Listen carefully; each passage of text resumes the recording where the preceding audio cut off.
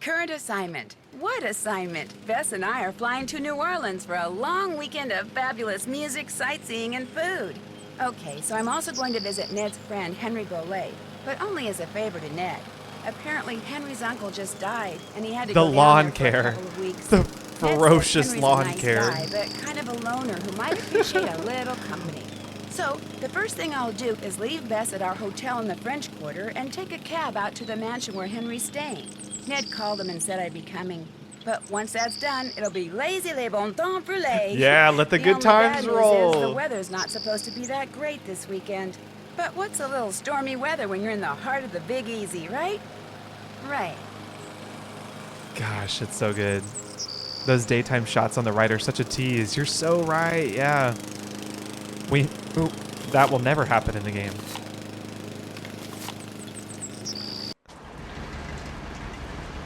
Warning, it's best to play this game in a dark room. If it's daytime, draw the shades. If it's nighttime, turn off all the lights. It's so perfect.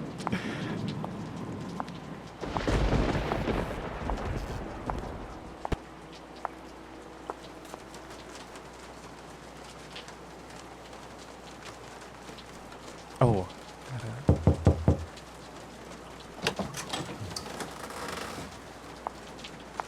Hello? Anybody here?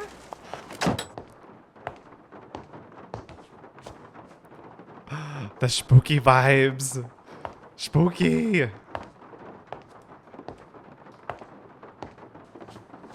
Hi, the door was open.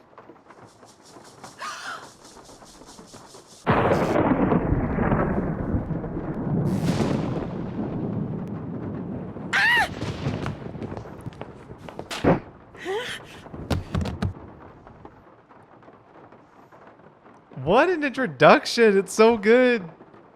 Here, drink this. What is it? Something that'll make you feel better. Drink it. Just a couple sips. Okay. That's it. No offense, but yuck. Don't make her drink any of your weirdo concoctions. Then I really will have to take her to the emergency room. You just go back to your phone call and leave us be. Don't pay him any mind. Where am I? You're at Henry Bolay's house, dear, in the library. She is He and such I a carried bless you in your here little after heart. I found you unconscious in the foyer. Why is it so dark in here? The electricity went out. Lightning must have struck a transformer somewhere. What happened? Can you remember? Well, the front door was open, so I walked in, and then I saw this... Well, I saw a skeleton. And then he saw me. And then the light started flickering, and he threw something at me that exploded. Well, the smoke must have made me pass out. You saw a skeleton? I'm sure it was just someone, wearing a costume or something. I'm Nancy Drew, by the way. I came to see Henry. So we surmised. I'm Renee Amand. I'm Bruno Bolay's housekeeper. That is, I was. This skeleton that attacked you, perhaps we should call the police. No emergency room, no police. Things are complicated enough as it is. Henry's feeling a mite overwhelmed. Well, you are looking much better, so I'm gonna get back to my plant potting. You need anything? I'll be outside in the garden. I should call them and keep them on hold for 5 hours and see how they like it. And then it's like, okay, let's go explore now. Like, such a good intro. If you ever want to, I do have a Legend of the Crystal Skull ambience video on my YouTube channel. It has a fire in this fireplace, and the candles are flickering, and it has the rain sounds. It's very cozy. Okay. Let's look around. Miniature Modelers of America First Place, Bruno Bolay. 1985, 1982. My dude was building some models in the 80s. 78. 91. I just found a glass eye. Did Bruno Bolay wear one? Yep, Wore a glass eye for as long as I can remember. Had a whole collection of them. Liked to wear a different color every day. I respect the eccentric. Let's talk to Henry since he's right here.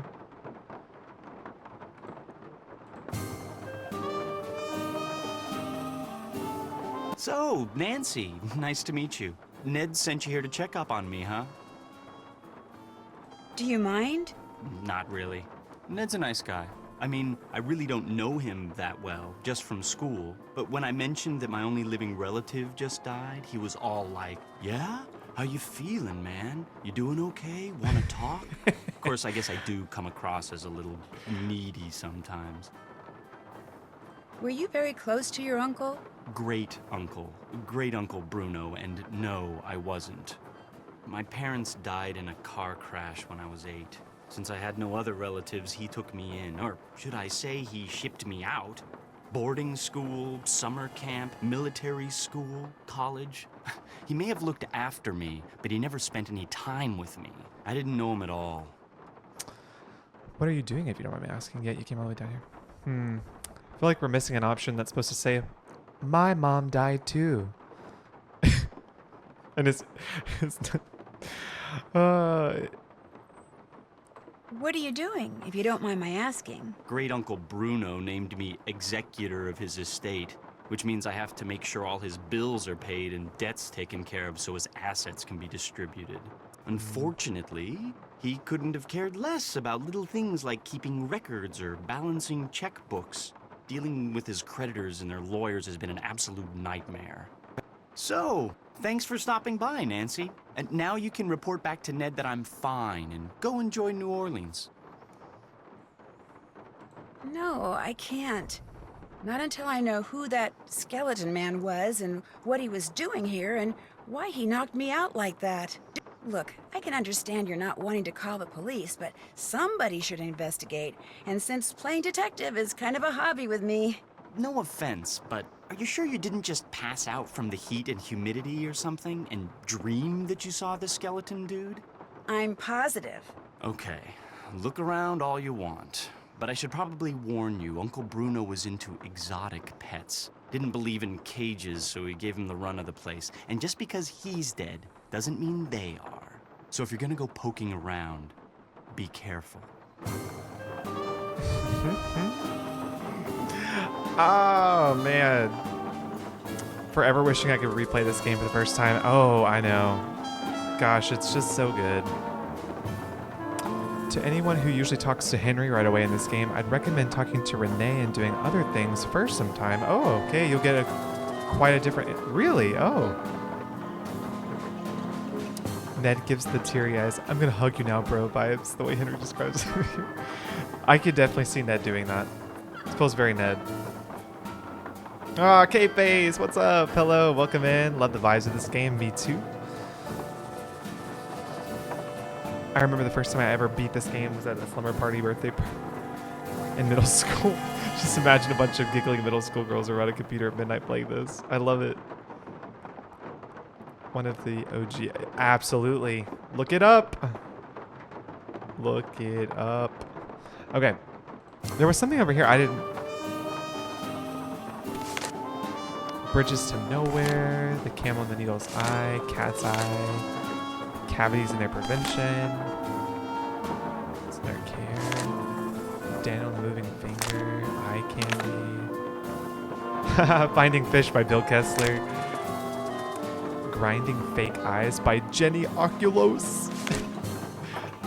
Turn a blind eye. Will he see me? Will he see... Stop it. Will he see me?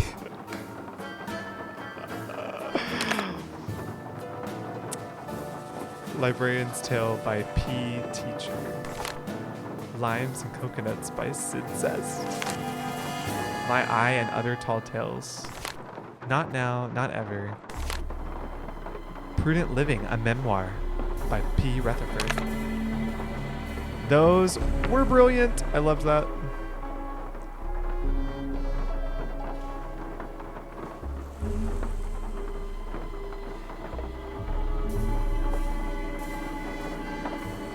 You know, it's actually true, though. I don't know.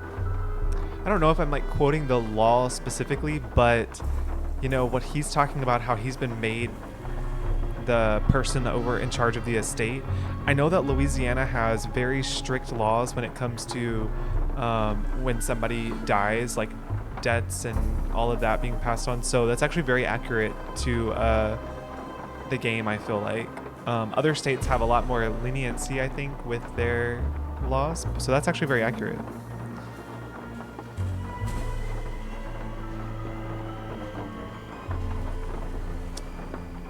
I hate when you have to talk to Andrew, you have to wait for it to turn around. You're like, excuse me, I'm sorry I'm inconveniencing you. Hello, E. Mullins, welcome in with your stack of pancakes. Carter, what's the track you said on Stay Tuned for details that has the best creepy vibes? Oh, I thought it was Tonic, but it's something else, and I can't remember what it is. I think it's Curio. Maybe the one that's playing right now. Oh, we don't know. So lots of books and places to fiddle with. Let's go explore the house.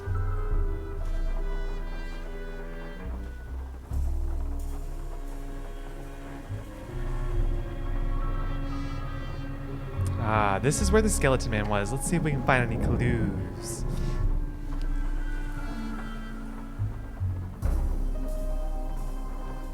Oh! Oh, no way! Is that what you do? Oh my goodness. Well, there we go.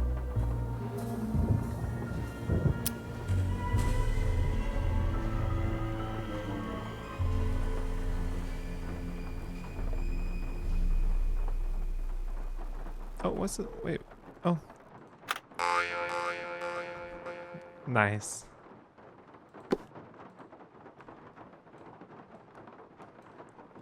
Yes, I make wills and trust handles and stuff. What? No way. Well, good. Okay, so if we have any questions that come up, I know who to ask. And I really wish I could remember like the exact what I'm thinking of for Louisiana. I just remember that's like a thing. Here. Danny, what's up? Welcome in. Worked on any puzzles lately? I really haven't, although I did pull out my puzzles because nice nod to past music. I'm getting ready to end clinical, and so that means that I'm gonna have more puzzle time in the winter.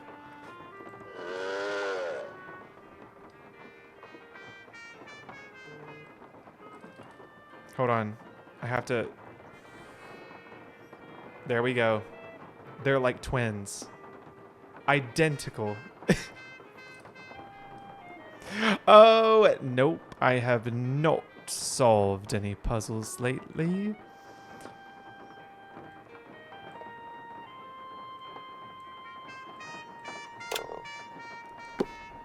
Ah, another eye. I believe I'll take that.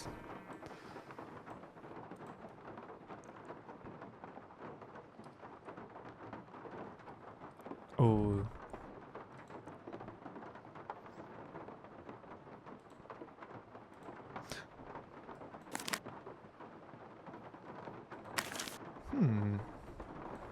A piece of paper with a footprint on it?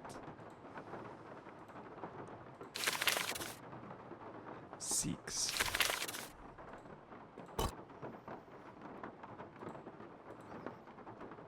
Is there anything else we can look at?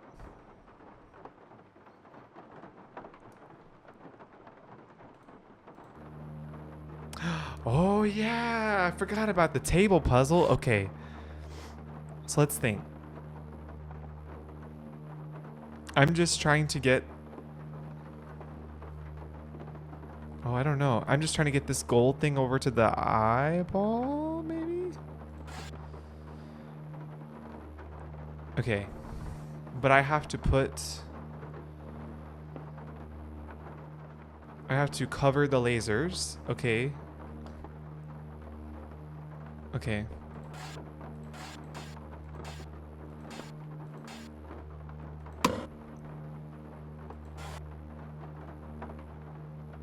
I remember these roll all the way, but the box you can push. So maybe, okay, wait, let me think. Oh my gosh, there's so much thinking. Yeah, because if we push this down, it'll stop here, and then we can push it down, and it'll stop here, and then we can push it down over here, and it'll stop here, and then come all the way over here. Oh wait, that wouldn't work, because then it would go down here. Yeah, you know what? We'll get there when we get there. We'll cross that bridge when we get to it.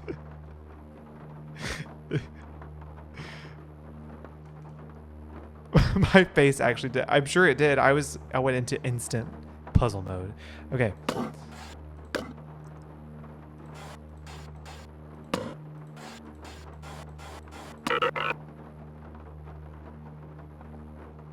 Wait a minute, but if we push the marble over, then it'll go all the way over there.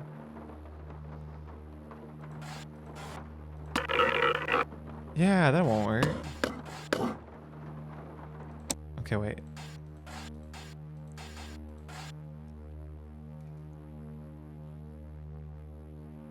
Is that buzzing noise the lasers?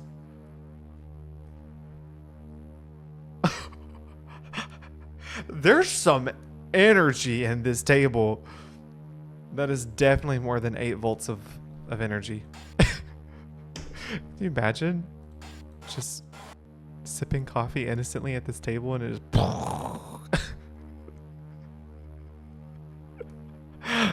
Oh my gosh.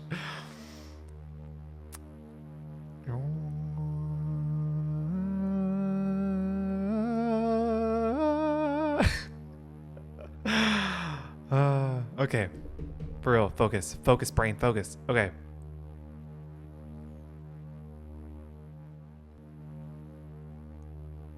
Oh, well, wait a minute.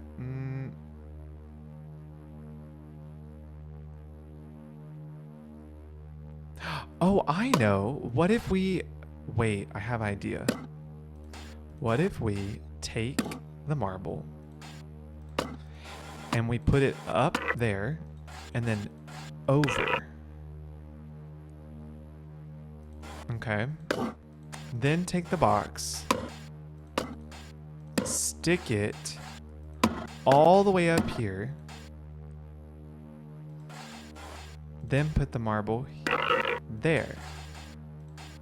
Wait, I think this may work.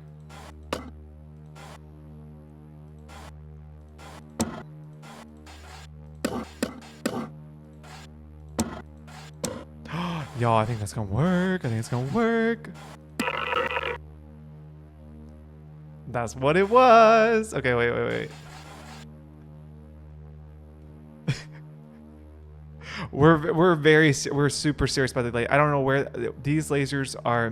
Military grade lasers. These are not. We did not get this at the Dollar General. There's something going on. Okay.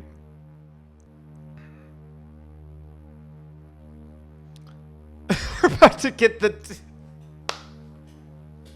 THX audio. That's so funny.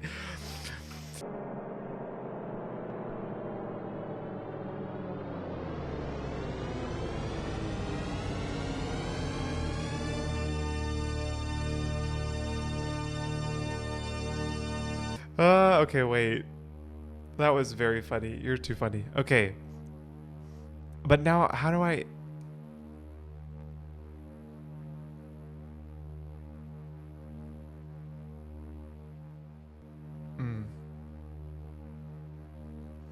I almost feel stuck.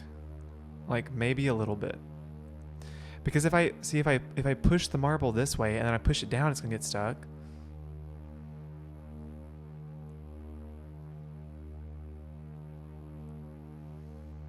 Can I... you think there's a way I can move? Wait a minute. I know my mistake. Maybe I shouldn't have put it at the top.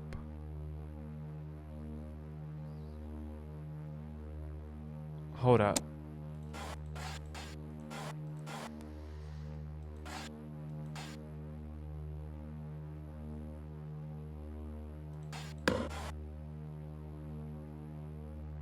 Yeah.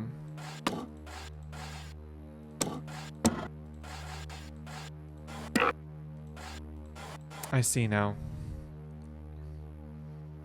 I think. I think I see the problem.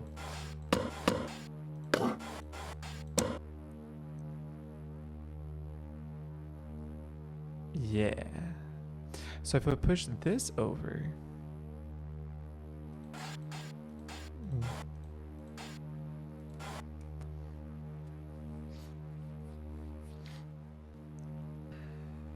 Can you? Oh, can you really?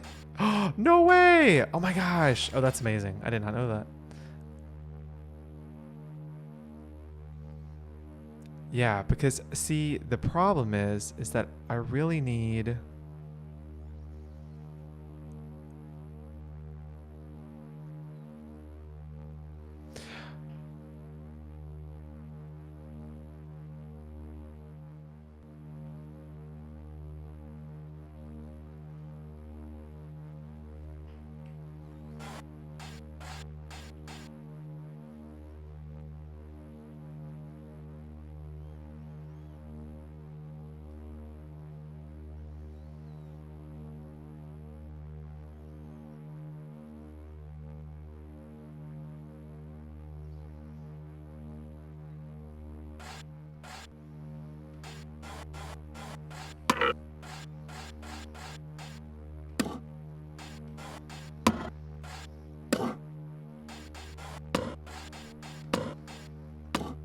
So,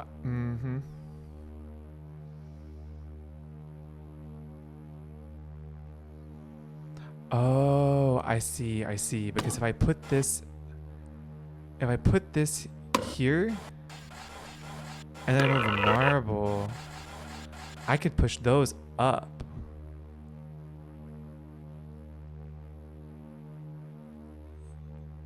Oh, wait, I know.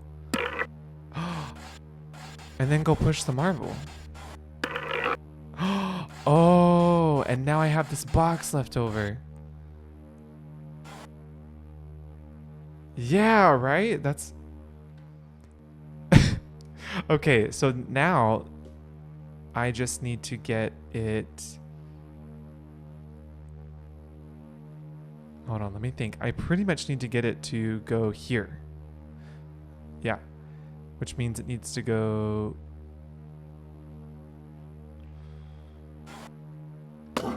around.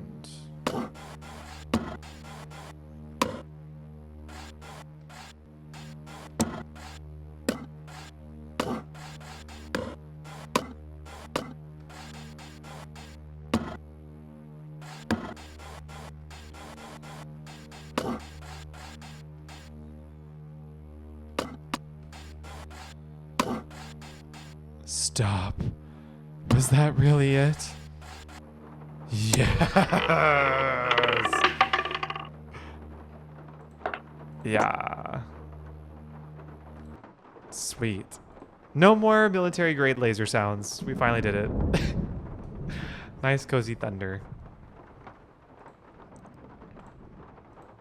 Okay.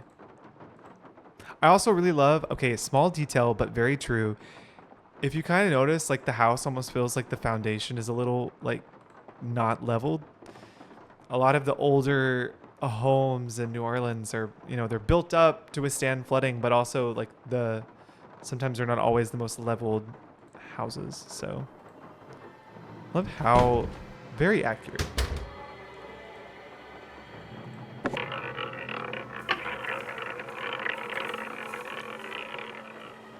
Another eyeball.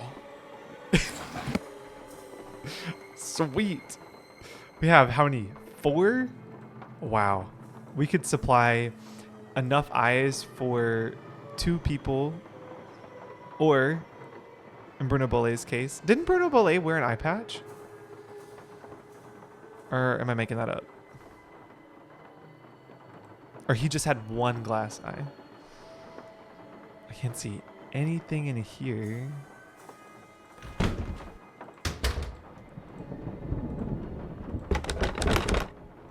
All right, this door's locked.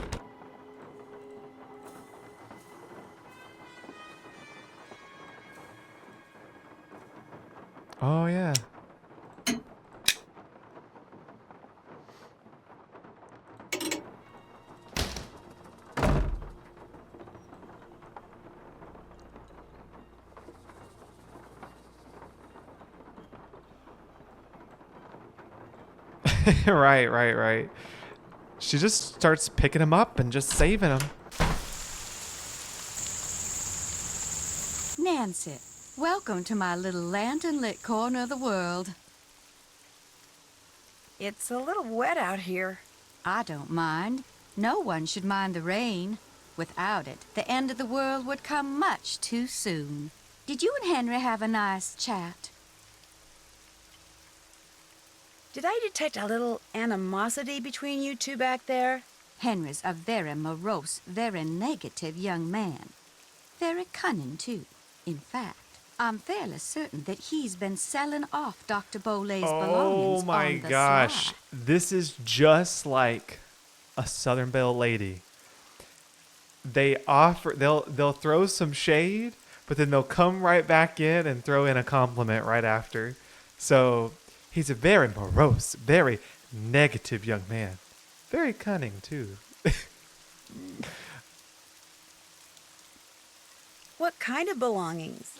Just little things, odds and ends really. But the lawyers made it very clear that no assets were to be liquidated until all of Dr. Bolay's affairs are settled. According to Dr. Bolay's will, Henry is to get 30% of the estate. Dr. Bolay's physician, Gilbert Buford, gets 30%. Our Lady of Route 57 School of Dentistry and Cosmetology gets 30%. And I am to receive 10%. Oh my gosh, it's just so... Oh, I wish you guys knew. We have a lot of hospitals down south that are called like Our Lady of the... So like that's... Yeah. So accurate.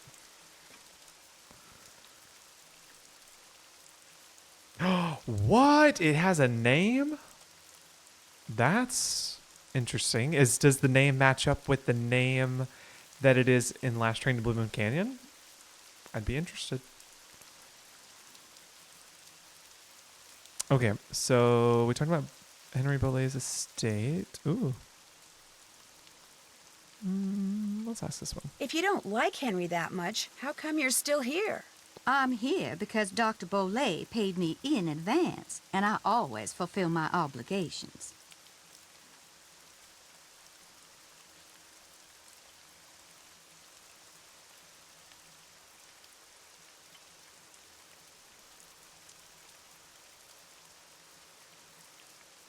What was in that concoction you wanted me to drink after I got knocked out? Never you mind. It was just a little remedy I brewed up on the spot to help you feel better. Have you ever seen this before? I found it by that scale model of the cemetery that's inside the house. It's a mystery to me. I suggest you ask Henry. He leaves things lying around all the time. I guess it figures I won't notice amid all the other clutter. But I do. I notice everything. How else may I be of service to you? Why is there an empty frame in the gallery inside? That is a very good question. I first noticed the canvas was missing after the reception following Dr. Bolay's funeral. But as for why it was missing, I do not know. If you don't mind my asking, what's in that little pouch you wear around your neck? Things. Secret things. Things that give me special talents when special times demand them. People usually laugh when I say this, but this pouch is my connection to the energy that powers the universe. Oh, Well, at least you didn't laugh. I'll see you later. One more thing. I, too, have seen the skeleton man. After Dr. Bolay passed, that night, I saw him in the hallway. He was there, then he was gone. So you best be careful, Nancy Drew, because if it was Mr. Death, and I truly think it was, he's come back. Oh my gosh, Danny, that's exactly what I was going to say. I was going to say, can you imagine the last eyeball that we have to collect is sitting in that pouch around her neck? Like, that's where it is. Mission Impossible, you have to get it out of the pouch. Oh.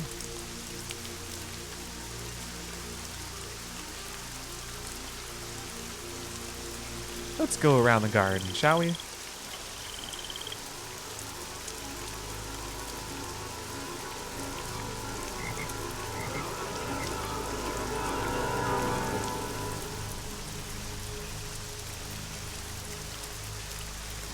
Okay, y'all. Is it fireflies or lightning bugs? I'm gonna tell you right now, we call them lightning bugs down here.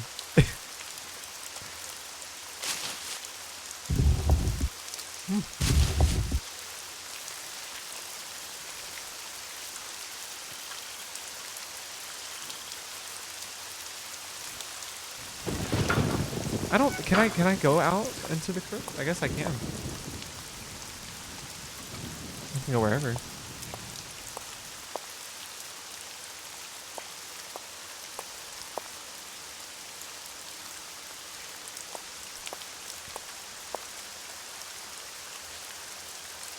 Oh, okay. Well, it may sound better in the song. They are Latin bugs. No, but can you imagine, Alsa? You would not believe your eyes. The 10 million lightning bug. It just doesn't rhyme, does it go? We'd have to change it. We'd have to think on it. To figure out if there's anything camouflaged in that design, I'm gonna need some paper. Oh yeah, we gotta get some paper.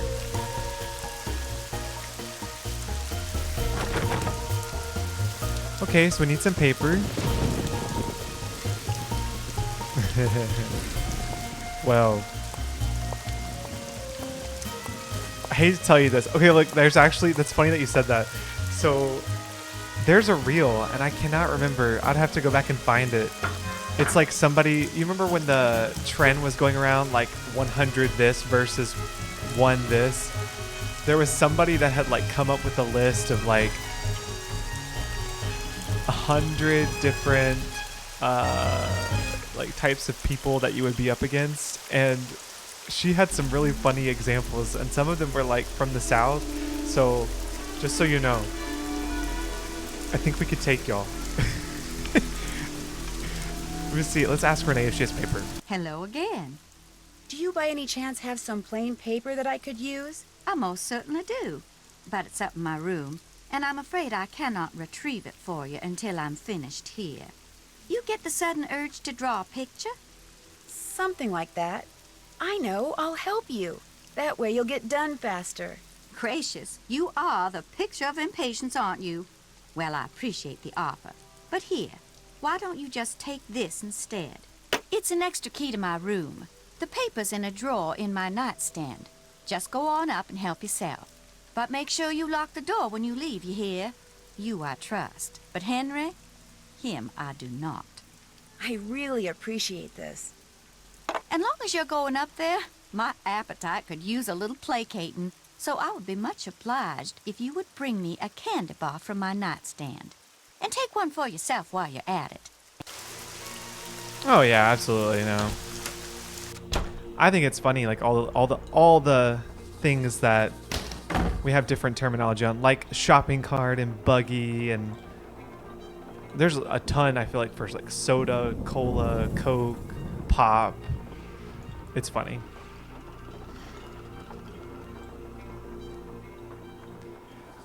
Because as Private Eye, she has energies and powers, and maybe she senses Nancy's got good.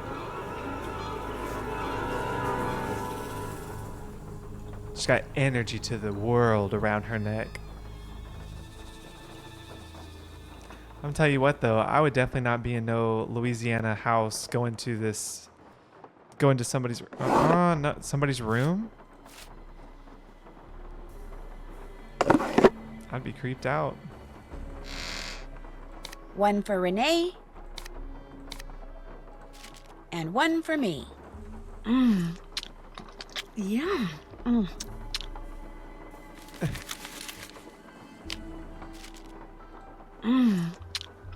Yeah. It's just hard, right? It's just hard not to.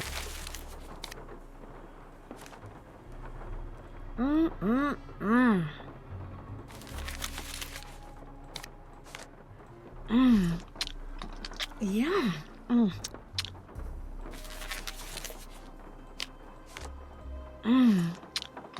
Yeah. How many does it take, though? Yeah.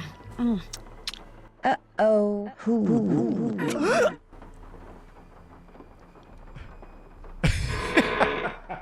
It's so funny.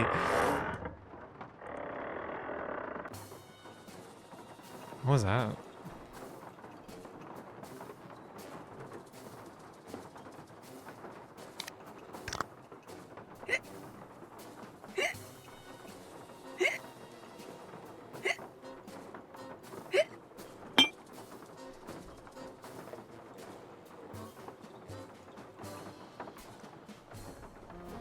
Oh, creepy, creepy. Oh, that's spooky.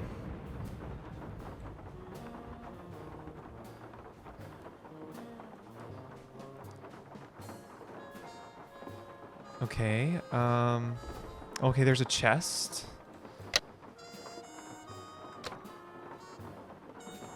Do you think we could actually, you know what? I wonder, you think we could like do this now? Because you just have to like form the symbols, is that right?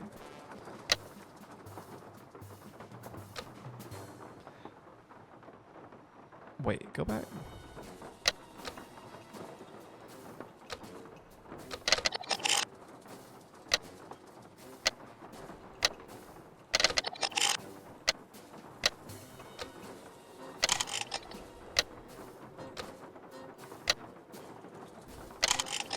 So it's this one, and then this one, and this one? Oh, okay, so we actually may be able to like knock this out right now. Okay, so we have that. I think that's this one. And then, yeah. No, that's not the same thing.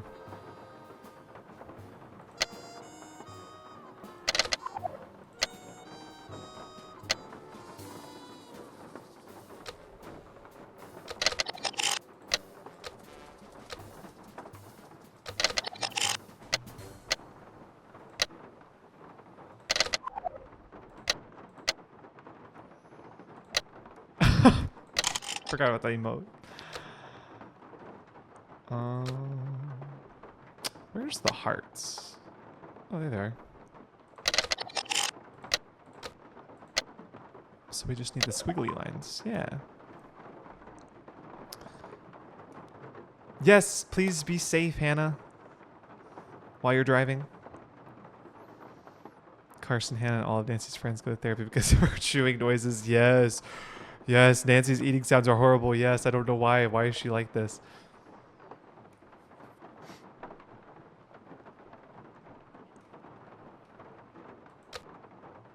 Okay, that is definitely that one. That's not that one.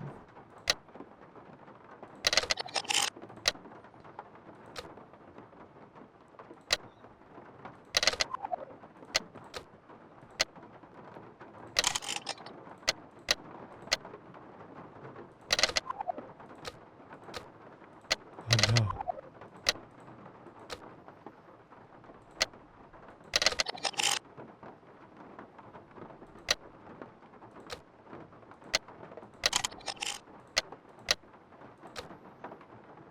Ooh, that's so close.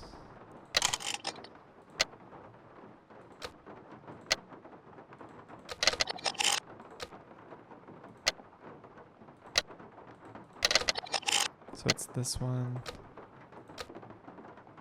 And oh, where was the other one?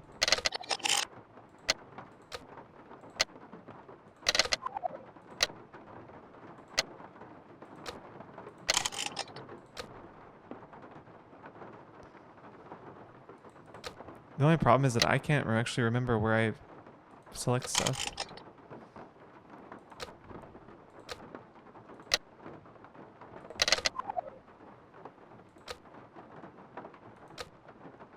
Nope.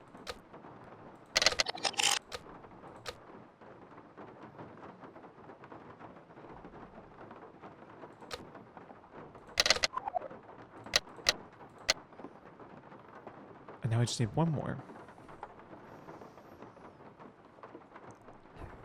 Oh, yeah, that's true. That would be a good idea.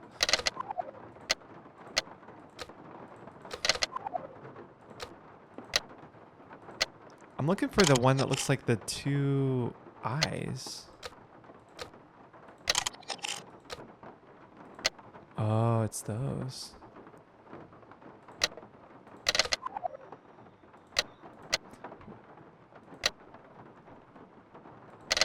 Well, you have to have these, right? And this one. So we're just looking for the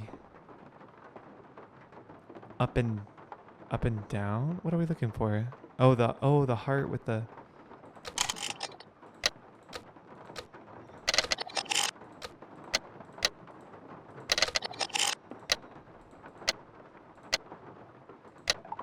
Yeah, there we go. Okay. One more. And then we'll have unlocked her treasure chest. So there's that one. And there's that one.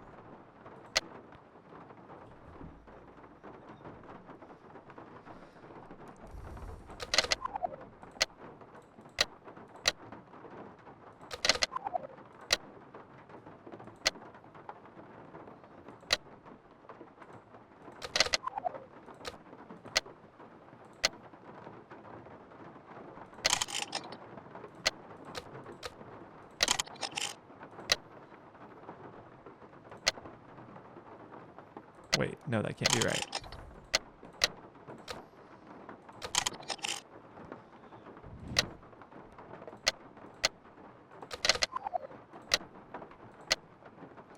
No, not that. Yeah, there we go. Hoodoo signs and symbols. Okay, to most people, spells that are cast using words spoken aloud sound like gibberish, repetitive, nonsensical, and annoying. But these are powerful spells indeed. So powerful that there are only two ways to negate them. One is to discern the precise meaning and purpose of the spell and to vocalize the appropriate counterspell. But this demands intimate knowledge not only of hoodoo words, but of the motivations of the spell's creator, and this is often impossible. The more common method of disenchantment involves writing the symbolic equivalent of the spell on an object placed between the originator of the spell and its recipient, a practice known as spectriloquy. Once a spell is broken down into individual sounds, each sound is translated into a letter from the spectral alphabet and then drawn left to right on a fence, wall, window, etc. The spectral alphabet is comprised of 28 symbols and is based on 4 basic vowel sounds. Almost all hoodoo words can be represented by modifying these 4 basic symbols. So do I have to write that down to see like what would be on her wall? I'll just see if I can take a picture of it.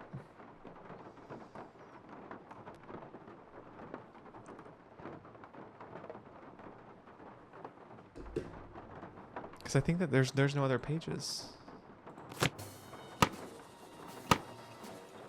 And I can't open anything else. So... Okay. So... Ba... Ba... Za... Angry face. Which is Lu. Pa. Pa. And then D. Mu. And Ka. Okay. Well, I wrote it down. So it's Baza Lupa Dimuka.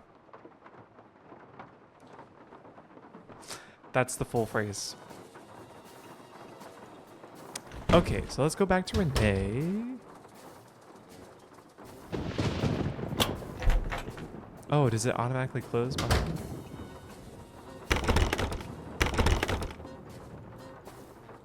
I think I have trauma from the Kana Scosta having to lock the door every time.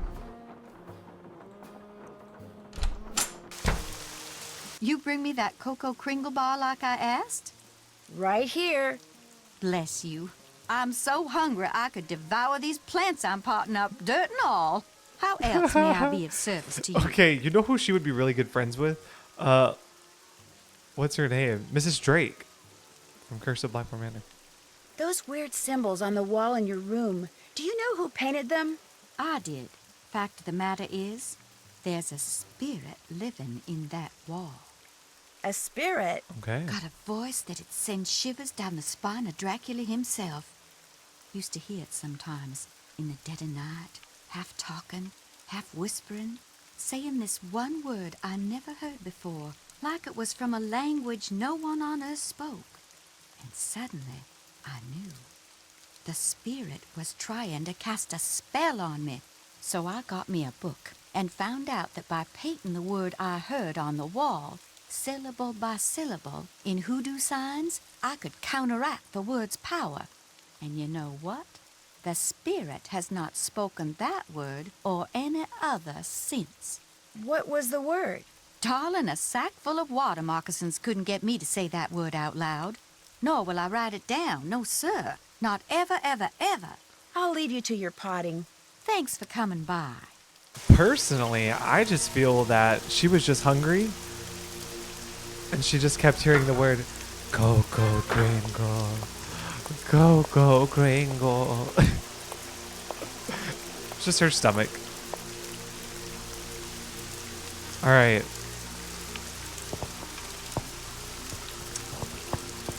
Yeah. Coffin. And then...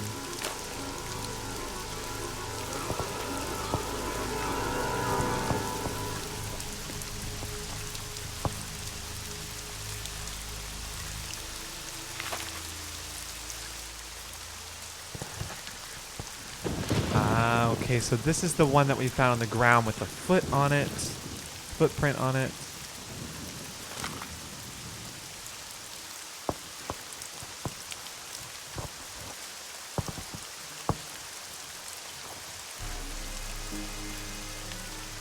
And a worm.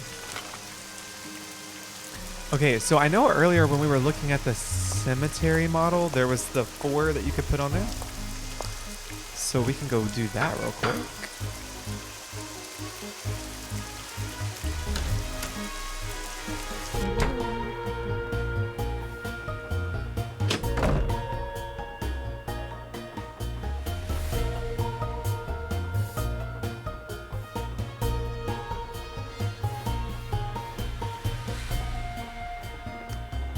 Okay, let's look at which one's which.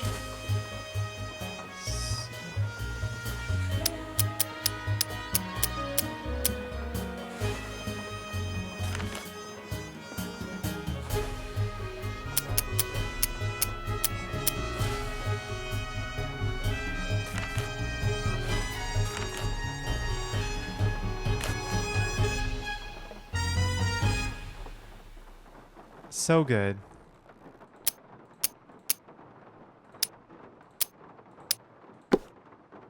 Aha. Now we have the key. Oh, I never looked over here.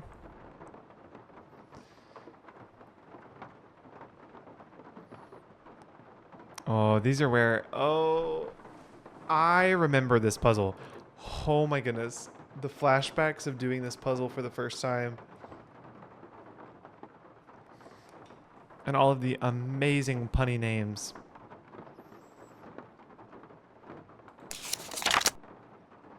I wonder if there's anybody that was buried on my birthday. Let's see.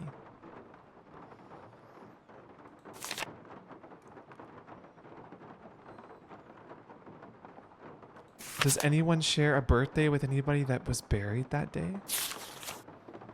Let's see. I don't think I'm gonna get lucky. Ooh, it was close, but nope.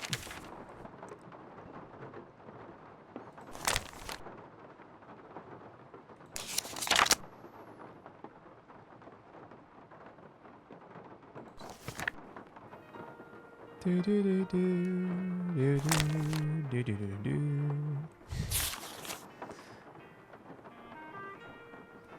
Ah, so close.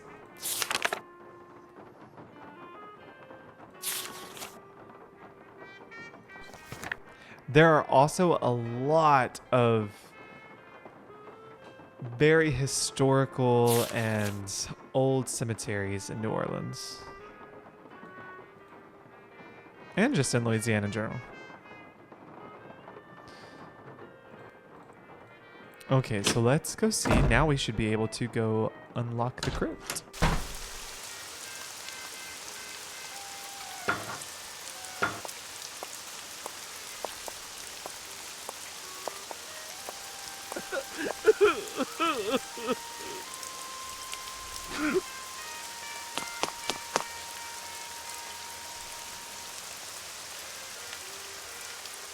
I feel like I just invaded a very private moment. I don't know what to do.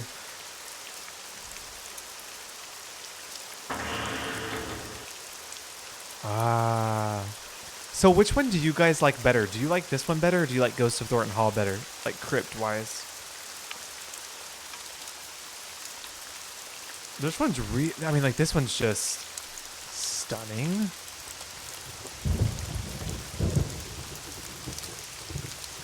Yeah, I like this one better too. This must be the painting that goes in that empty frame. Ooh, okay. You guys have seen the lore, you've seen the theories. The Dr. Predovici? Is that it? Danger on Deception Island?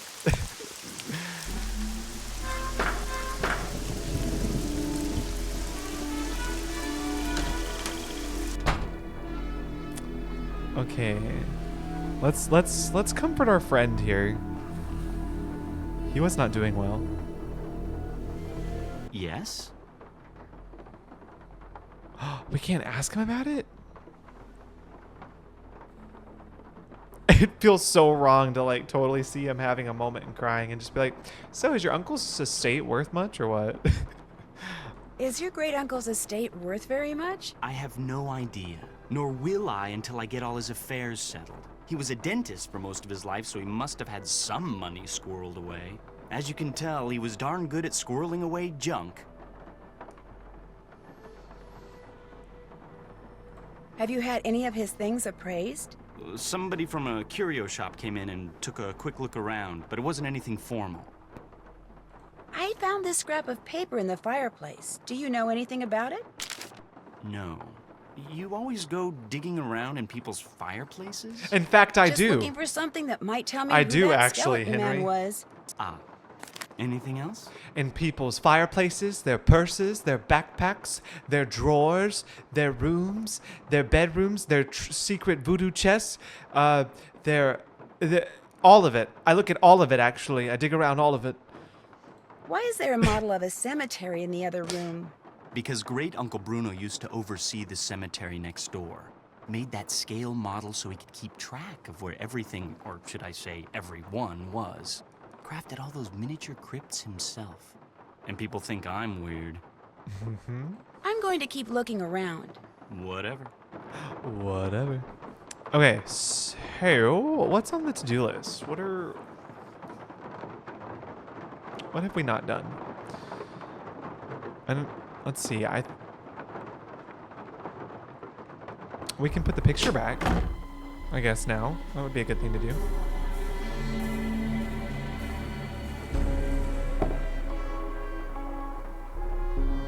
There we go. Things are being restored.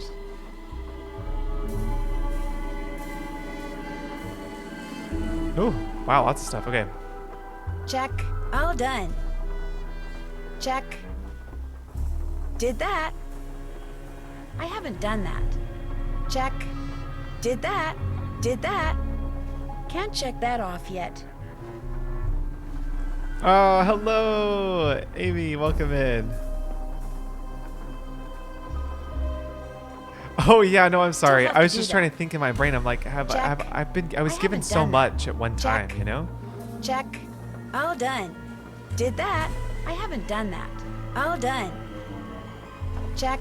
Okay, so only thing that's left is figure out what's up with those fake books in the library. Check out the receipt. Oh yeah, call Bess. Duh. At the grandfather clock. Okay. Yeah, call Bess. I think that's what we need to do. Where do you guys call Bess? Why do I feel like it's universal if you're playing this game? You call her in the hallway. Is that what y'all do? I always face this way and call Bess. Every time. It is. Why is that? I don't know. That's how it goes. Hello? Bess, hi, it's me. Hey, Nance. I just got back from shopping, which I am happy to report is fantastic here. So, We do have good shopping. what's going on with you? A lot. A lot is in a whole bunch of fun stuff? Let me start by telling you what happened when I arrived at Oh, that's Henry's right. house. I haven't even called to tell her walked up to everything. the front door and discovered it was open. So I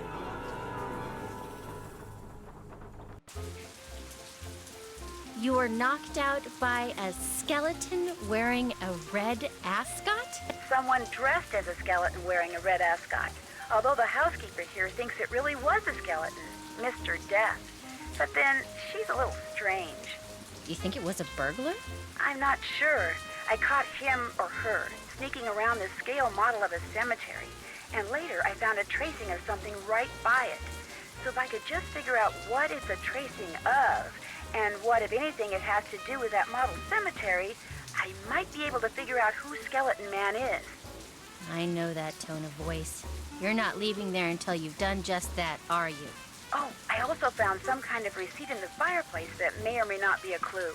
What's it a receipt for? That's what I need to find out. See, it's half burned up. All I can read is the receipt number and the name of the place it's from. Zeke's. Zeke's? You gotta be kidding me. Why? What do you mean? I mean, I'm sitting here on our balcony in the French Quarter looking down at a place across the street called Zeke's. That's great. So go over there and ask whoever's behind the counter what receipt number 21-3872 is for. No way. Bess, I'm not good at that sneaking around stuff, Nancy. I get nervous, my tongue gets all knotted up, my palms sweat, to say nothing of my armpits. Bess, receipt number 21-3872. Just go in and ask what it's for. No big deal. Maybe not for you. Bess, you can do it. This is not gonna end well, I Bess just is- know it. Bess Okay, is so real. I'll call you as soon as it's over. I'll be waiting.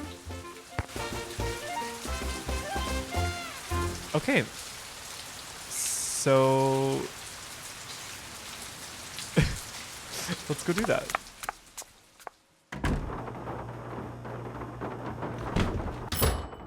Ah, here we are. I'd also like to mention that Louisiana has a ton of curio thrift store shops. Lots of them.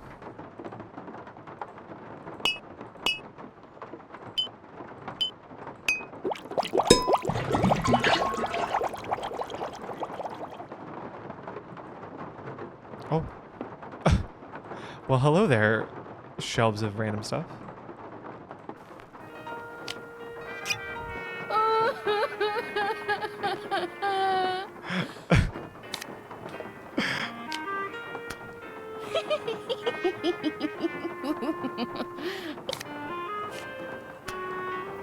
Ooh, they weren't kidding. Ooh, P.U.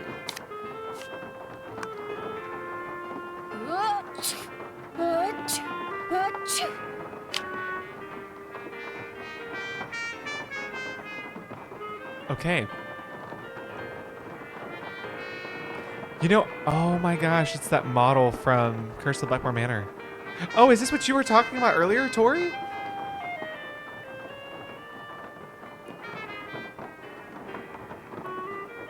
Off to buy a new car? What? Congrats, the utmost epic. I hope you have a great time and get a good deal. Or are you getting paid by Louisiana State Board of Tourism? No, but I wish that I was. I don't need those powders to get those effects. I just hang out with Carter. Wow. Hopefully the only powder you're talking about is the giggling powder.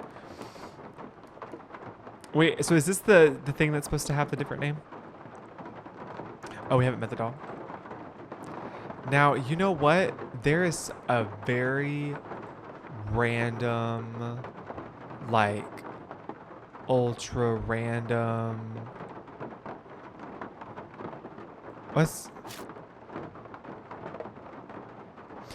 Yes.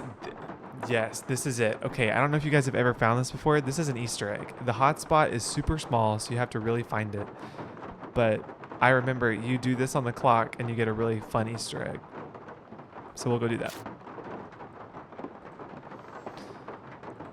I never noticed that there was like skull hanging lights. It's just so good for Halloween. Mystical toast.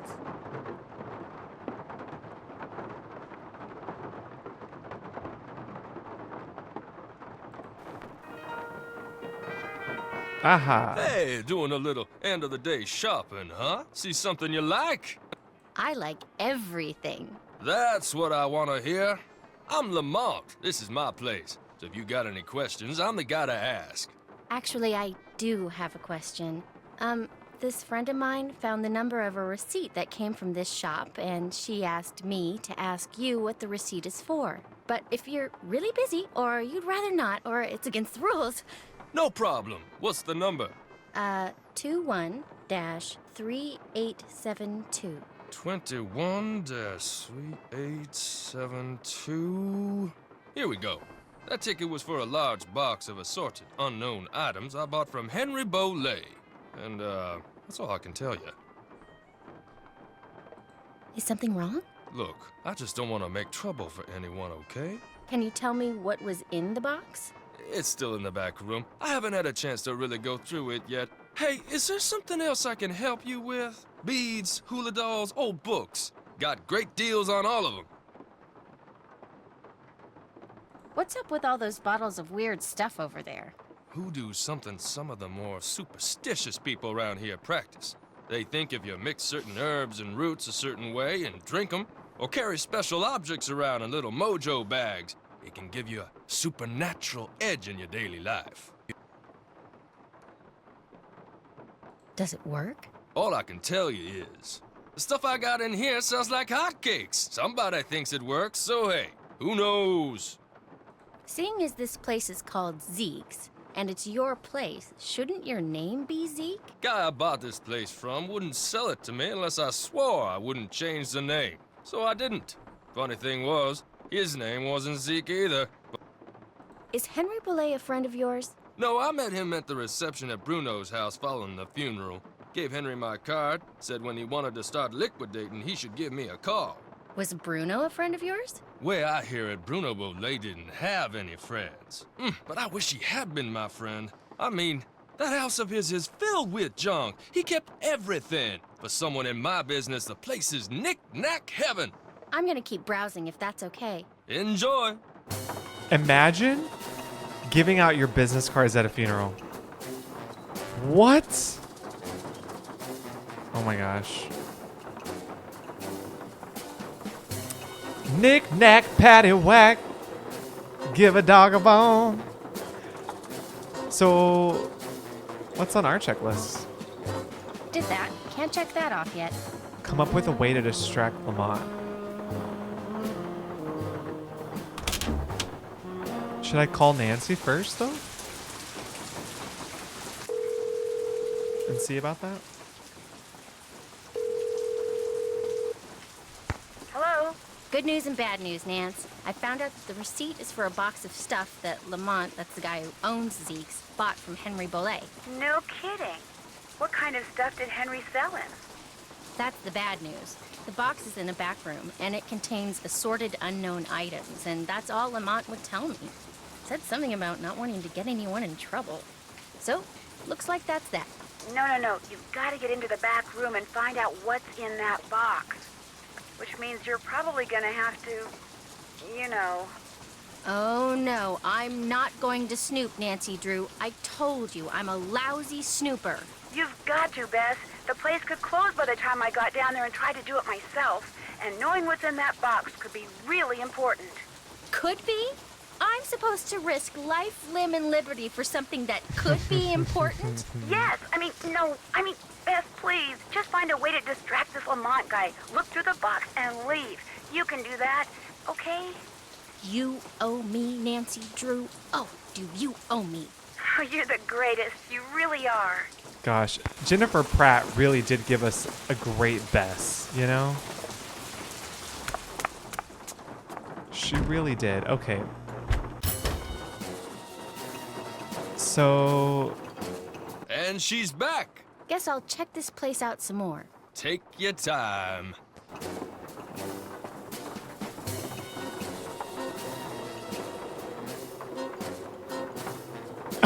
I've never read Bess's observations. Look, Thursday, May 31st. What is my problem? I can flirt with guys and make small talk with girls in my sleep, but as soon as I have to get information out of someone, I choke. The more I try to monitor what comes out of my mouth, the stupider I start sounding. But Nancy's counting on me, so gosh darn it, I'm gonna march into Zeke's and ask about receipt number 21. I can get the job done. And after I'm through at Zeke's, I might have to do a little bit more shopping. Lamont sure acted funny after he told me that receipt was for a box of stuff he'd bought from Henry Bollet. Like he said way more than he should have. I wonder what the deal is. Can't check that off yet.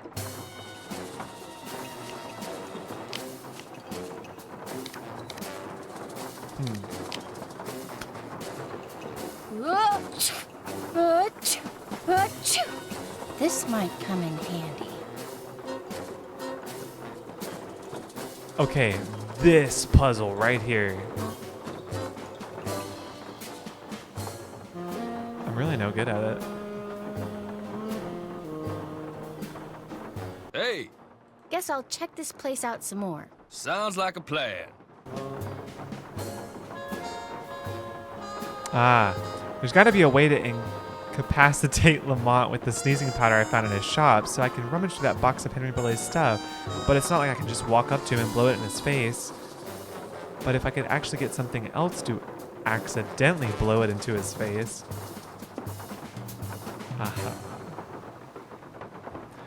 Okay, so this puzzle, this puzzle is always so hard to me because I never know where to start.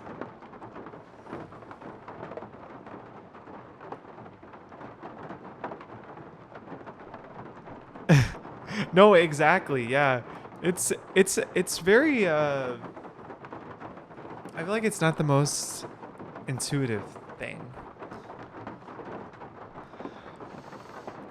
So I know. Okay, see, you blow up this balloon. I'm getting there, I think. Right. Yeah.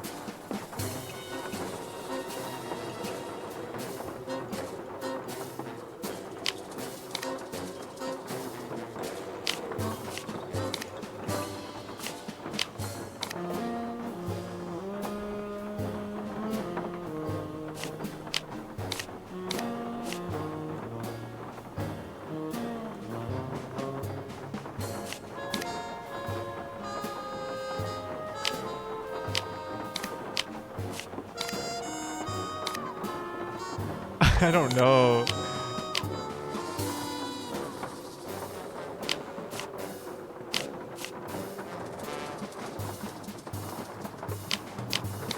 Maybe the bowling ball here.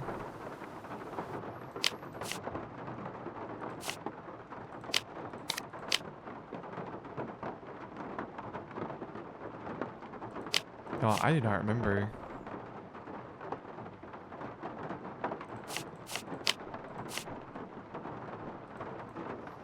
I know that the sharp sailboat has to pop the balloon, right?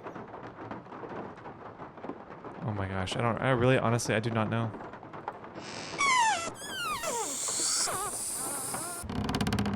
That doesn't quite cut it. Yeah. I know that these two have to go together, right? Because once this gets hit, then it like disperses everything.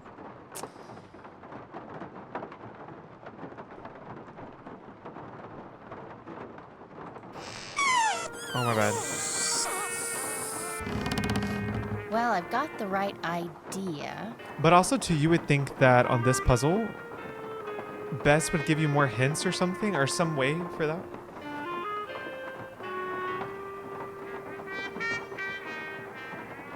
Oh, look. Something tells me all the things I need to waylay Lamont are right there on the piano and the 2 shelves above it. I just need to figure out where to put everything. Actually, one item I need isn't there, but it is somewhere in the curio shop, I'll bet. Ah, that was just another hint for the sneezing powder.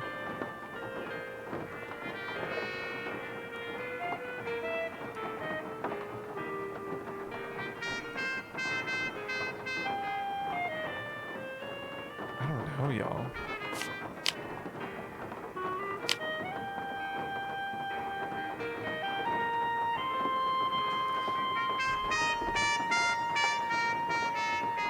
Maybe the books should go here.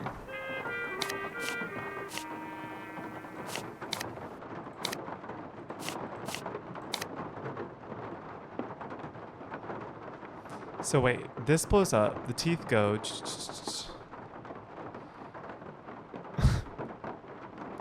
I have no idea.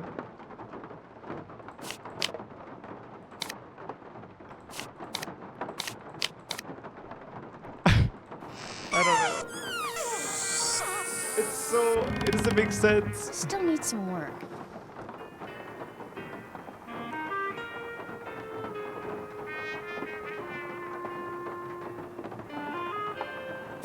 Maybe this actually goes here. Right?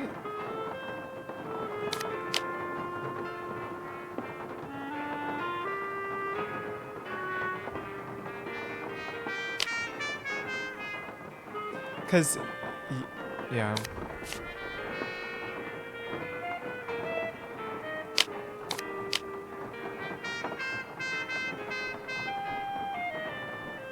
But I don't know though, because this has to be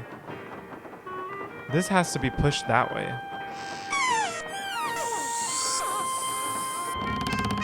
I'm getting there. Yeah, absolutely. What's your tip?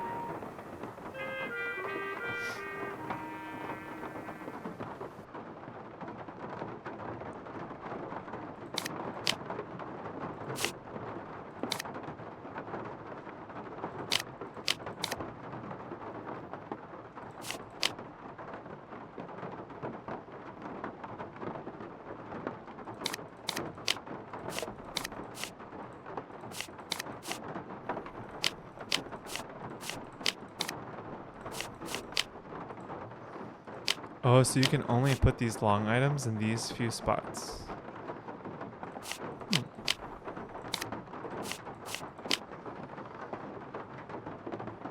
Yeah, I got no clue. I think we're gonna have to like look it up.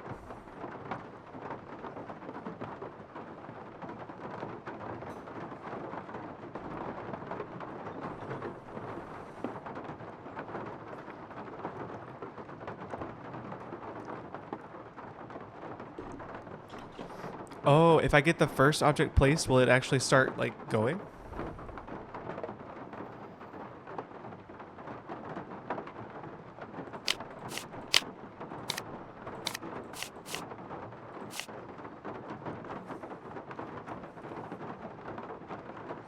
Oh, I didn't know the cutscene would start. Oh, okay. The bowling ball?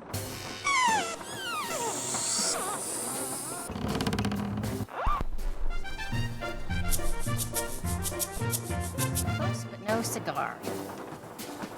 Oh, it worked. Okay, something worked. So I guess the bowling ball does go there?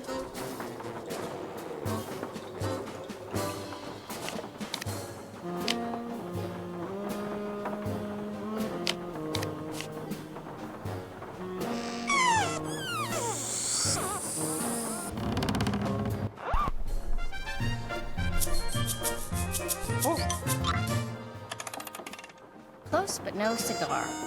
Oh, so then let's put this up there. And maybe this goes up here. Yeah.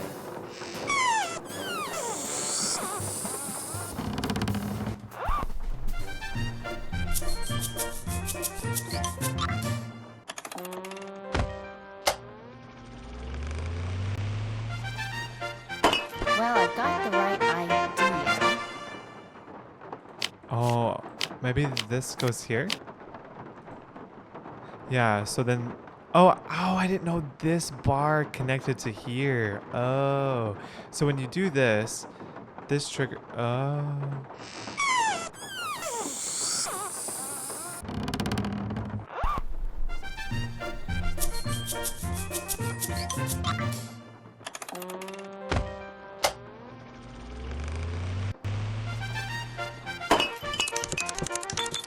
I think that was it.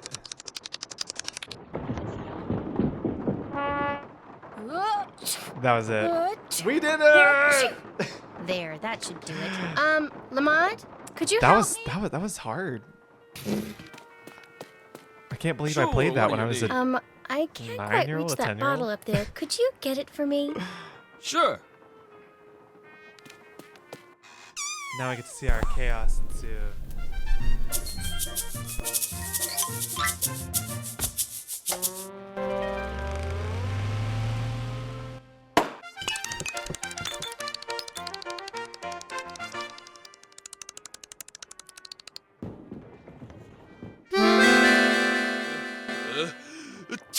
Oh no! Oh my gosh! Oh shoot! I'm sorry. I'll go get you something. What do you need? Nose spray. Back room. Nose spray, back room, got it.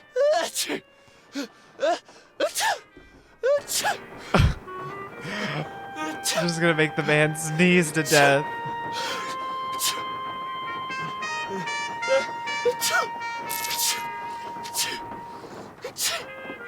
Oh, by the way, just in case you didn't know, Mystic Toast that you saw earlier, those are the same stencils here for Mystic Toast. It's not very mystical, is it? I need to go through that box for Nancy, then get the nose spray for Lamont. We think it works, maybe? What? Okay, let's look through this. Cute dog.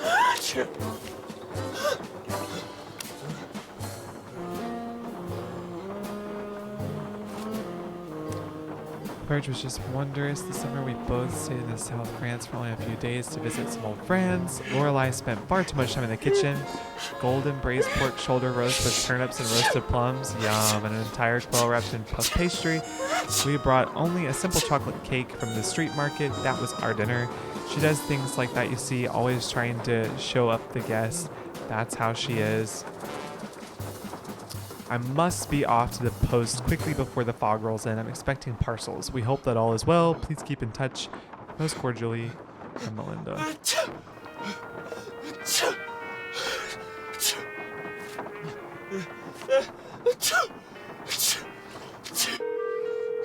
Meanwhile, he's just sneezing in the back. Hello? I can tell you it's in the box of stuff Henry Boulay sold to the curio shop. Ready? Let's hear it.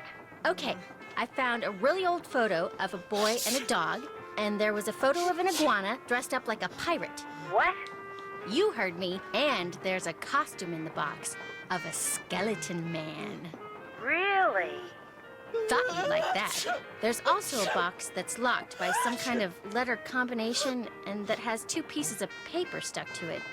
On the first piece is a bunch of goofy stuff written by someone named Amelinda, and on the second is a bunch of numerical references to passages from Hamlet, some of which don't even exist according to a note that I think Lamont made. Did you unlock the box? No, I have no idea how. Well, maybe there's something on those two pieces of paper that'll tell you. I'm not gonna open the box. Yes, you are. You have to. There could be something really important inside. Because of me, Lamont's out there having a sneezing conniption. I need to get him some nose spray before he breaks some part of his body I didn't even know he had. Bess, please. We've got to be thorough. And you've come too far to give up now. You can do it. I know you can. Oh, all right. Awesome. Maybe I can help you. If you've got any suggestions, I sure wouldn't mind hearing them. Okay. My guess is that some kind of code is involved. You said that there are numerical references on the second page? Yeah, to passages from Hamlet. Maybe all that matters is the individual numbers and what order they're in. Try applying the numbers to what Amelinda wrote. Like, if the first number's 3, write down what the third letter is. And if the second number's 5, I count 5 letters from there and write it down. Okay, I can do this. I won't call you again until after I've opened it. Just the sneezing. Okay, wait. So, I'm trying to understand. Okay. Let me write these down.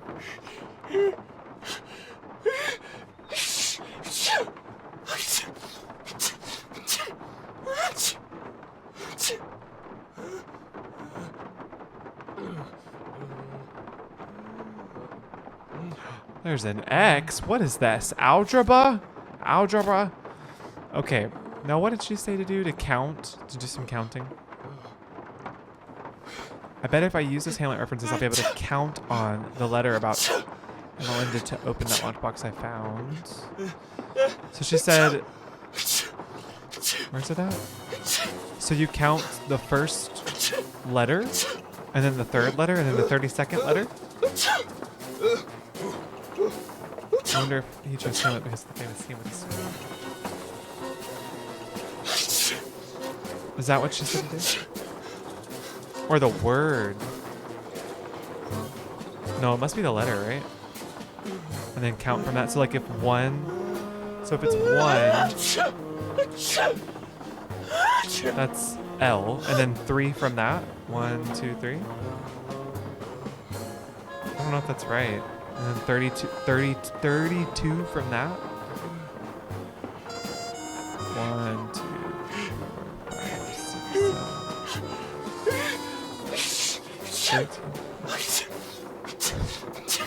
5, 6, 7, 13.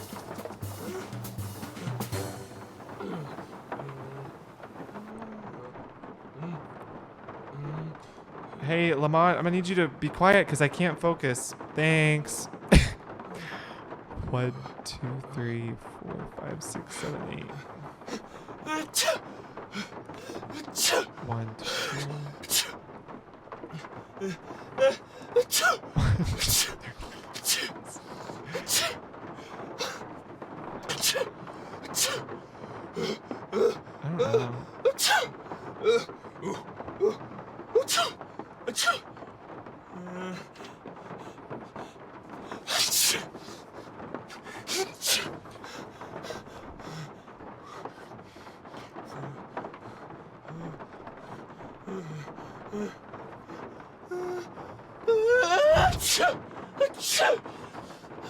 I don't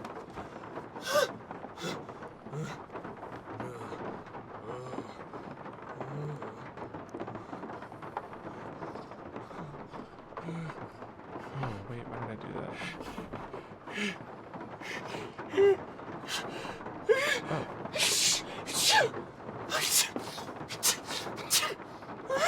Then 1, 2, 3, 4, 5, 6, 7, 8, 12. So then what? And then what's the X? What's the X about?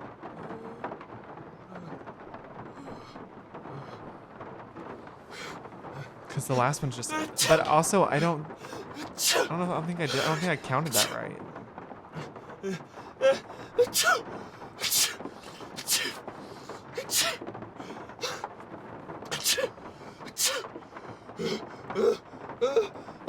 I can check that off.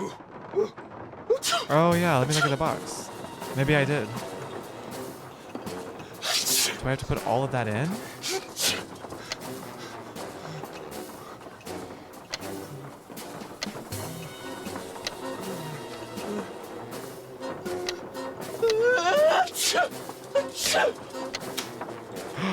What?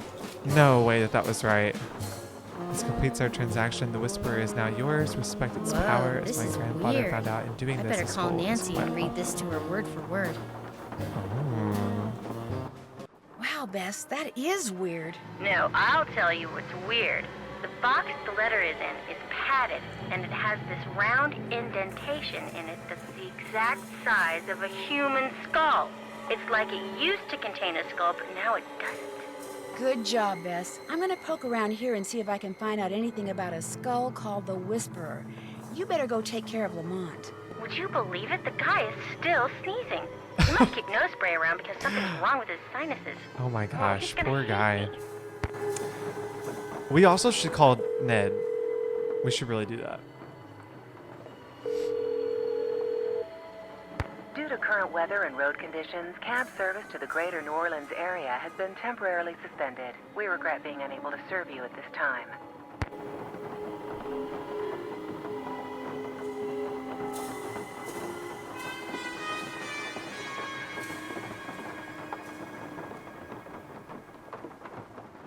There we go.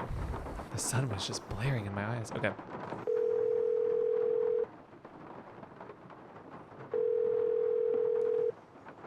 Hello, Nancy? Hey, Ned. It's about time you called. Did you make it to New Orleans okay? Yep. Have you seen Henry? Oh, yeah. I'm not sure I like the way you said that. Is he okay? He's fine. Well, he's the executor of his great-uncle Bruno's estate, which he's not real happy about. But he and his great-uncle weren't that close, so he's not grief-stricken or anything. Well then, are you okay? Other than being attacked on my way into Henry's house by a skeleton wearing a red ascot and getting knocked out by the smoke bomb he threw at me, I'm fine too. What? Let's just say That's that I wild. stumbled onto a mystery, and I'm not leaving till I solve it. It's also raining cats and dogs, and there's no cab service, so I'm kind of stuck out here anyway. Is Bess with you? No, but she has been helping me. So tell me about this skeleton man.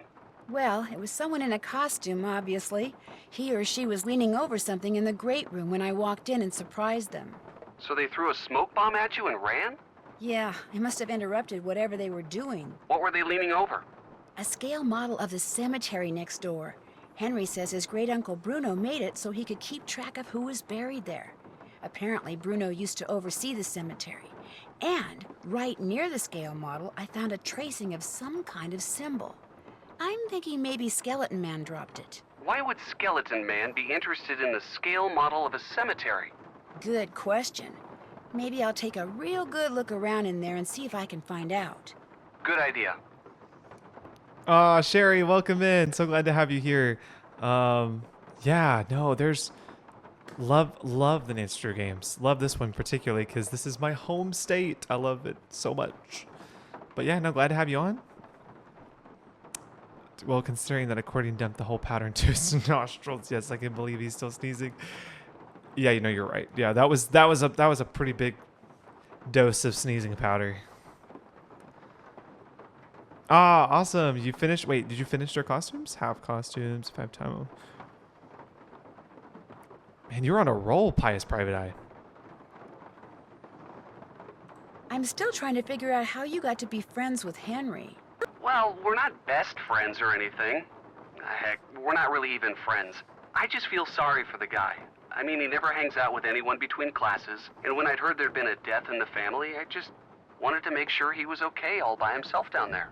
Don't worry, he's fine. Ned's Although such I a think he nice misses guy. his parents a lot. I saw him out in the cemetery by what I think is their crypt. He seemed pretty upset. I'm not surprised.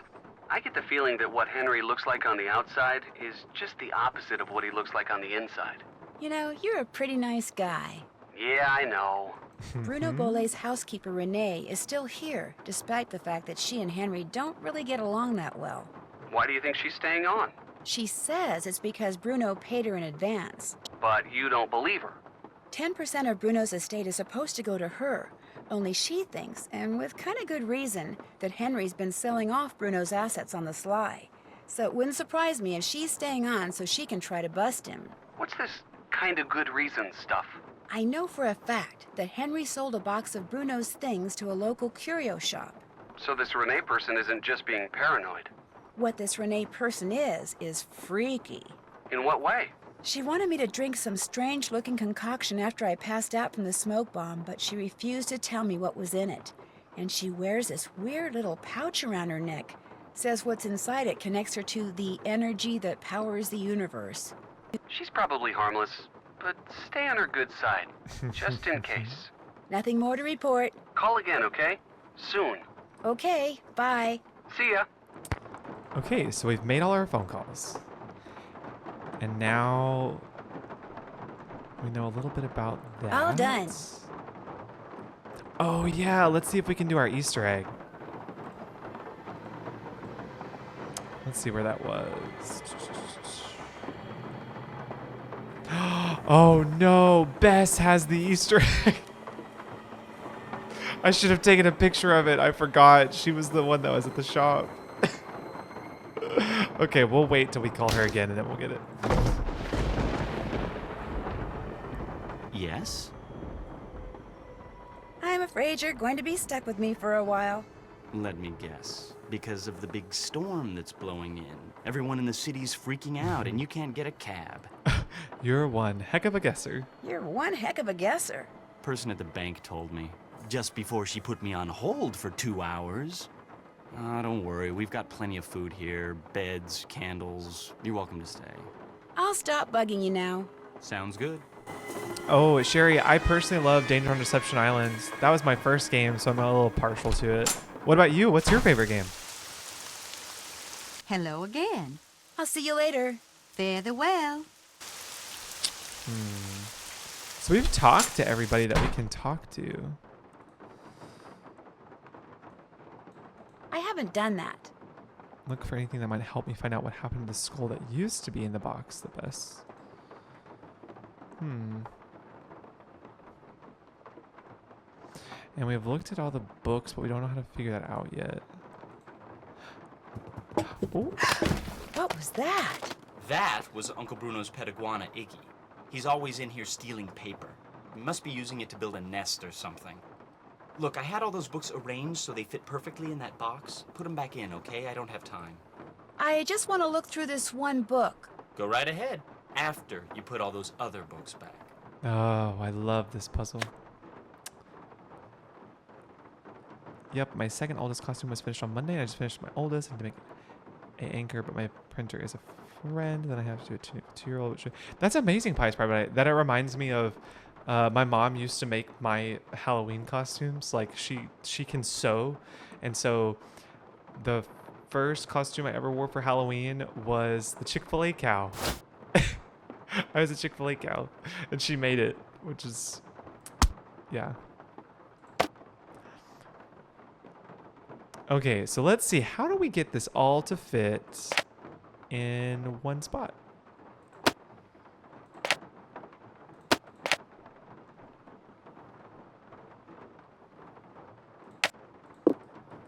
And then, oh, these don't turn.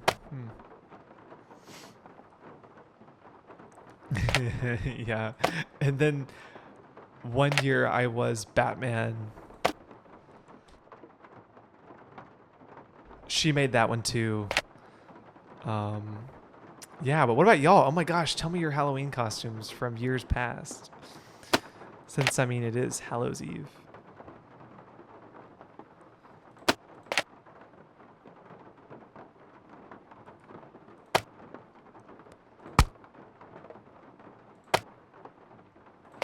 Oh, does that fit? No way. I can't believe that fit.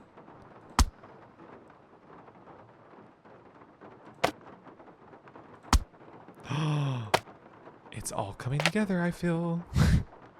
Everything's fitting. Oh, wait. No, this doesn't fit.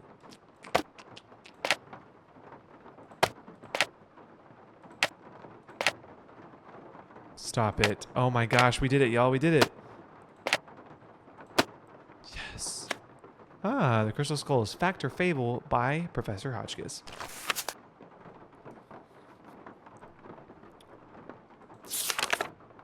One of the most ancient and widespread legends known to humankind can be summed up thusly. Scattered over the earth are 13 humanoid skulls carved out of pure crystal.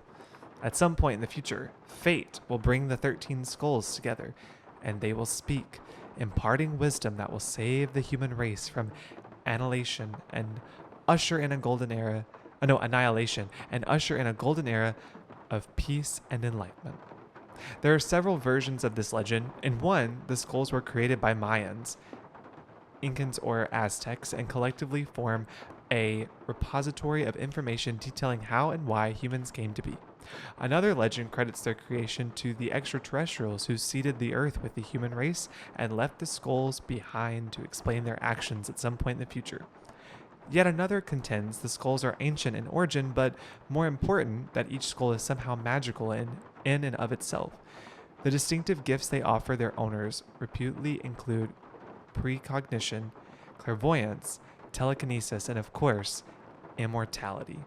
Some variations combine all of the above. What is both indisputable and intriguing about the general legend and its smaller, colorful variations is that several mysterious crystal skulls have indeed been discovered in the past millennium, turning up in all corners of the earth. What follows is an examination of everything that is currently known about these skulls in hopes of separating the facts of their existence from the fantasies of human imagination.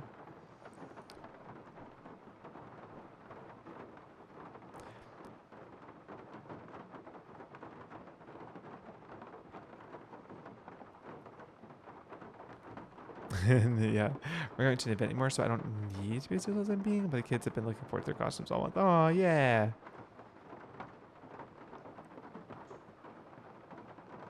We didn't trick-or-treat costumes was really a thing for me, but I do remember my mom letting me dress up as a cat when we helped her pass out candy. Oh. Ears, headband, and tail. Yeah, yeah. When I dress up, I play as a detective wearing a trench coat and a hat. Fun. Your grandma made all of your costumes growing up. You were Jessie from Toy Story. Nice. Cinderella and Hermione. And Elizabeth Bennet when I got older. Oh, I love it. Those are so fun. Those are so fun.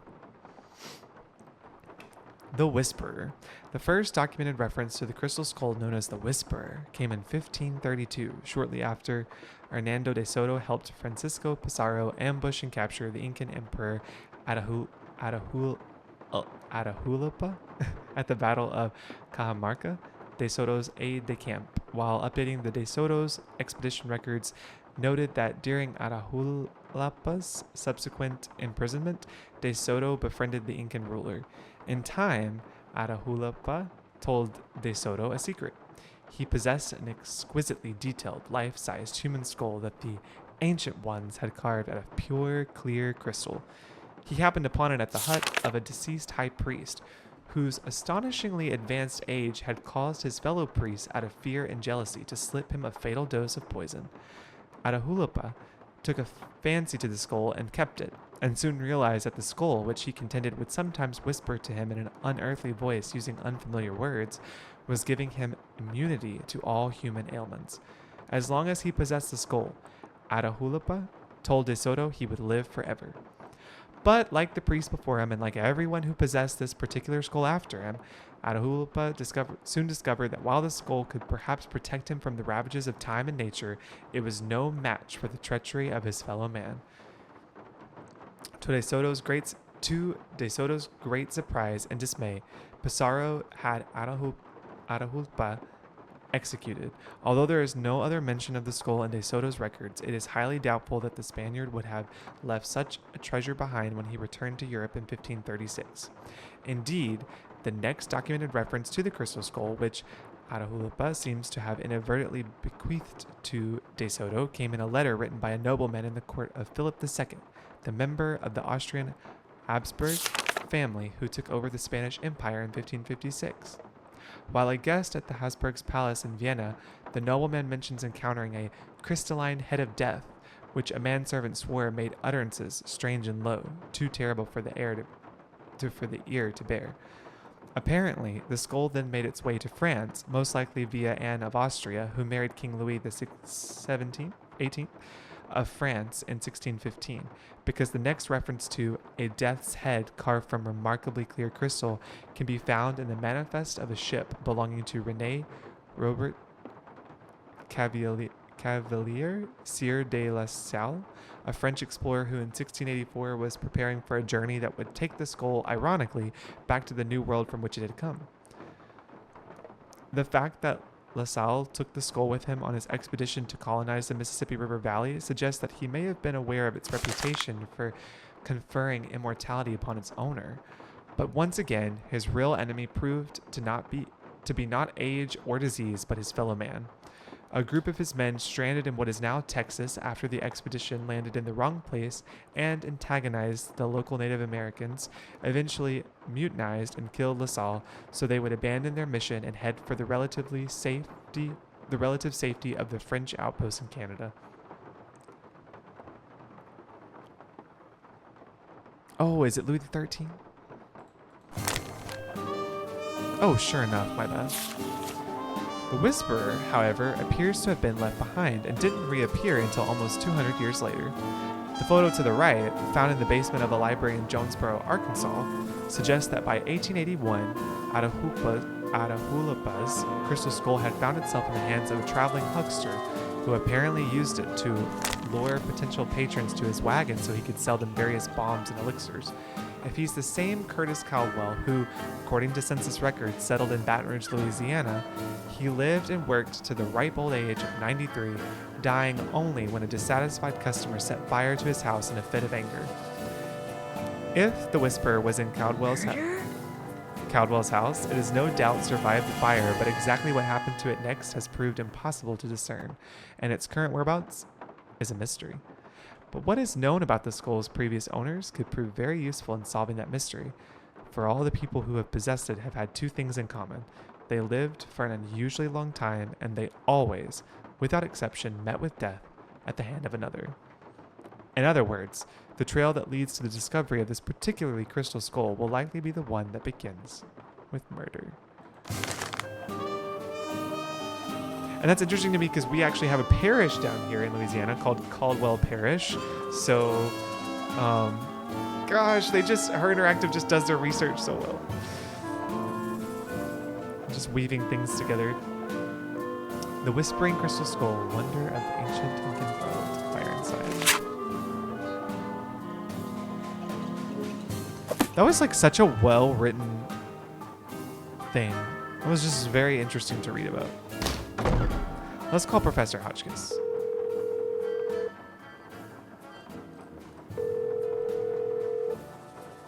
Yes, hello? Hi, my name's Nancy Drew. Is this Professor Hotchkiss? I am she, Nancy Drew. Your name has a ring to it. Do I know you?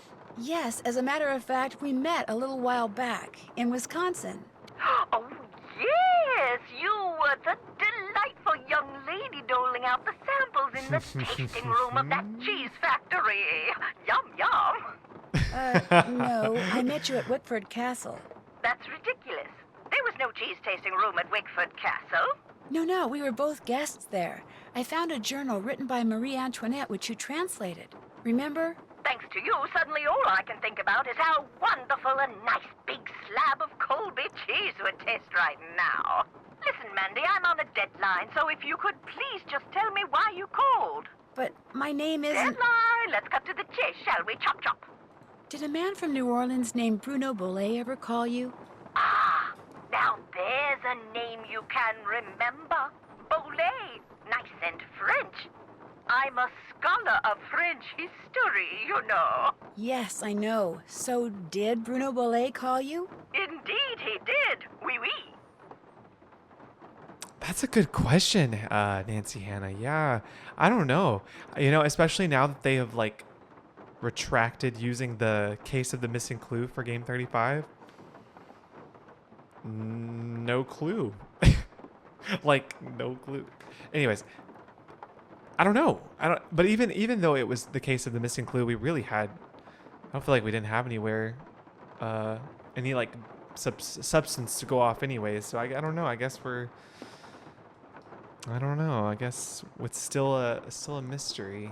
It really could be anywhere.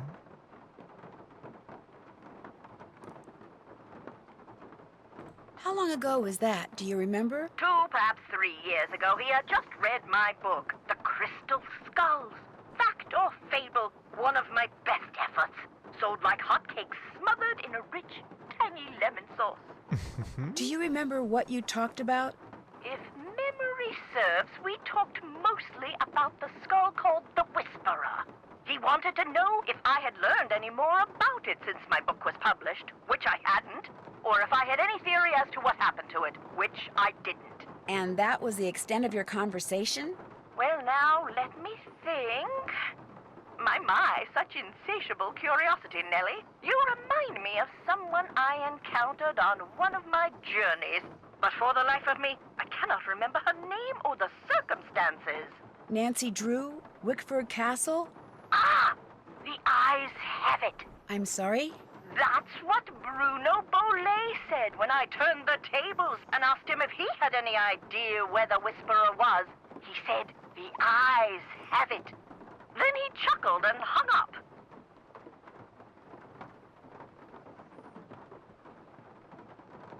How much would a crystal skull like the Whisperer be worth? In this crazy day and age, where the shorn hair and used tissues of celebrities get sold for thousands of dollars, there's absolutely no telling, Candy. $500,000 easily. Maybe even $1 million. Maybe 2. Maybe 10. The sky's the limit. Cha-ching, cha-ching. If someone found a skull made of crystal, how could they be sure it's one of the crystal skulls? Wonderful question, Francie. How indeed? Because there are sure to be thousands of fakes out there. Perhaps tens of thousands.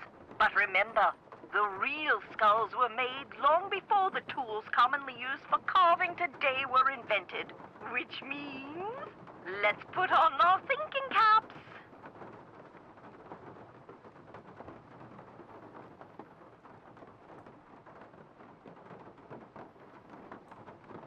Modern-day tools would have left marks if the skull was a fake? Exactly so. Mind you, the marks on a good fake would be microscopic and thus imperceptible to the human eye. However, any thorough laboratory analysis would quickly unmask a counterfeit. So the only way to prove that a skull is the real deal is by proving it's not a fake? And by examining its provenance, its history of ownership. If it can be shown that a particular specimen has been passed along from antiquity into modern times and didn't just suddenly appear in, say, Germany in the mid-19th century, that would tend to support its authenticity as well. The idea that the Whisperer can make its owner immortal, do you believe that? I believe that things that defy any so-called rational explanations happen all the time, Nessie. Now, does that mean there are mysterious external forces at work in the universe of which we do not and cannot ever have full knowledge? Or does it all boil down to us? If the human heart desperately wants something to be true, does the human mind have the power to make it true? Who knows? Oh, questions, questions, questions. Oh, how dreary life would be without them. In your book, you said that all the people who've ever owned the Whisperer were murdered, yet Bruno Bolet dropped dead of a heart attack. Are you saying the Whisperer was in his possession after all? The scallywag! Why didn't he tell me that? Oh, that's right, I would have hung up on him. Well, if that's the case, then I strongly suggest you take a close look at his so-called heart attack, Sandy. Because if he owned the skull and he died, I guarantee you it was at the hands of someone else. Or my name's not Beatrice Gertrude Winifred Hotchkiss. I'd better go. Thank you. Rock and roll! Ah, she's just the best. I love her. Yes, you know, I actually thought the same thing too. I wondered if Game 35 was going to be more set in the US. I think I'm kind of like craving like a mystery that's more like not so like grand travel, but maybe a more hometownish kind of mystery. Although I realize that's technically what Midnight in Salem was, I think, trying to be.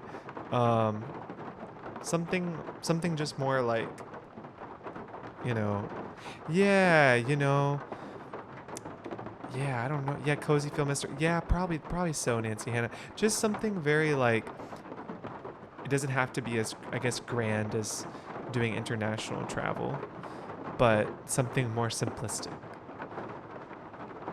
So that's kind of what I'm in the mood for. But I agree with you guys. I think it would be fun if they would alternate between the two. And I did wonder, I was like, I wonder if they're going to do that or not. Started a new job at a cemetery this week. Whoa. I'm not an expert, and it for sure varies by state, but even small, I cannot say that word. mausoleums might be 100,000 or more. Whoa. We have land sections that sell over 10 times for that. Whoa, that's insane. So is that like people can buy their own like private,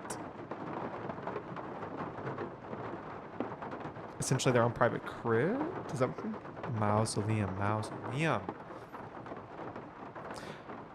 Bye, Amy. Have a good one. Hope you have a great rest of your day. All done. So we did that. All done. Can't check that Here's what off the card I yet. found in the books. But oh yeah, there's like a card or something.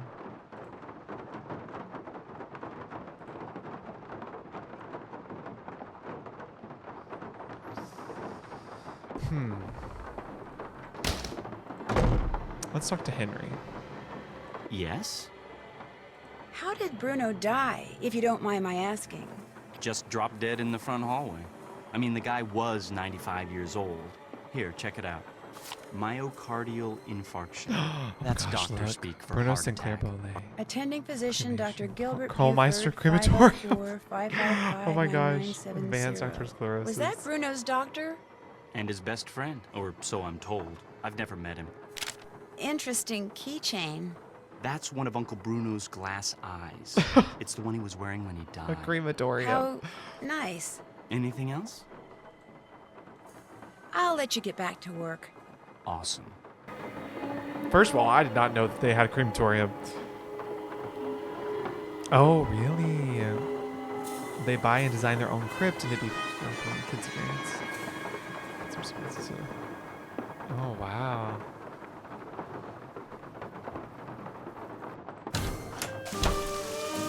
Hello again. Were you in the house when Dr. Bolay passed away? I was indeed. I was in the library cleaning when all of a sudden I heard a big thump.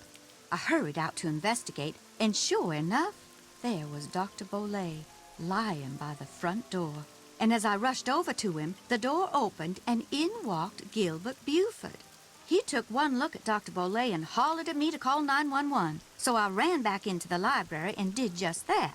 When I came back out, Gilbert was leaning over Dr. Bolay, listening for breathing, I suppose. And then he started pushing up and down on his chest. But it was too late. Even I could tell that Dr. Bolay was gone.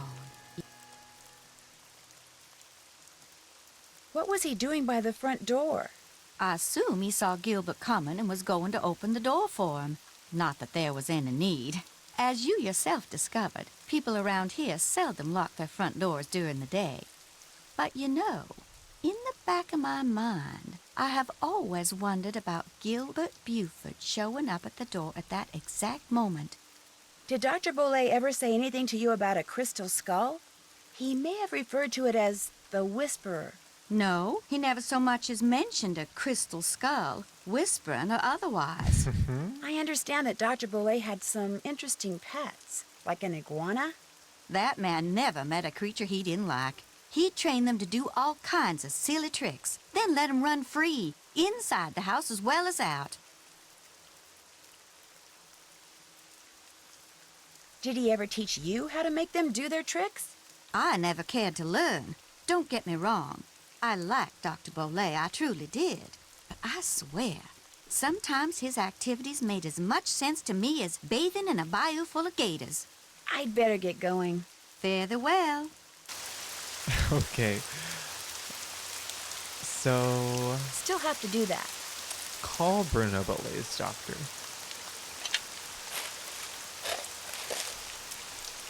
Well, let's go do that. Let's go call the doctor.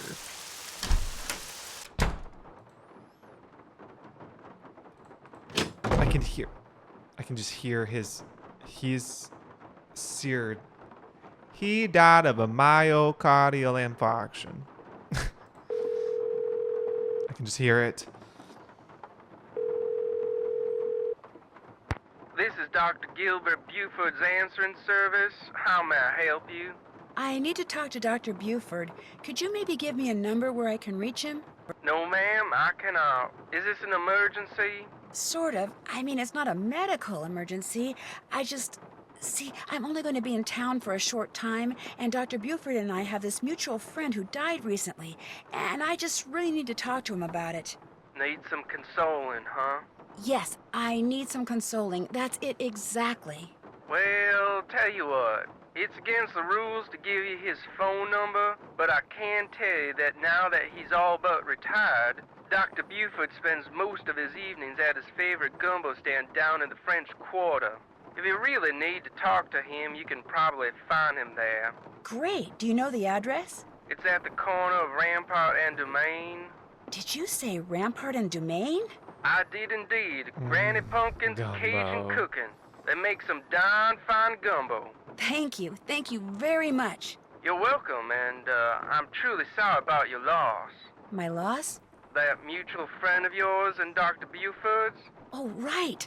Thank you. That's very kind of you. Bye. I love me some gumbo. Ooh, my dad and my mother-in-law make great gumbo. How many gators have I seen in real life? Ooh, a fair amount, I would say. It's not completely uncommon that you may be driving down the road and could potentially see a gator crossing.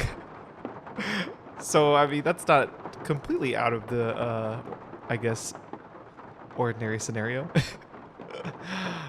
Okay, so let's call Bess, which is good because I need to get that riddle I left in her inventory. Hello? Hi, Bess. It's me.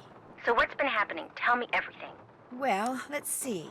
Since the last time we talked, I was just about getting ready to... Yes, give me the But the gumbo. reason I called is I need you to talk to this doctor named Gilbert Buford, who, as it turns out, likes to hang out at a gumbo stand called Granny Pumpkin's Cajun Cookin', which should be right across from our hotel. You just want me to talk to him? That's it? Nothing nefarious? No black ops stuff? He was Bruno Bolet's doctor, and apparently his best friend, too. I just need for you to see if he thinks there was anything weird about the way Bruno died. What do you mean by weird? I mean, I kind of think maybe Bruno was murdered. Murdered? By whom? That's what I'm trying to figure out. Everyone's a suspect at this point. Including this Gilbert Buford guy?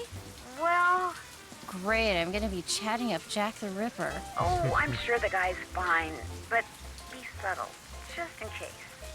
Well, I can see the gumbo stand from our balcony. If he's the guy that's sitting down there, I guess he looks harmless. Okay, I'll go talk to him. Thanks, Bess. Let me know what happens. Cheerio. So, yes, in a way, but we also have lots of deer down here. I would say it's more common that you'd see a deer than you would see a gator. So, but yeah, no, I would say, yeah, deers are gonna fly. Yeah, they're gonna fly more. Gators are just like, just gonna hobble around. Also, I clicked the paper, but it's not here. Is it because maybe you don't actually take it with you? It's just, that's what it is.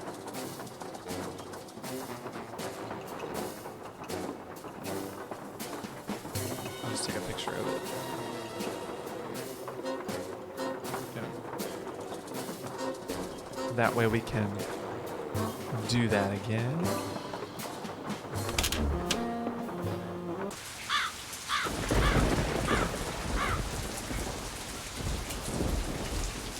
Oh goodness, yes, there are deer everywhere. I would say I see one at least almost every day or every other day.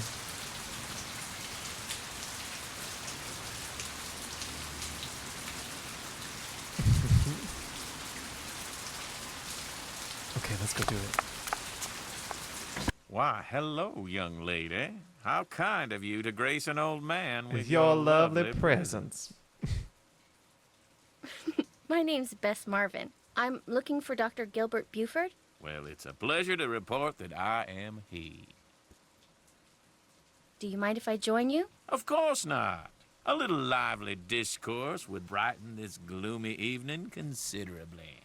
This here is my favorite spot in the whole city. Delicious gumbo, pleasing view, particularly now, I might add. I'd like to ask you some questions about Bruno Bolet, if that's okay. I'd prefer subject matter of a happier nature, but I do not want to seem inhospitable, so what is it you want to know? Is it true that Dr. Bolet was your best friend? Well, now, I was certainly his best friend, but I cannot honestly say that he was mine.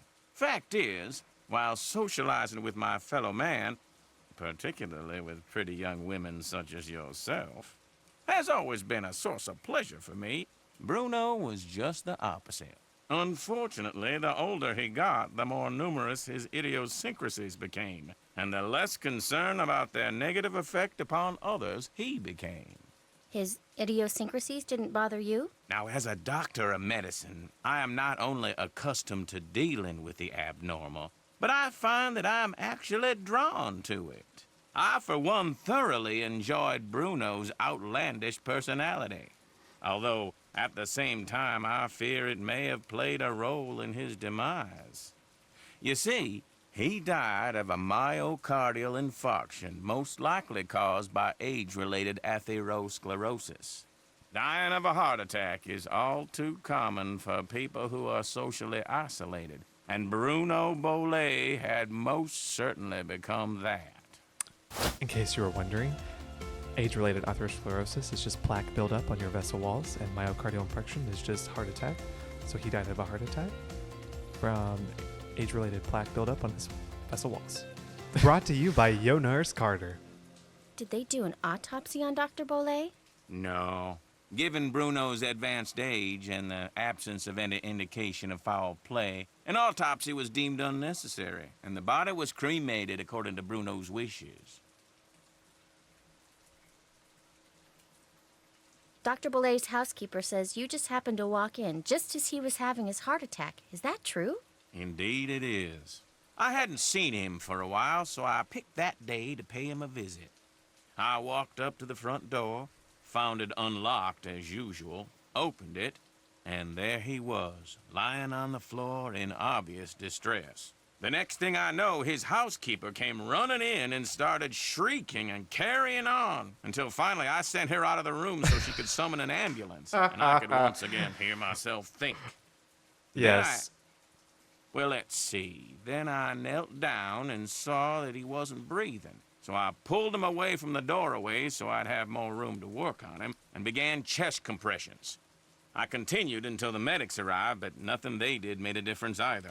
Okay, you're at the scene of an emergency, right? Someone's got to be the calm and collected one doing the CPR, right? If you have someone at the scene and they're distressed and distraught and everything, you can give them a task and have them go do something over there. So that way you can focus. Oh, yes, this is great.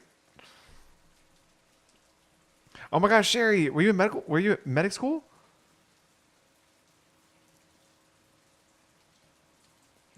Yes.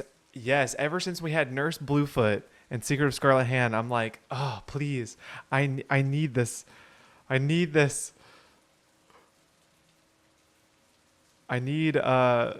more of the hospital medical stuff to show up. Yeah, Carter can consult. Yeah, Sherry, I'm a nurse by day and play Nancy Drew by night.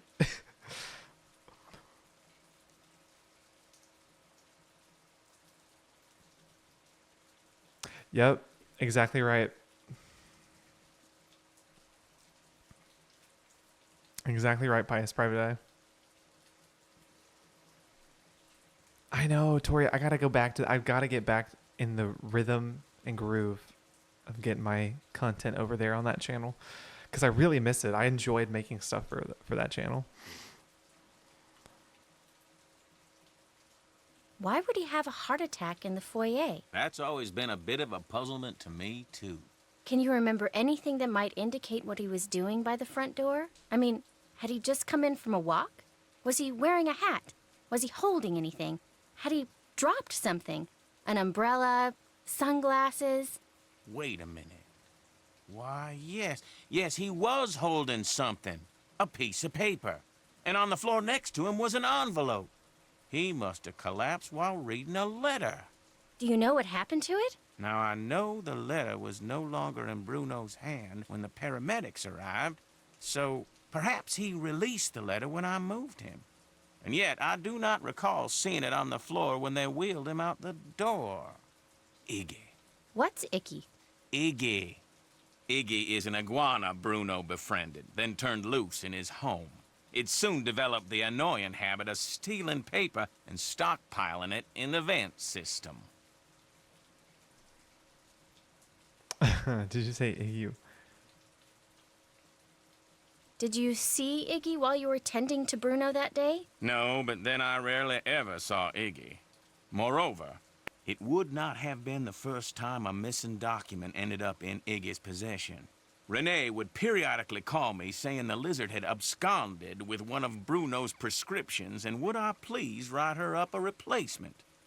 In any case, Bruno once told me he was training Iggy. Said he taught Iggy to retrieve the things it had stolen. Do you think it's possible that Renee caused Dr. Bolet's death by, say, hoarding the pills from those missing prescriptions and giving them to him all at once? No. Had he died of an overdose of the medications I had prescribed, the manner of his death would have been quite different. But he died of a heart attack. Of that I am certain. However, I know for a fact that Renee is deeply involved in the practice of hoodoo. And as Bruno's housekeeper, she had ample opportunity to use it against my poor old friend. You mean hoodoo really works? Young lady, never, ever underestimate the power of suggestion. If a person believes in something, even on a subconscious level, fantasy can easily become fact. And who knows what rubbish Renee filled Bruno's mind with? Drink this, don't eat that. This brings good luck, that brings bad, day in and day out. Even if he said he didn't believe a word of it, who knows how much his subconscious was absorbing? He was very old and vulnerable. So could Renee have caused Bruno to have that fatal heart attack? There's not a doubt in my mind she could indeed. Oh, you're a fire medic. Okay, cool. No way. Should have gone to nursing school instead. Yes, I'm so glad you still remember what your auditory oscills are. You can tell us if shouting, "Where is the Pakal card?" over and over to an amnesiac is a... I did CPR training, then over the summer, my boyfriend and I witnessed an emergency. We saw a pedestrian get hit by a car. Oh gosh, after a concert, and I was absolutely not the calm one, so my task was making sure no one touched her. Oh yeah.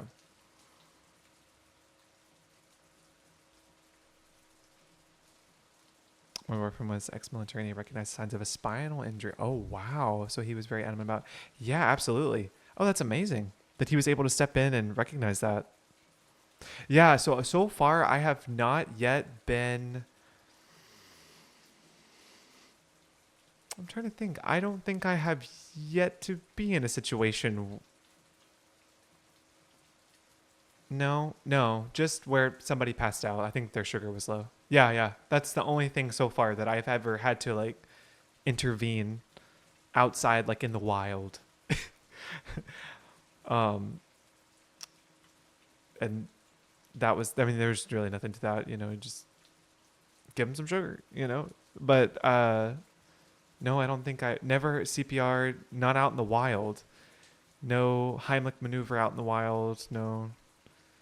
But I always get nervous. I'm like, every time, and I really do think about this, I'm like, when I go to a restaurant or if I'm at a place, I always think in the back of my mind, I'm like, if something were to ever happen, like, I would have to get up and just go, like, like go help, go assist, you know.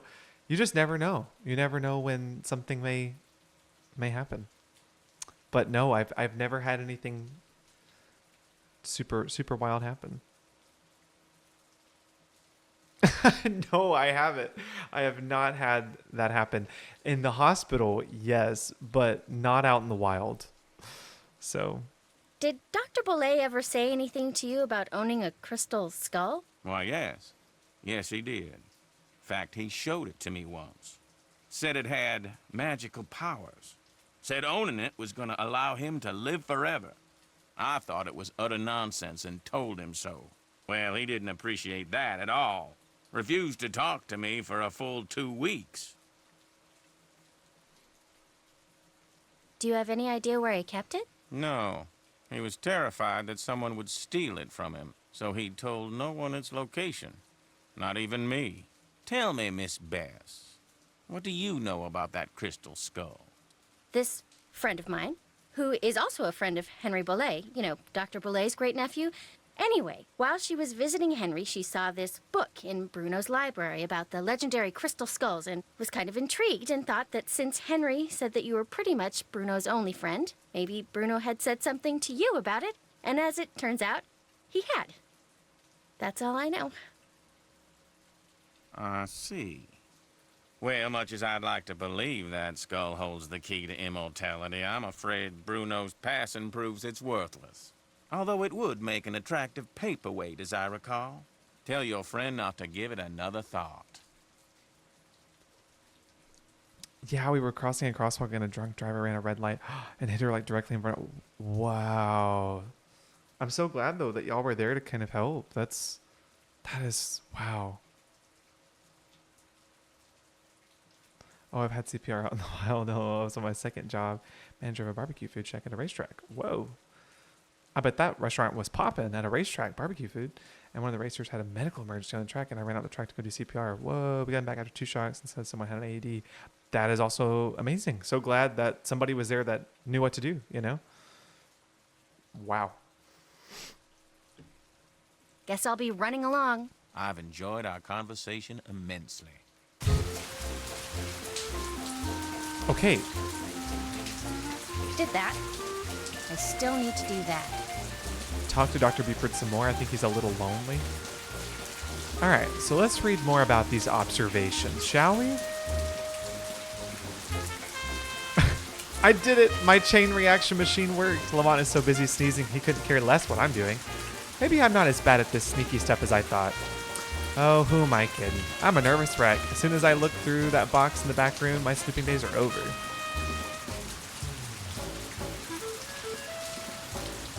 I'm kind of glad that padded box I found in the curio shop was empty. Coming face to face with the Whisperer does not sound like fun. A nice long hot bubble bath in the hotel room. Now that does sound like fun. I talked to Dr. Buford. He seems totally sweet and harmless. I think Nancy is way off base, thinking even for a second that he had something to do with his death. Okay, so he did say a couple of flattering things to me, but that's not coloring my opinion of him. Honest.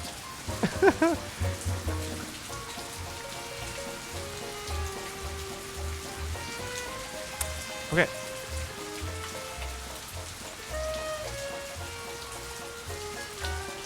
So I guess, should I just call Nancy back? Should I talk to Zeke?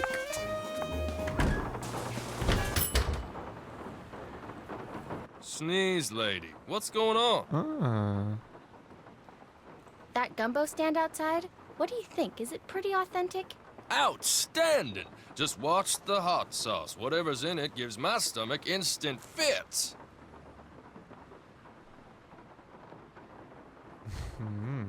There's a man sitting at the gumbo stand outside named Gilbert Buford. Do you know him? We're not close personal friends or anything, but I certainly know of him. Comes from one of the wealthiest and most prominent families in New Orleans. And on top of all that, he's a doctor. Guy's gotta be rolling in dough. Must be nice, huh? In all your journeys through the wonderful world of junk, have you ever come across one of those legendary crystal skulls? What makes you ask that? You mean you have? No. I know the legend, of course, and I sure wouldn't mind getting my hands on one of those babies. I mean, I could sell it for a fortune. But no such luck. Funny. I've been thinking about those skulls lately. A lot. Really? Hey, maybe we got some kind of psychic thing going here. Quick, think of a number between 1 and 10 and I'll try to guess it. You thinking of a number? Okay, 4. 9. Darn. Guess it was just a coincidence. This is so funny. So. Maybe I'll have another look around in here. Sounds like a plan. Okay.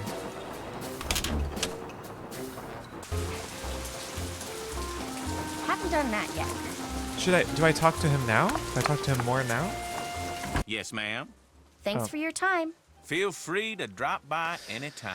Well, I guess let's call Nancy back.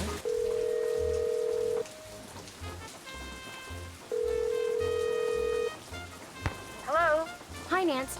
Okay, here's what's been happening at mine. And that's pretty much it. Good work. I'll take it from here. Thanks again. Good luck. Bye. Still have to do that. Okay. So we can check that off I now. haven't done that. Can't check that off yet. Did that. I haven't done that.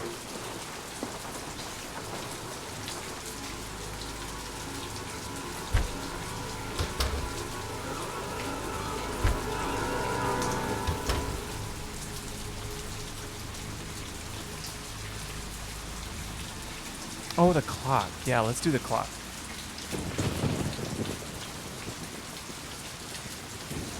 Oh, I don't know, Nancy Hannah. I guess it just depends on how far along we get on our stream today, but I hope you have a great rest of your evening and able to get your work done soon.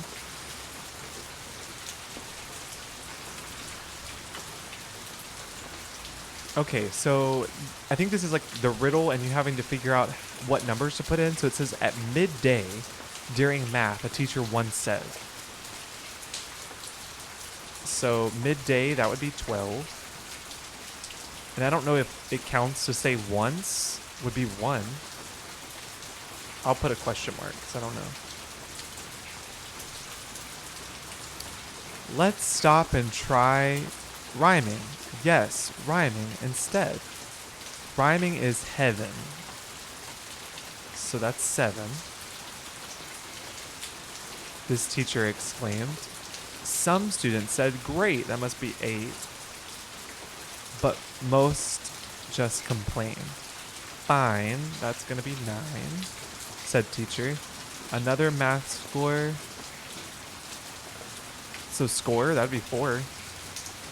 In that case, thus having fun rhyming did numbers replace.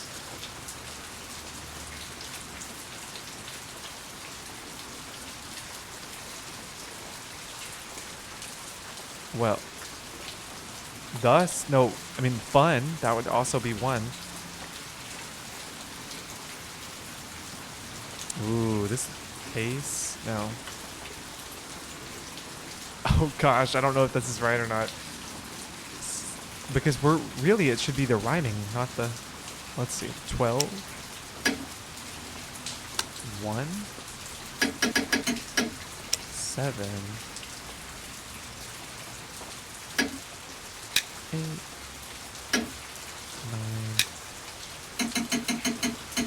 4. Okay, that wasn't right. Now let's try it again, but without this one. So 12.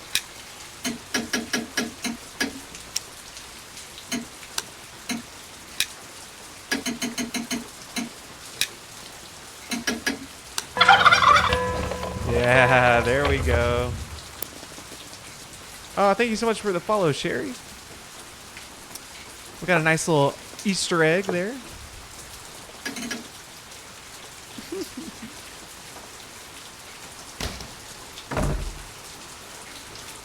Okay,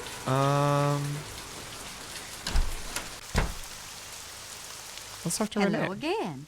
I'll leave you to your potting. Fare thee well. So we don't need to talk to her.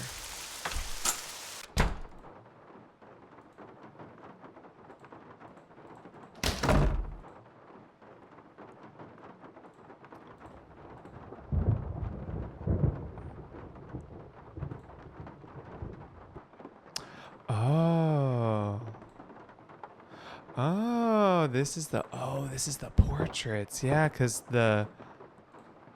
it's like in a frame. Okay, so let's see. T B F M L H A P U.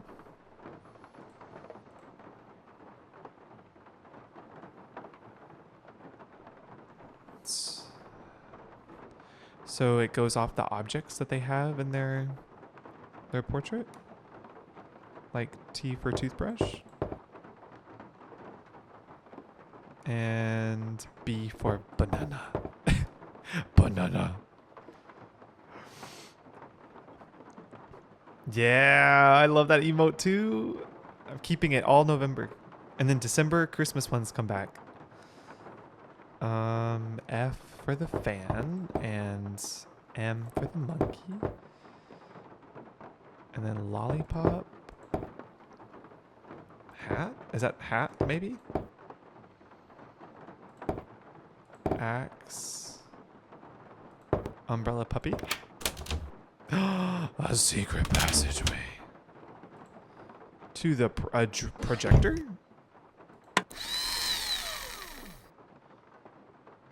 Alright. Come on, Summer, give me a break here. You never said anything about that. Well, how was I supposed to know? I mean, what am I, telepathic? No, come on, don't get upset. Look, I'll see what I can do, okay? What do you mean, something else? You gotta be kidding me, Summer. I don't have that kind of money. No, I meant I don't have it now, but I will soon, okay? Bye. Ugh. Oh, man.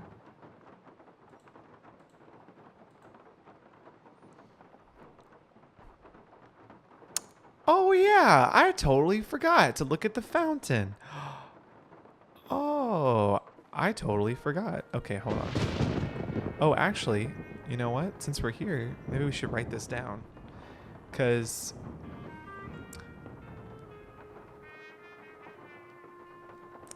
yeah, we're gonna need to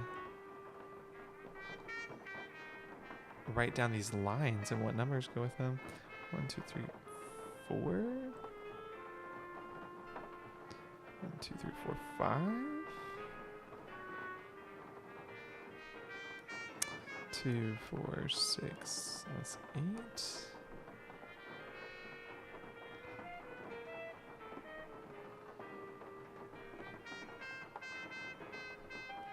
2, 4, 6. So this last one. Sweet. Okay. Let's go do that. And go look at this book. Man, it's just, I feel so bad every time when we eavesdrop on something that we weren't meant to hear, because I'm like, oh, I just feel like I invaded your privacy. And then also at the same time, I'm like, please let me help you. Okay, so that was Eye of the Beholder. Let's talk to him about it. Oh, we can't. I'll let you get back to work. Groovy.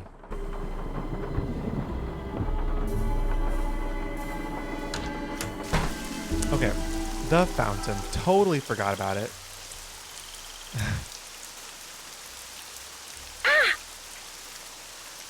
Okay, so 1.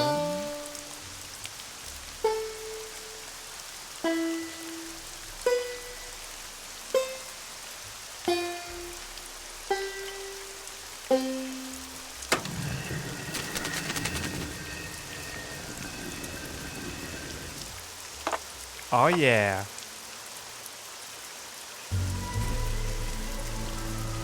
Sweet. Okay, now we have the key. So we can go get. I just want you guys to know when we switched from Bess to Nancy, the rain sounds had not like gone back to how it's supposed to when you're inside, and it was really overstimulating me. And then something happened and it fixed, and I was like, oh, thank goodness.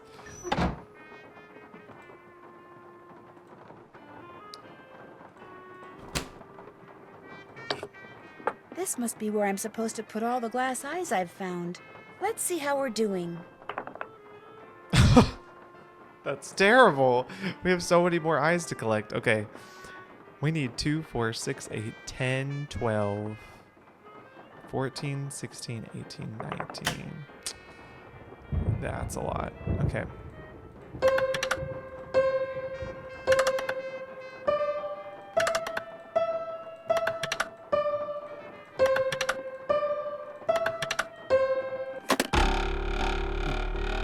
Oh, I was supposed to write that down.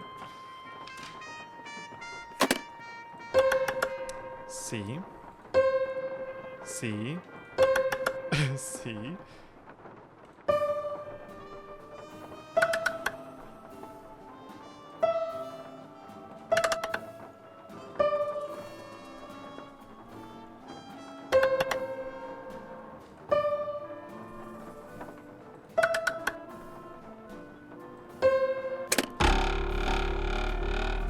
That was so underwhelming.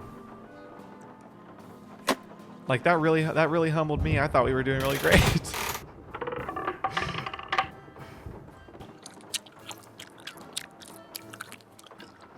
I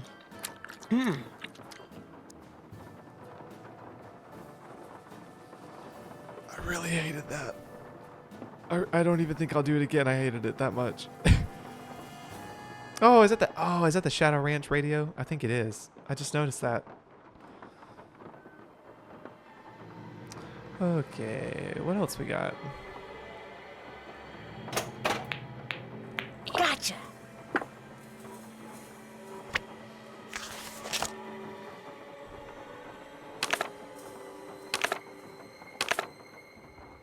May 31st? That's today.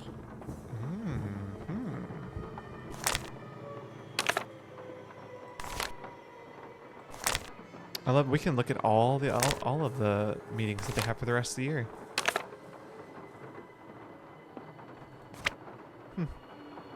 2007, bro.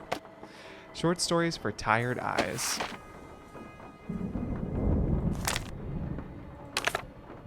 By Bruno Bolle. Dedicated to those who hear the whisper. Table called Time Will Tell, A Librarian's Tale, The History of Quincy T. Booker's Tea, Steps in the Right Direction, A Key to the Statues Are Key, Plentiful Pirates, and Nautical Nonsense. Time Will Tell. At exactly midday, the teacher said to his class, "What time will it be?" Went, oh, this is the one you do on the clock. Librarians tell, a great keeper of books, it's true, am I. Many a reader through me can spy. On wondrous worlds that will never die, you could say it's magic, the librarian's eye. But to get such an eye, you must first take a look at the cards that keep track of every book. The title's the thing, addition's the hook. That will let you remove the orb from its nook. The history of Quincy Booker's teeth. Oh, wow. There's a lot happening right now.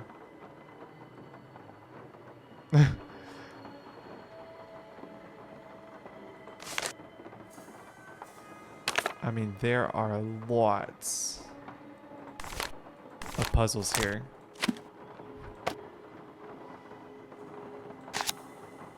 On this day, November 8th, 1952, the Jolly Roger crew of New Orleans hereby invites Dr. Bruno Sinclair Bolle to join its hallowed ranks.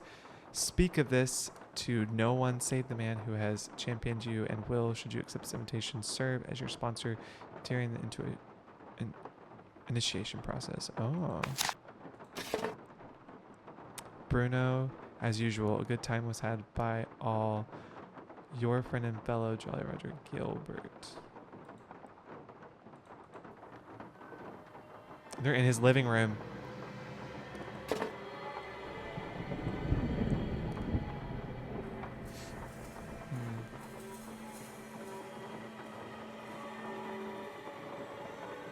So the teeth, that has to do with the teeth one, right?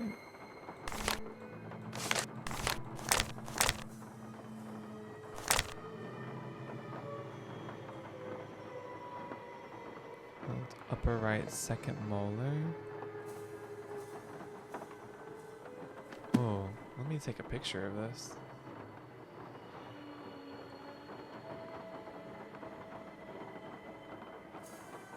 No, for real, Tori. I remember, yes, I remember being like so brain fogged by these riddles.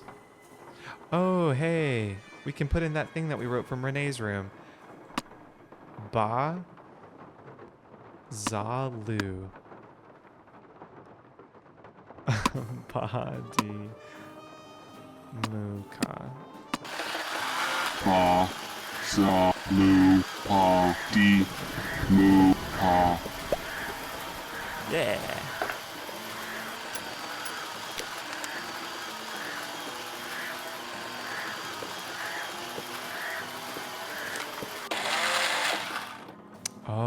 Oh, so now we have the paper for...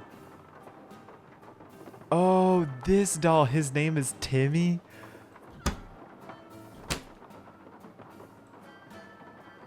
Here, Iggy, Iggy, Iggy.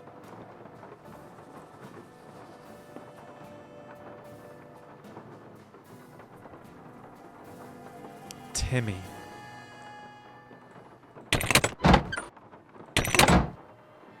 Okay, now we're back here. So we have a lot to do now. We had a lot of puzzles to solve. I guess let's start with the clock, right? That's the first one, time will tell. Okay.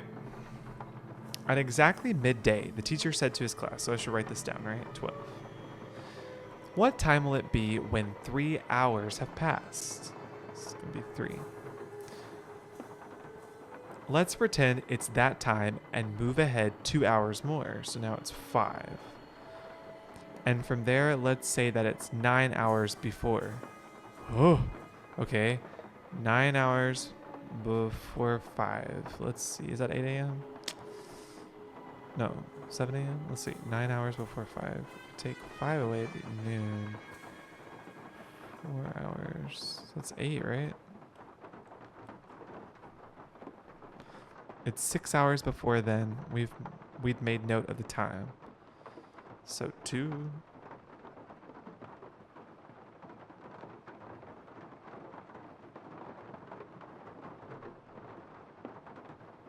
Yeah, 2.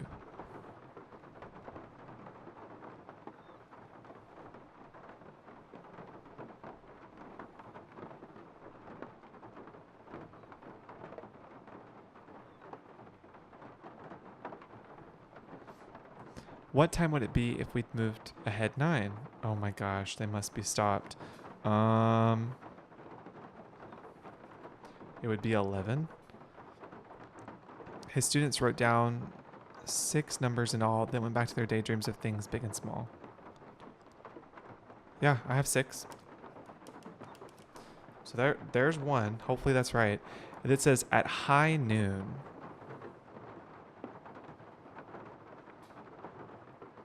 Wait, what is high noon? Sorry, now I'm overthinking. Isn't midday and high noon the same thing?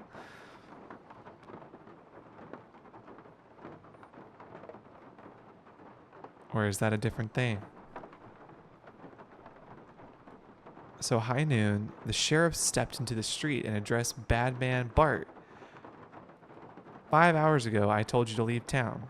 So 5 hours from 12 would be 7 a.m.? Or is high noon 3 p.m.? No, that would make sense because it's noon, right? No, high noon. That may be 3 p.m. You know what? I'll write down both numbers just in case. Let's see, 3 p.m. And if it was it 5 hours? Yeah, 5 hours before. That would have been 3 hours would be 12, and then 2 hours was it 10? And you'd swore you'd be gone in 3. So 5 hours ago.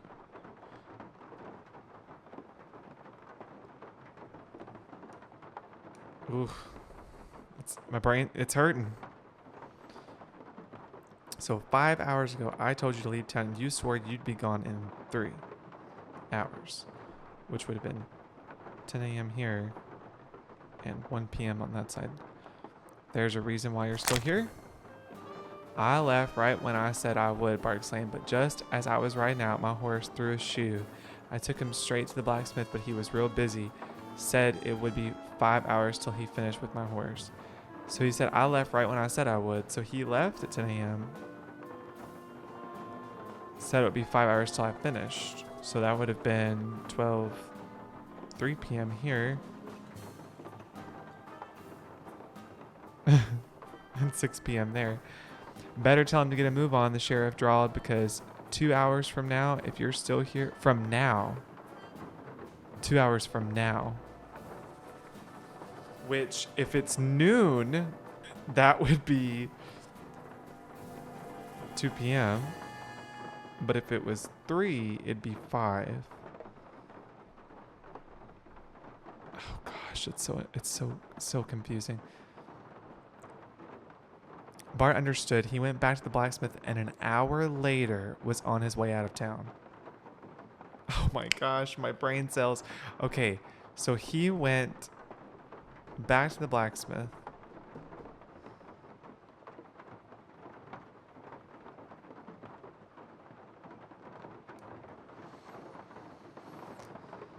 Two hours from now, if you're gonna be real sorry. You understand? Bart understood. So he went back to the blacksmith and an hour later was on his way out of town.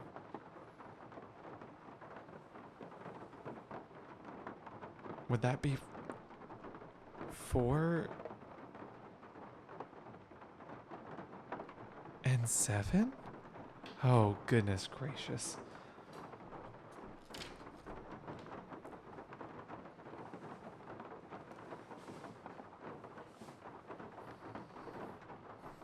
All right, now this one, it was midnight. On a dark and stormy night, only 4 hours before, which would have been 11, 10, 9, 8.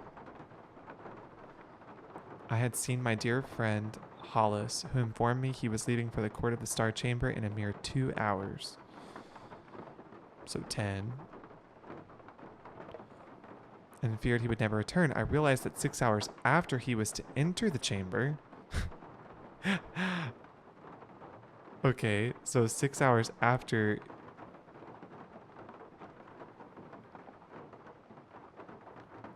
Which would it be 4 in the morning? I had no way of knowing whether after the usual 5 hours of interrogation I would be able to keep my... Oh my gosh, this is so confusing. I realized that 6 hours after he was entered, I was to surrender. So it's 4 in the morning. So then 5 hours, it would be 9. I'd be able to keep my rendezvous 2 hours later, which is 11. Okay, y'all. Well, let's go try it and see how wrong we were. 'Cause that was wild. This game was super hard as a kid, but I also didn't think I wanted to use reading comprehension. I would just hope Nancy would tell me important things. I would just click through the book really fast and be like, yeah, Nancy's got this. When indeed, I was Nancy. And I have to have it too. Yeah, this is hard. This is hard. So I have 12, 3, 5.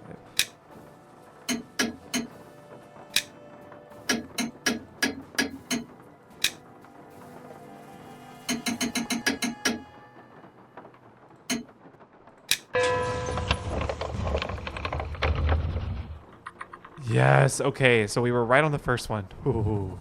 All right. Let's see. I feel like high noon is 3, so I'm going to use those real quick and see if it's right.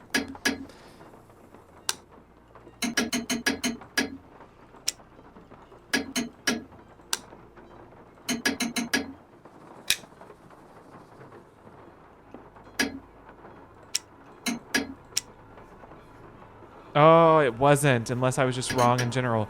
Okay, so let's use the other one. Actual noon time.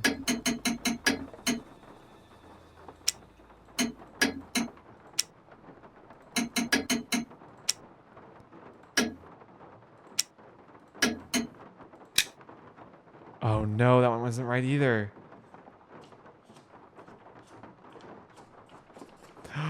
So I was wrong on that one. Okay, we'll go back to it. Let's try the last one. 12, 8, 10.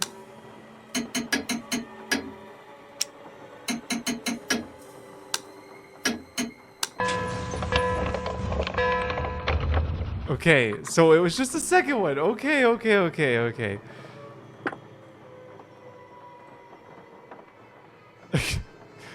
Go back to the book. Okay. Oh. All right, y'all. We are going to read with the best reading comprehension ever.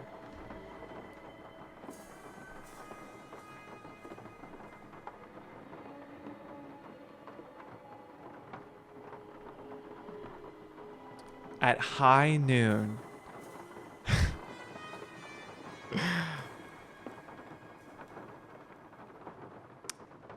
The sheriff stepped into the street to address Badman Barton. He said, 5 hours ago, I told you to leave town and you swore you'd be gone in 3.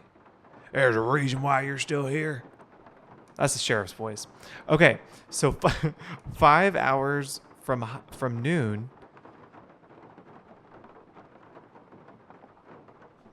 12, 11, 10, 9, 8, 7. Okay, just making sure. That would be 7 a.m. And from here, it would be... Oh, I wrote that down wrong on that side. So okay. Well, I already caught one mistake. And then you swore you'd be gone in 3. So that means that at 7 a.m., possibly could have been 10 a.m. And at 11, 3 would have been 12s, which would have been 2. I left right when I said I would, Bart exclaimed. But just as I was riding out my horse through a shoe, I took him straight to the blacksmith, but he was real busy. Said it will be 5 hours till he finished with my horse. Okay, so 5 hours. That would be 5 hours till finish. That would be 3. And then 5 hours from 2 would be 7, which would be 7, yeah. Better tell him to get a move on, the sheriff drawled. Because 2 hours from now, if you're still here, you're going to be real sorry. Understand? Okay, so it's 2 hours from now, in this moment, that the present conversation is happening, which was at high noon.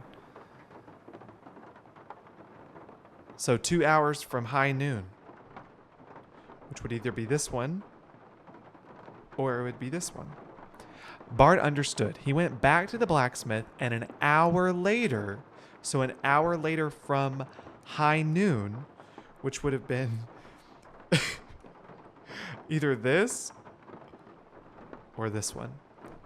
Okay, y'all, I think I have it down. I was actually completely wrong in my numbers. So we're going to try the first one, which is noon, and see if this is right.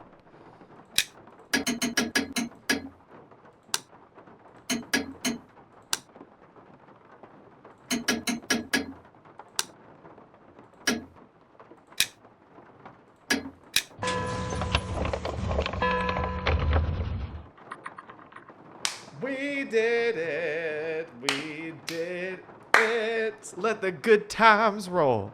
All right. Sweet. Okay. So we did all the clock puzzles. Whew. So what about a librarian's tale? Let's see. How do we do that? A great keeper of books, it's true, am I. Many a reader through me can spy on wondrous worlds that will never die. You could say it's magic, the librarian's eye. But to get such an eye, you must first take a look at the cards that keep track of every book.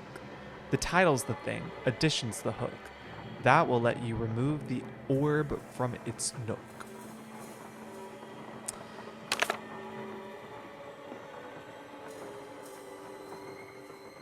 So a great keeper of books is true. I'm gonna read through making spy. So that's like the all the files that we have to go through because it keeps track of the books.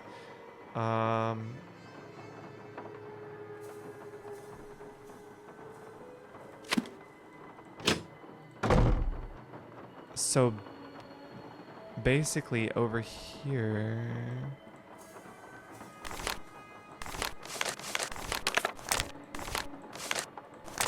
A librarian's tale. Something Bruno Bollet wrote in that Tired Eyes book mentioned the librarian's eye. Yeah, so I wonder if like all the ones that mention an eye, we have to add the numbers up, but then I don't know what that would do. Okay, well let's just try it. For just the camel and the needle's eye. So 608. Cat's eye. 010. Cavities in their prevention. Daniel the moving finger. Eye candy. Grinding fake eyes by Jenny Oculus. This is so funny. Turn a blind eye. That one's still my favorite. Will he see me? Is that it? Oh, we didn't. Eye candy, eye fish, eyes turn blind. Limes and coconuts. My eye and other tall tales. Not now, not ever. Okay, I think that was everything.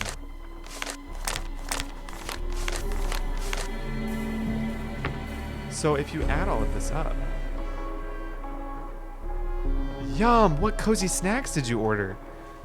Oh, I just found some sour bats the other day, and they are delicious. They have sour apple, grape, and tangerine flavor, and they are amazing.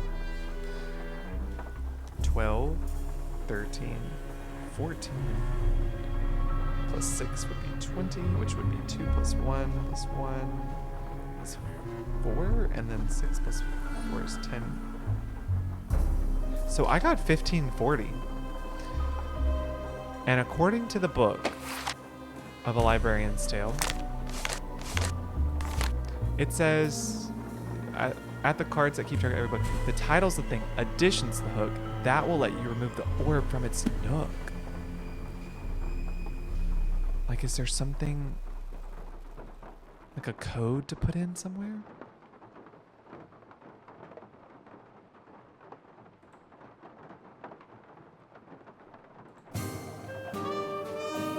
That's the teeth one.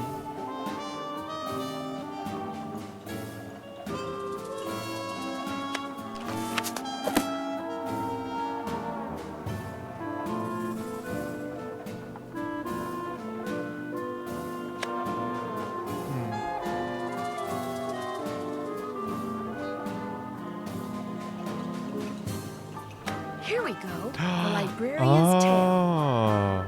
Oh.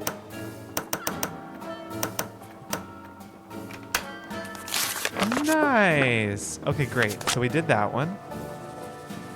That's right. Remember when we started with just like 5 eyeballs a while ago? I got a whole 12. All right. Steps in the right direction. Oh, yes. The little ghosty cookies. Enjoy. I hope you have a great time. Oh, yeah. We need to do this. Filled upper right, extracted upper right, filled lower left, extracted, extracted, extracted.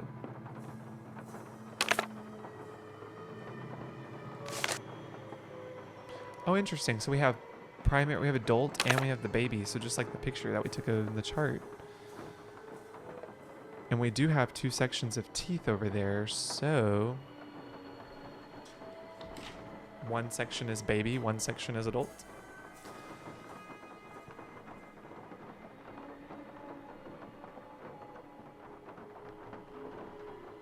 This one was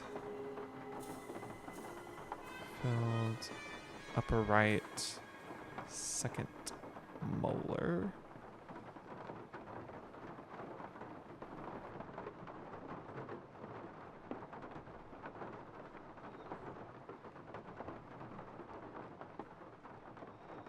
Central incisor, upper left, central incisor.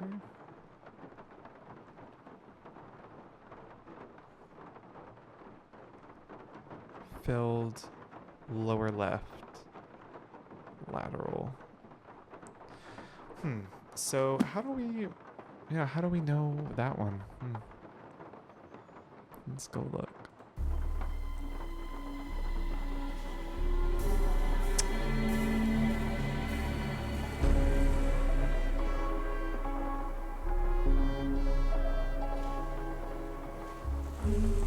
Okay. There seems to be a lot more books here, which means that this is a lot more teeth, I would assume. So that would be the adult, and this would be the baby. The question is how do we know which one? So maybe if this is like divided in 4 quadrants, like this is the mouth, so this is like the top left, top right.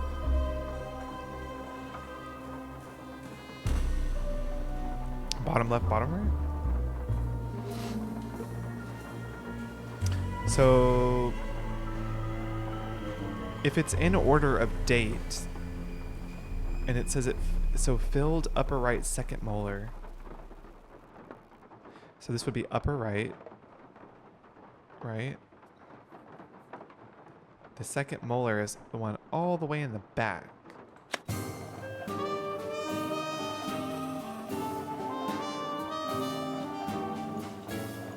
Then it says extracted upper right central incisor,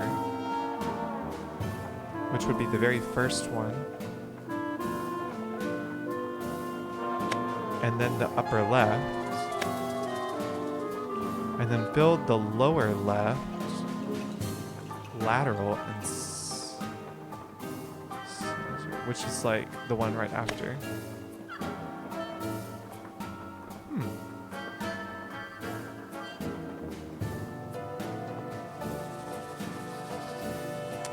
Don't think I did that one right.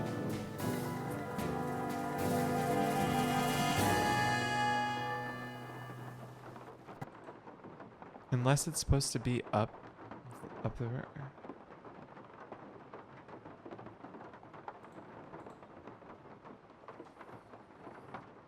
Ooh, I don't know. Good question. I don't know which one it would be. I don't know if I could pick.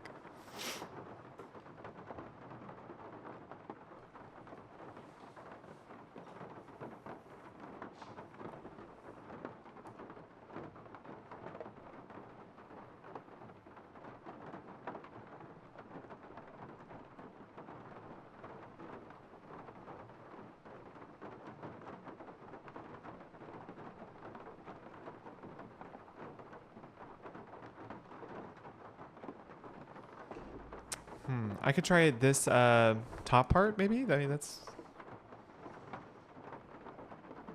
I don't know if that's right, though, because... Let's see.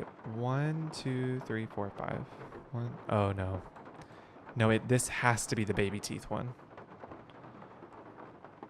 The only other thing I could think of is... I don't know if it makes a difference where it says, like, it was filled or extracted. I don't know if that makes a difference. Like, maybe you have to do something special? I don't know.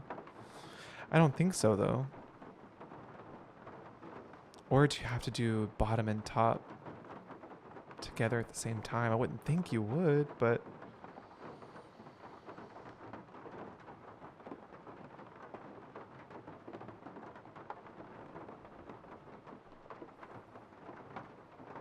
So upper right, second molar, right?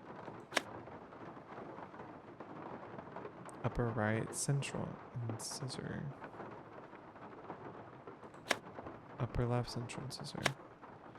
Lower left, lateral incisor.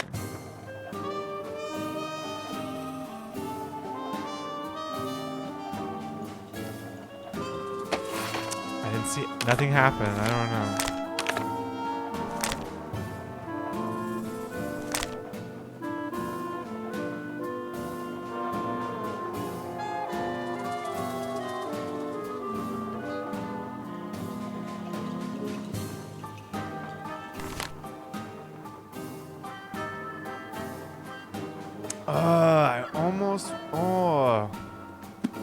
I almost was gonna say, is that what it is?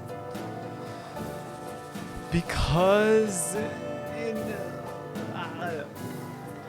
in anatomical terms, when we say the patient's left, it is their genuine left. Like if this was a person in front of me, like it would be opposite of mine. Oh, I almost did that. Okay. I'm so mad at myself. Do what you think. Okay. So that would be their right side.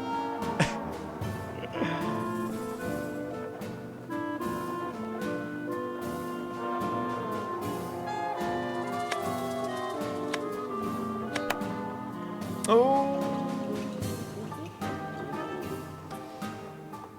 I don't know what that did, but that did something. Because it clicked.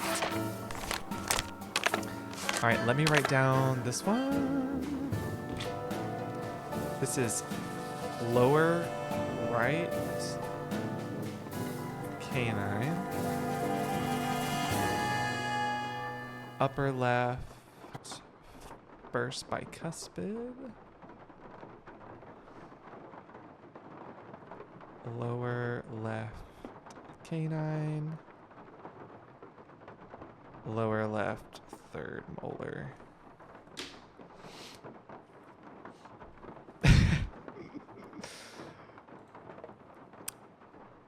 Hey, that's actually I should do that. Actually, that would be a really great video idea. Okay. Lower left right canine.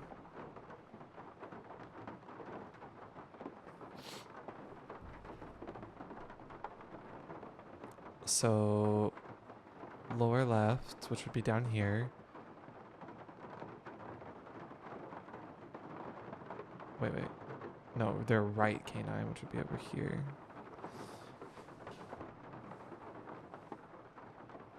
Hey, what if I did? What if I did? Wait, did I write this down right?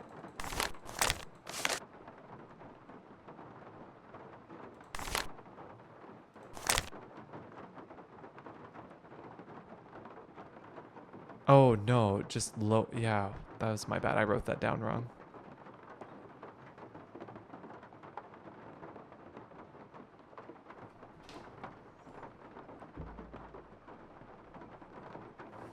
This is the left.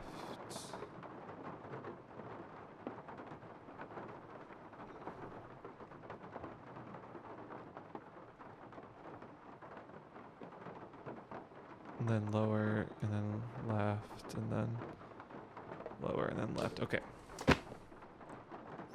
So, right canine. This would be their right. And the canine is the 1, 2, third. Going inward to outward. So, 1, 2, 3.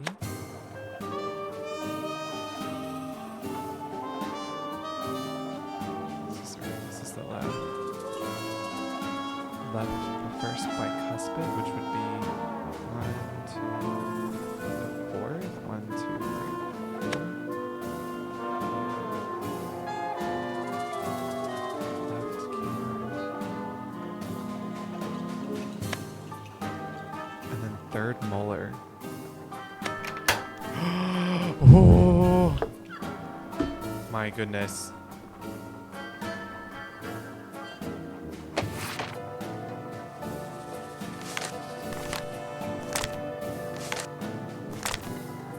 Okay, so we've done all of those puzzles, and now we're all the way here to steps in the right direction. So, in a place where bones are buried, so is something too that you seek. Start where Charlie Wicker sleeps. Tread lightly on ground that sinks and seeps. Charlie will give you directions, but count on my shovel to find the way. When you find the place, a monumental task awaits. Okay. So this is the sheet of paper that we found. This one. The last and denizen buried on my guard will start you a hunt in through the graveyard. What's written on the headstone will lead you to another, and so on and so forth till... Oh, okay. So we need to go to the grave book.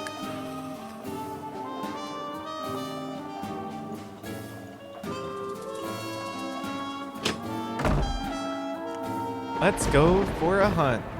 A grave hunt. So does that mean the last one? So Tammy Tasselman?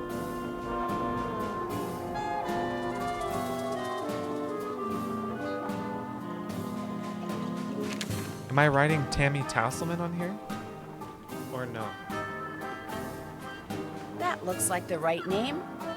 Oh, okay. And then I need to go to Tammy Tasselman's, which is Terra Siesta.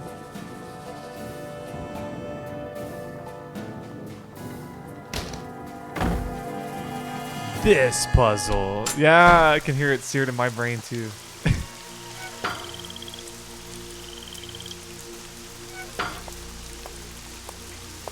Okay. I wish I had like a map of where everything was. What's 40 wings? I know you can use the I guess the little model, but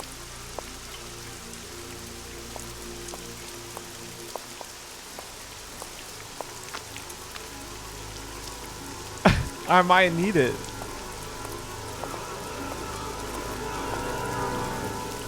Oh, here we are. Terra Siesta. Tasselman. Oh, Tammy Tasselman couldn't sleep without a peep, so when she died, we buried her deep. Couldn't sleep without a peep, so when she died, we buried her deep.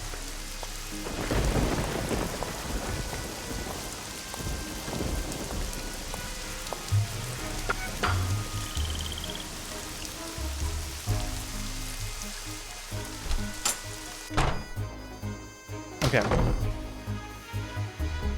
And now I have to find a name that matches that description, right?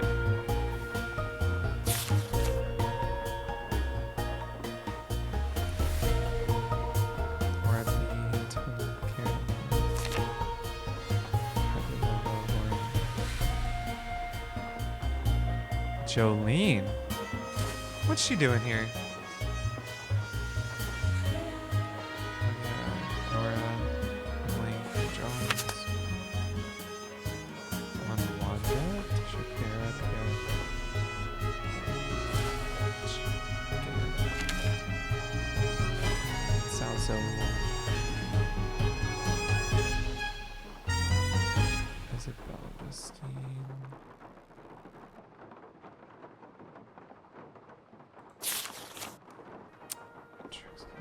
Jolene, Johnny, Sweet, Juliet, Connie Chuckle, Lucy Brown.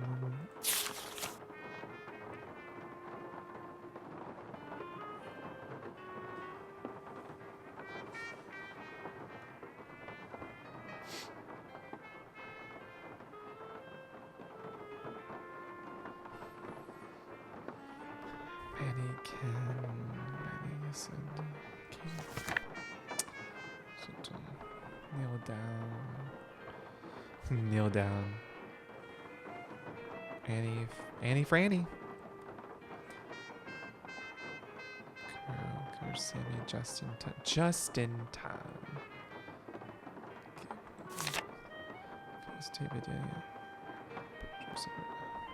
James, Innocent, Frazier, Sanchez, Pablo, Peter Thomas. I don't see anything that would go with that. Michael Stevens, Derek Grant, Charlie Wicker.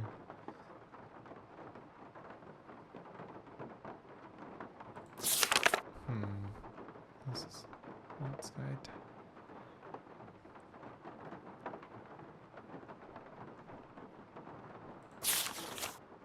Derek Lincoln, Damian Vermont.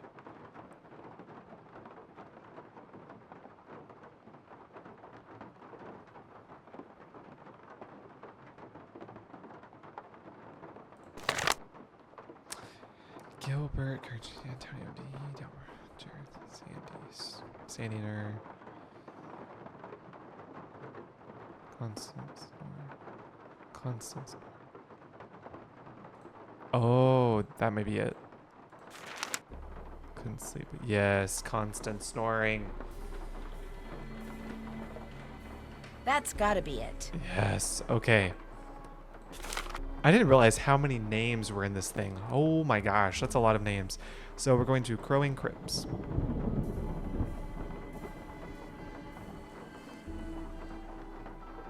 Thanks for all the emotes. Imagine the man who owns the graveyard using your headstone epitaph for a convoluted puzzle to hide his collector's items for his nephew. Yes. That is the wildest thing. Gosh. The Nancy Drew games, they're so wild.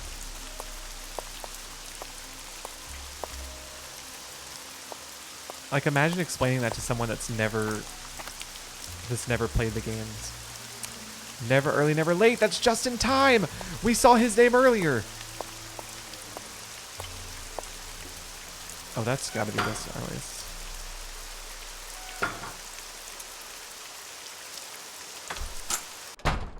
Now the question is, do I remember where he was buried? No, I don't.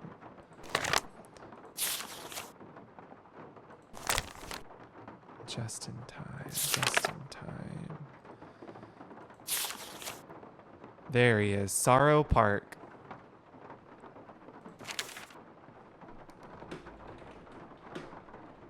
That looks like the right name. All right, let's go. Sorrow Park. I feel like Sorrow Park, that's the one that's like way out there.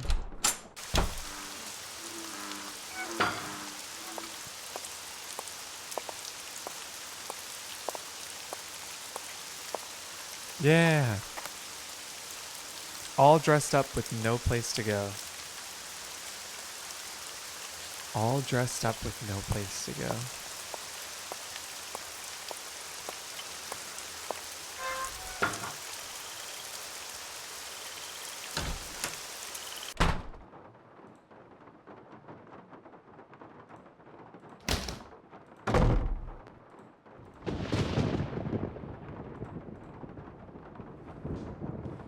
Oh no. We're back at the beginning of I don't know. All dressed up with nowhere to go. Oh, goodness.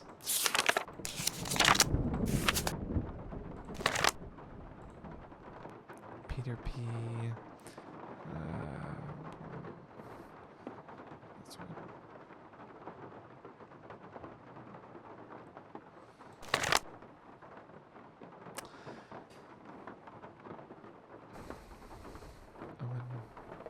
Garrett, Quincy Owens, Theodore, David, Joel, Griffith, Herschel. Did I? Oh, did I really?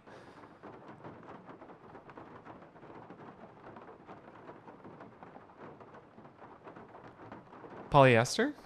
Is that it?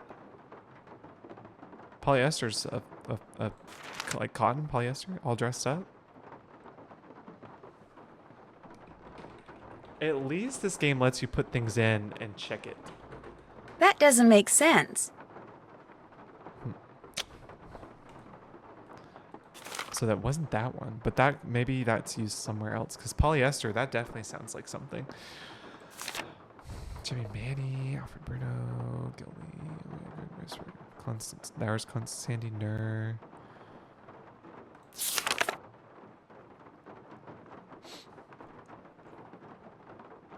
Vivian Hayden, Austin P.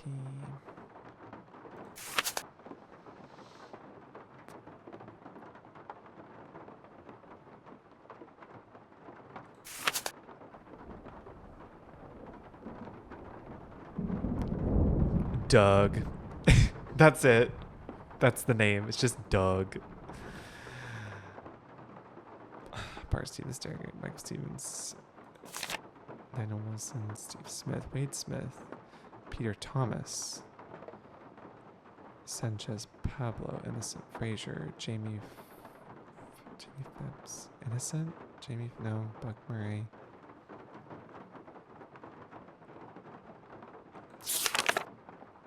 Nora Stefan, just in time. I don't know.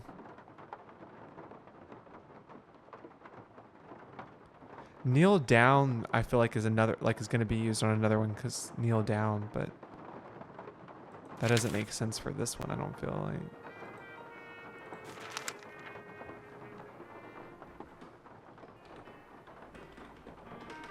Kneel down.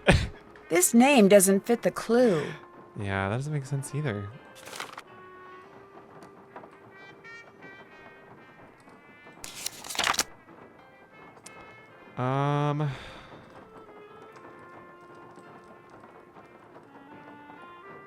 Connie Chuckle.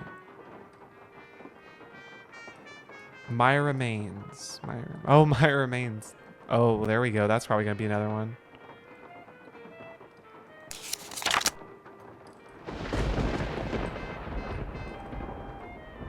Oh my gosh, what is it?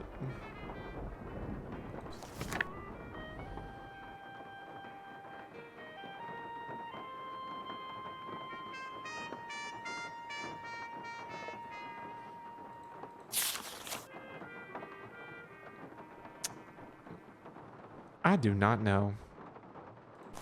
I feel like I've gone through so many names. Oh my gosh. Casey, Marie, Orby, Jean, Addie, Mirabelle. Oh, I went through all of them.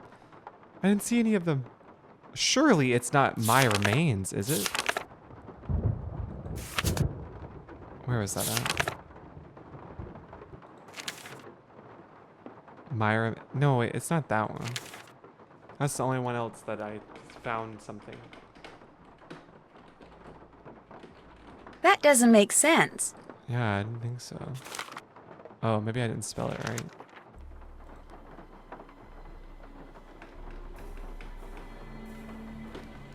That can't be right. Oh, what? Oh, ah! I was on the right page? What? What was it? Oh my gosh. Okay, wait. Madeline Katie Tegan. Idonia Madison. Idonia Madison. Is that it? No, maybe this is like Mannequin? Like a mannequin? No way. Is it really mannequin? Oh, I'll be so mad. I'll be so mad. There. I'm no dummy. Oh my gosh. You guys. No dressed up. Oh my gosh, all dressed up and nowhere to go. It makes sense now. Oh, I get it now. Okay. Writhing Roots.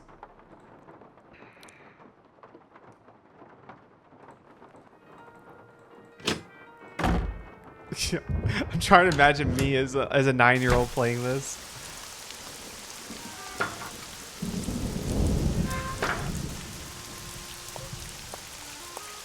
Oh, where was it at? I forgot.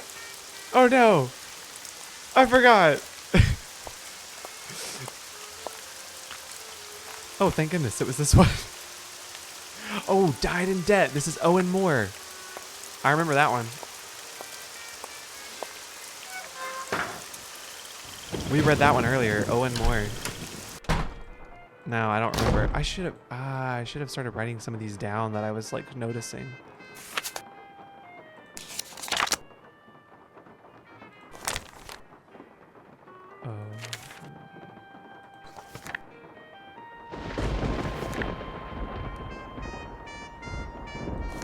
There's a lot of names in here that are past Nancy Drew characters.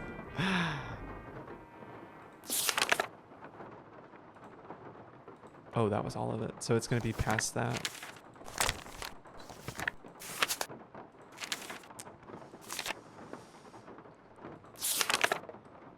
Oh, another.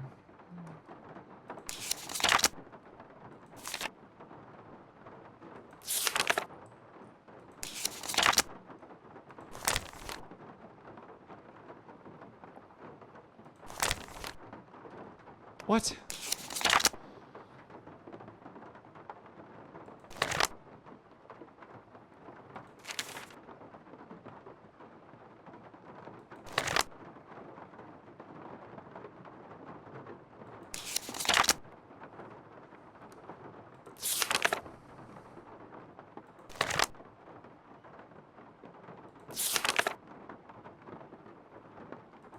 Bro, where's the name at?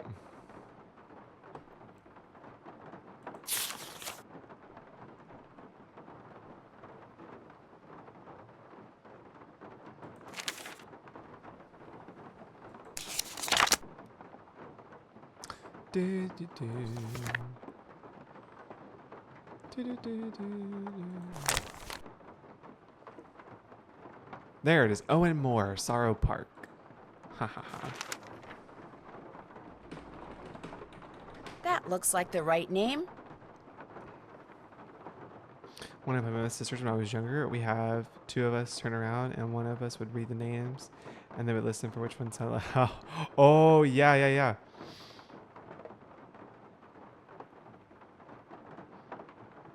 Oh, Loose Goose Games. Thank you so much for the raid.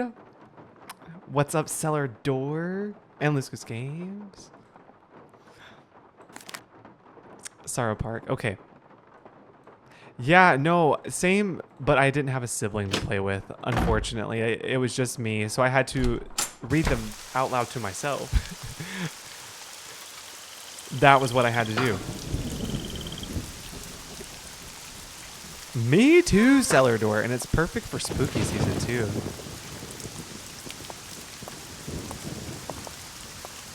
Alright, Sorrow Park. Oh, is that the one that's in the back again? Oh, yeah, we haven't been there.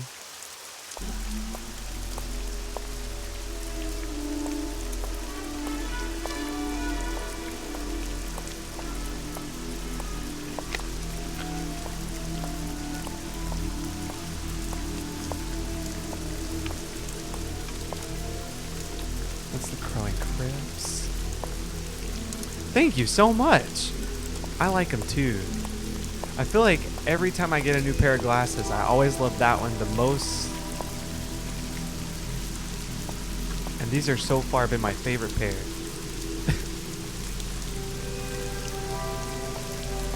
Oh my gosh, where is this gravesite at? Where do I go? Oh, there it is. Yeah, there it is. A stand-up person.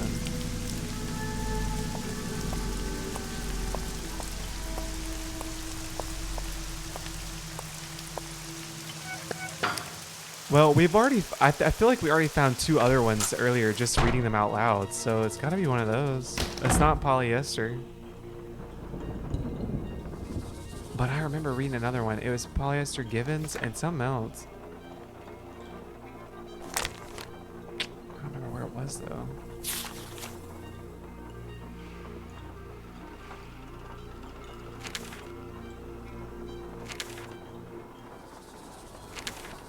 Was this say Shaquille O'Neal? What? Shaquille? What?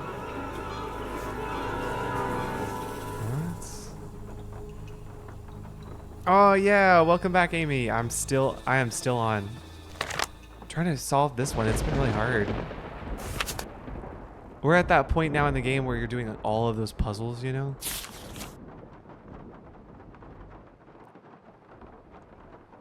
Wait, yes, yes.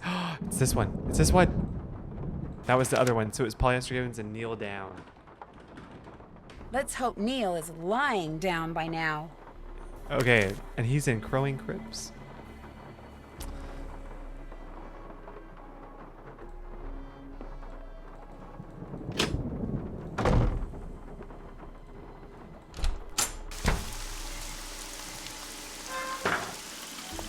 Okay, Crowing Crypts. Let's go.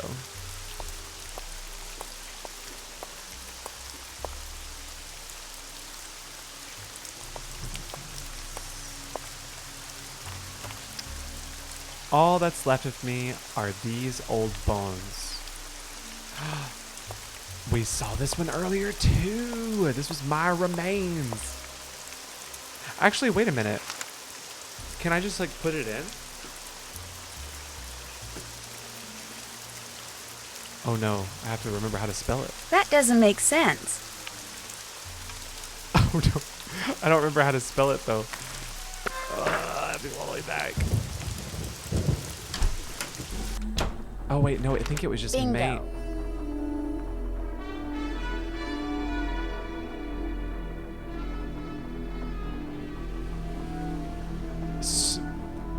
That was spooky. I didn't do that.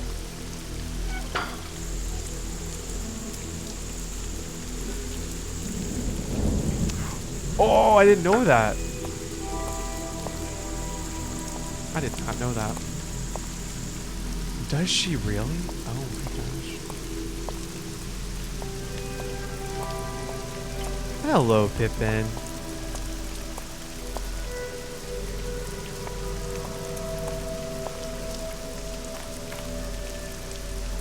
Bloom too late, prune too early. Oh, I don't know that one. Bloom too late. What? Bloom too late, prune too early. Ripe? No. Prune too early. Bloom too late. I don't know.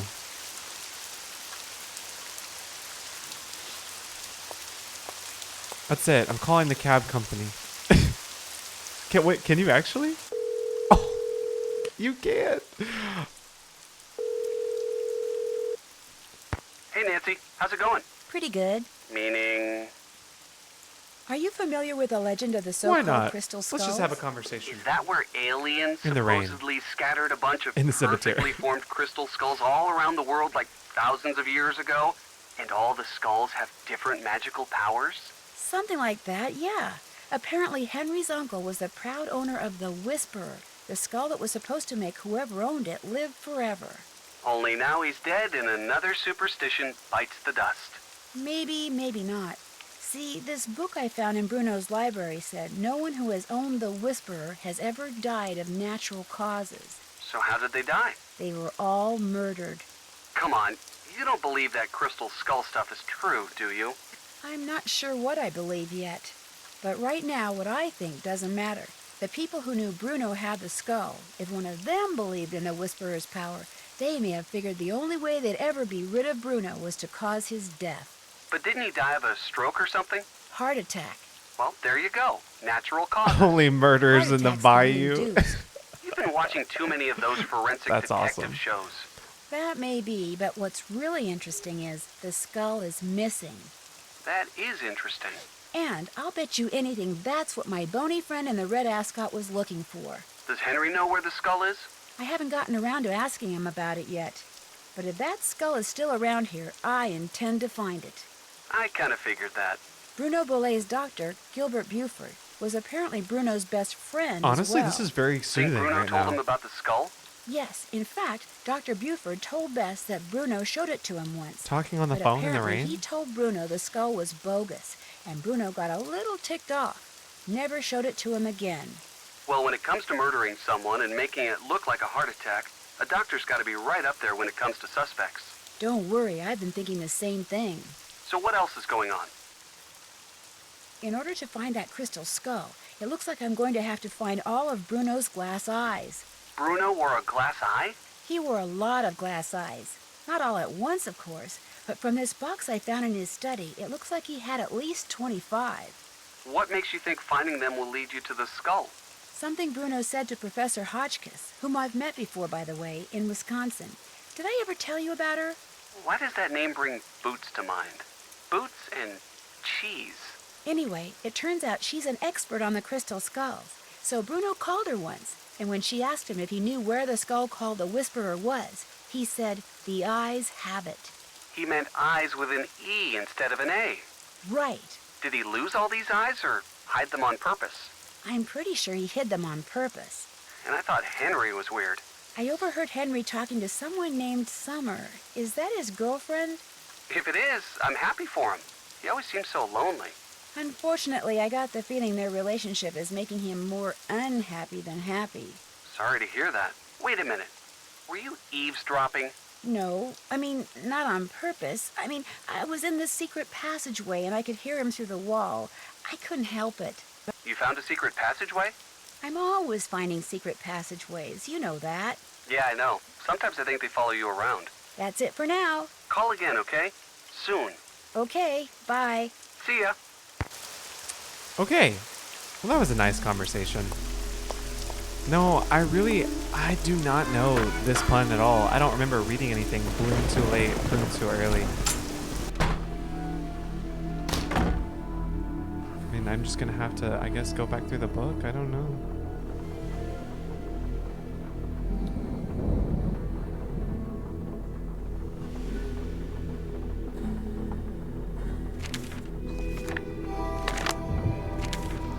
Bloom too late, prune too early.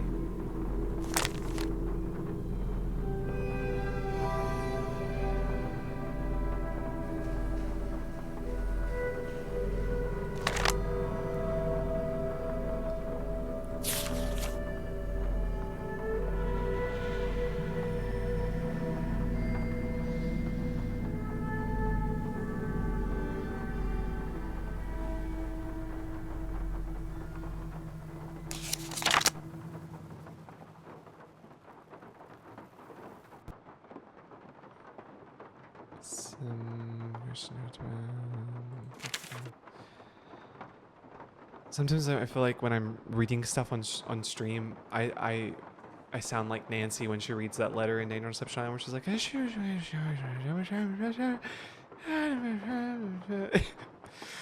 that's me.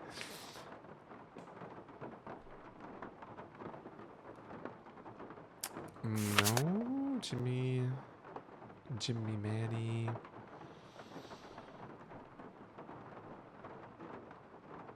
Sandy Nur.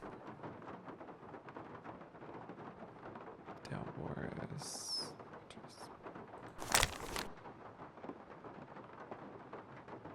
Lorenzo Felix Claudia.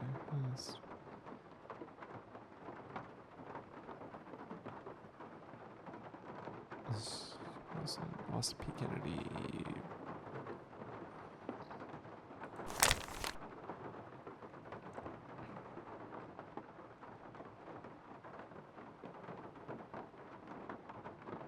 Bud Travers? Bud Travers? No.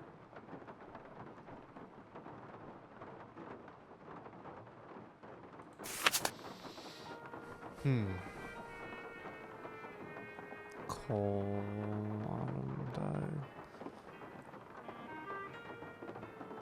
And you said this is the pun that's a stretch, right? Like this one's gonna be kind of hard.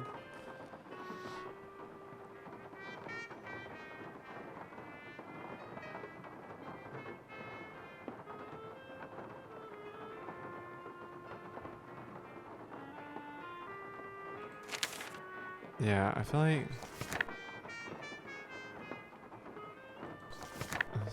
Stefan Gabriel Rock. I feel like I'm not gonna. I don't feel I'm pretty confident in this one.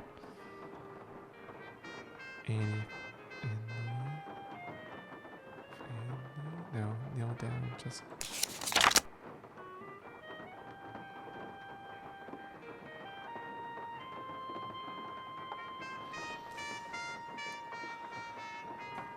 Idonia, Madison, Madeline, Tegan, Mannequin, Susie, Yesenia, Abigail,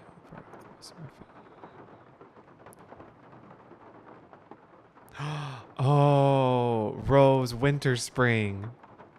It's this one because was it bloomed late, pruned too early? It's gotta be that. It's a flower.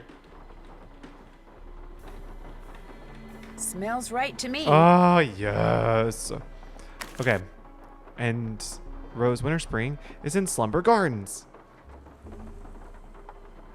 Man, I don't remember this puzzle being so long.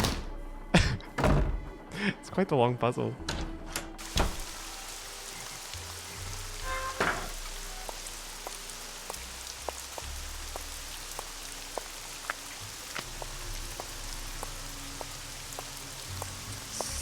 Slumber Gardens. She would have given you the shirt off her back. That's polyester. That's the one I've been trying to use this whole time. Polyester Givens.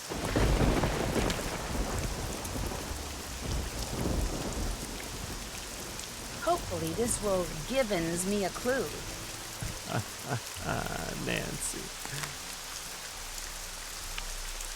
Now, to remember where polyester is, I'm just going to have to, I guess, bounce around.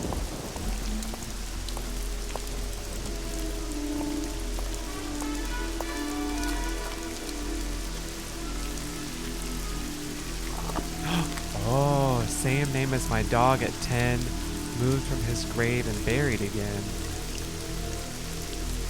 So I need the name of his dog. I don't think I have that one. All done. Still have to do that. Check. All done. All done. I haven't done that. Can't check that off yet. Still have to do that. Oh, gotta do that. Oh, yeah, I'm gonna write that down.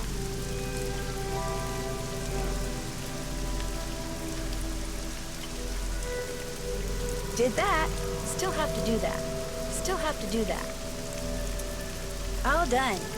Still have to do that. Did that. Did that. Still have to do that. Let's call Bess. That's on the task list.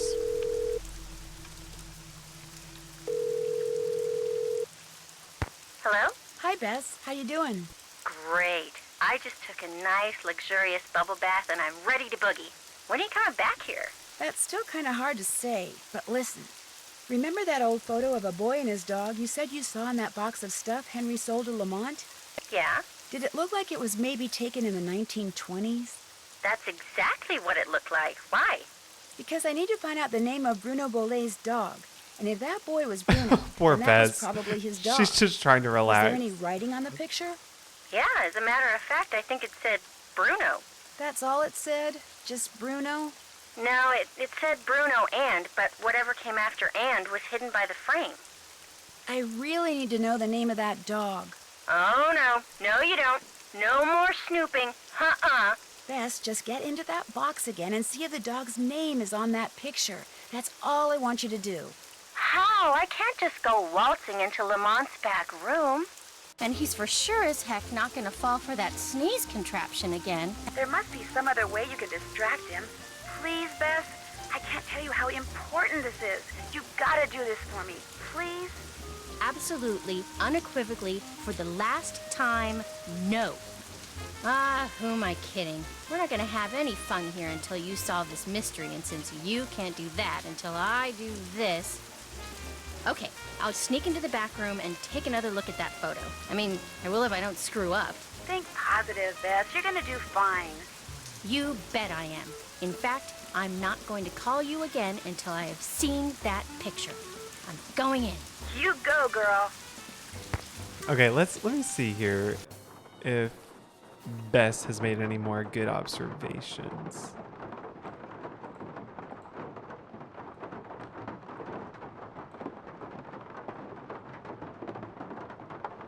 Now Nancy wants me to sneak back into the back room of the curio shop just to see if the name of some dog is on a picture. Urgh. I am getting really tired of doing all of Miss Drew's dirty work, I can tell you that. Hey! You know, I still feel guilty about that sneezing thing, so how about I go and get you a nice big bowl of gumbo? Just so happens I'm starving, so hey, bowl of you gumbo got a would be deal. so good Great. right now. I'll be right back. Craving it.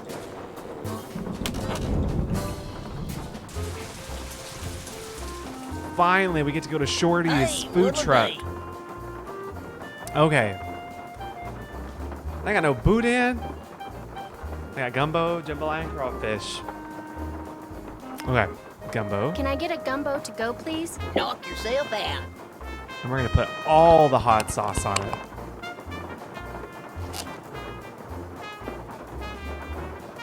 Dive in. So tell me, do you guys like gumbo? Like, is that something that you like? There's a lot of people that don't, you know? I don't know. Woo, that was hot. Chef Shorty never wrecks his fruit. There you go. Oh my gosh, this is just making my stomach hungry. Gosh. Yummy. Love it.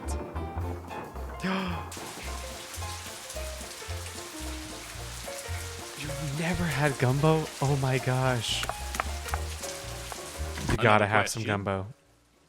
I hear that you're a member of the Jolly Rogers crew. Oh, is that true? Bess. Perhaps I am. Perhaps I am not. I'm sure someone as charming and attractive as yourself has her share of secrets too. Am I right? Be that as it may, just what is a crew? Excuse me, sir. Please don't talk Crews to are me. organizations whose primary purpose is to put on parades during Mardi Gras. They also put on fabulous parties. Very private parties. Members only. Some consider crews to be private clubs. Secret societies is a term others have used. However, back in the 1990s, the city decided not to issue the Jolly Rogers any more parade permits, unless they opened their crew to pretty much anyone who wanted to join. So, refusing to be blackmailed, they chose instead to simply not put on parades anymore. As far as the city is concerned, the Jolly Rogers no longer exist. Are you saying the Jolly Rogers do still exist? Perhaps. Perhaps not. I've bugged you enough. Good night. Well, oh, he left. He's gone.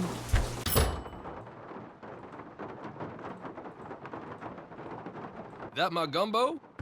There you go. Enjoy.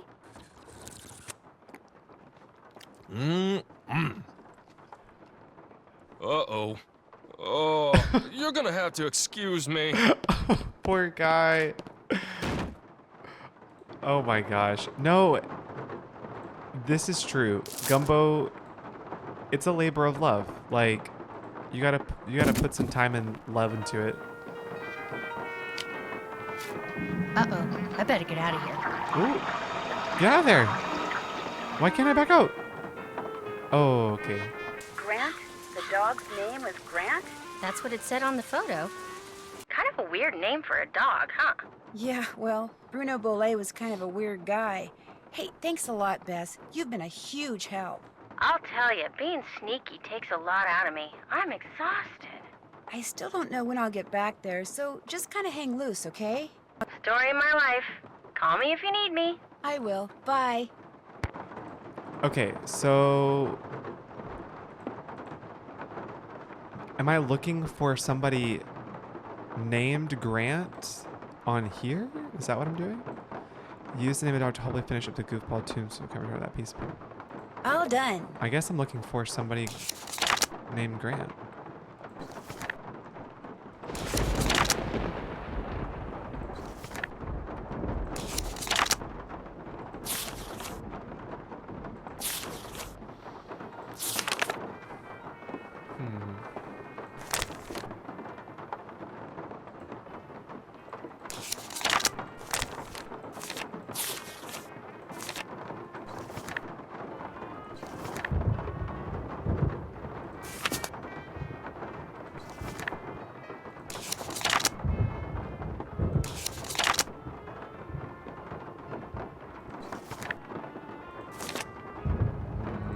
See a Grant. Yeah, I didn't see a Grant.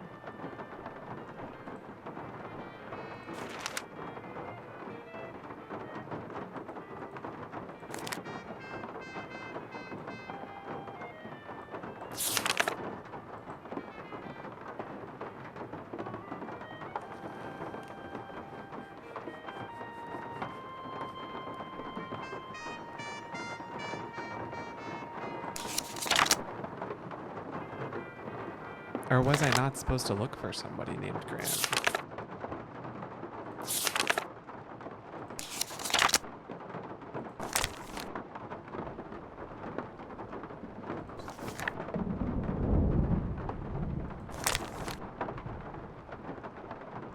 There's this, Derek Grant. Maybe that's what it is.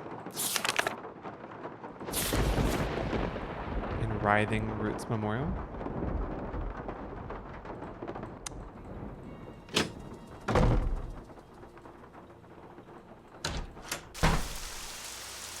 Well, first let's ask for the shovel. Hello again. Because I think we're going to need it. That shovel over there with the interesting handle. Do you think I could borrow it?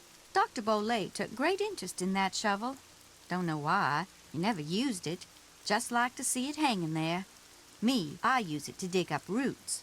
I could dig you up some roots. Right now, I need mushrooms. I was hoping to get 'em picked tonight, but from the looks of all this potting I still have to do... What do you need mushrooms for?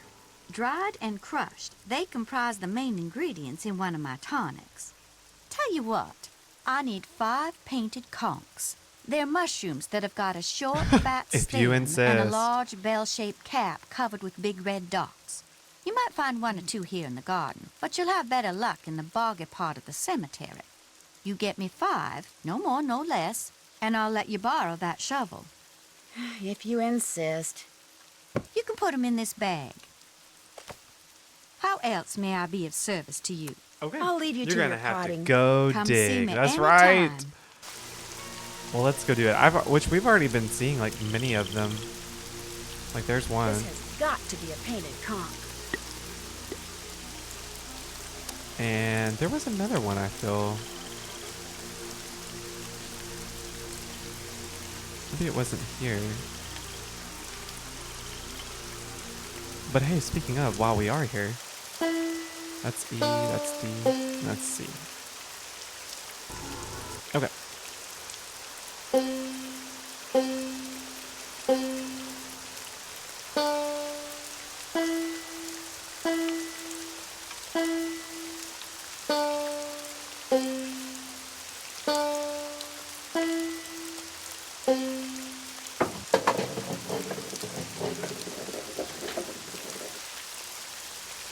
Oh, I forgot about the wasps. Gosh, it's just been so long since I've played. I sure did forget about the wasp. No, I know that there is another mushroom somewhere around here. Isn't there? Yeah, there it is. Another painted conch. Yes.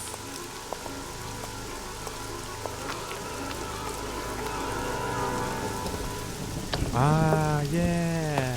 There we go. So, okay, we got what we need now from Derek Grant. It's done. Yeah, they do traumatize me. They're so hard. They're so hard to click and get. But I mean, oh, here's Charlie Wicker.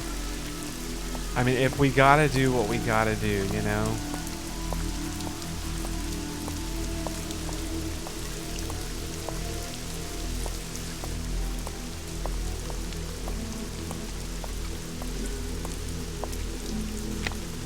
Aha.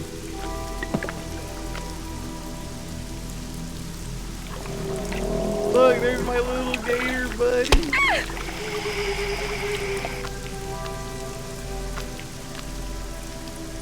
Okay. Is that 5 or is that 4? That's 4. I know. Yeah, I'm gonna have to go back. Oh. Another painted conch. Yes.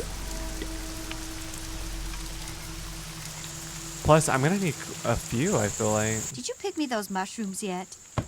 Because Sure don't I have did. to? I have to dress Well, them up in bless your multiple heart, things. You did it. Actually, picking the one growing on the log sticking out of the swamp was a little hairy. Oh, my. I forgot to warn you about Bernie, didn't I? She knew very If well by what she was doing. Bernie, you mean the alligator that almost had me for dinner? Yeah, you did. He's another one of Dr. Bolay's pets. He'd kick that log to get Bernie's attention, then feed him marshmallows. Problem is, now that gator leaps up and snaps every time someone so much as touches that log. Yeah, and you see I how should've she said coded something, it in but her I've gotten southern so used to niceness. Bernie, I just plain forgot. Mhm. Anyway, feel free to I help just yourself to that plain shovel. forgot. You earned it. Lies. Nice talking to you. Take care, hon. You can take your energy pouch, your sun hat, and your tennis shoes and sandals out of here. Okay. Check. Check. Oh yeah, let me get the shovel. Nice. Okay.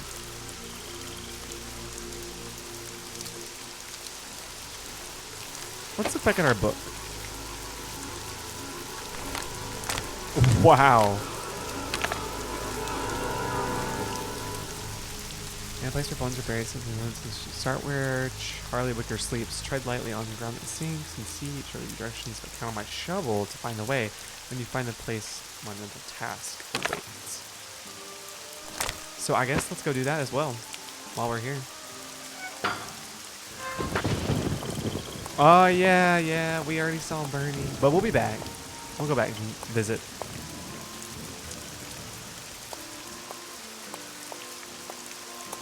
Well, no, I don't know. I don't know what I would do.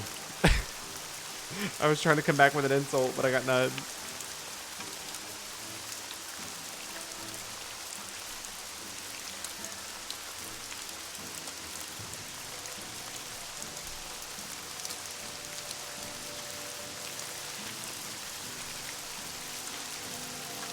Sweet. Okay. So, going west, so I know it gives the directions, but the book said, and I'm pretty sure this is right, because the way the book writes it is,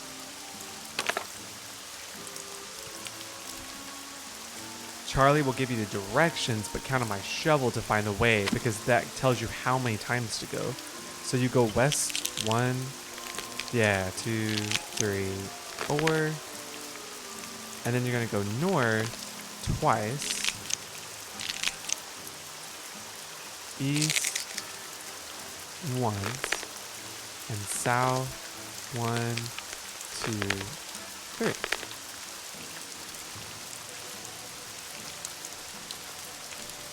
And we're gonna go west twice,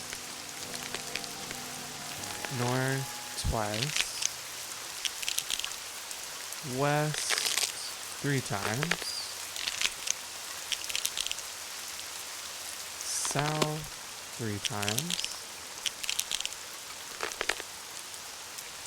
and then east once, north twice.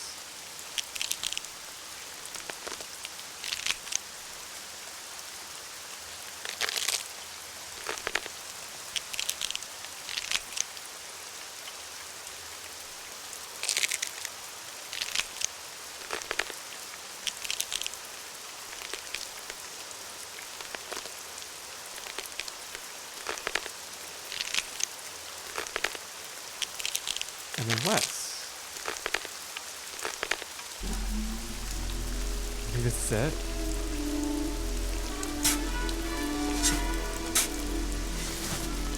Oh, you don't like the shovel finger noises?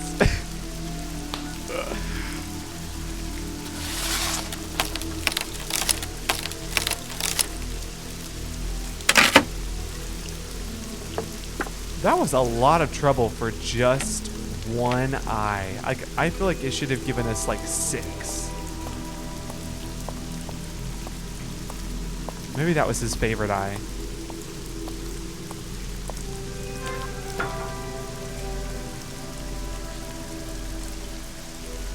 Okay, cool. Well. All done. Wow, we've done a lot. Okay. Oh yeah, we haven't done the oh. Okay. Time to do this. I'm so scared. All right, here we go. That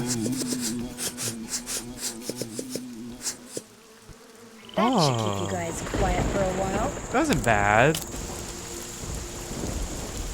I don't want to bug those wasps again unless I absolutely have to.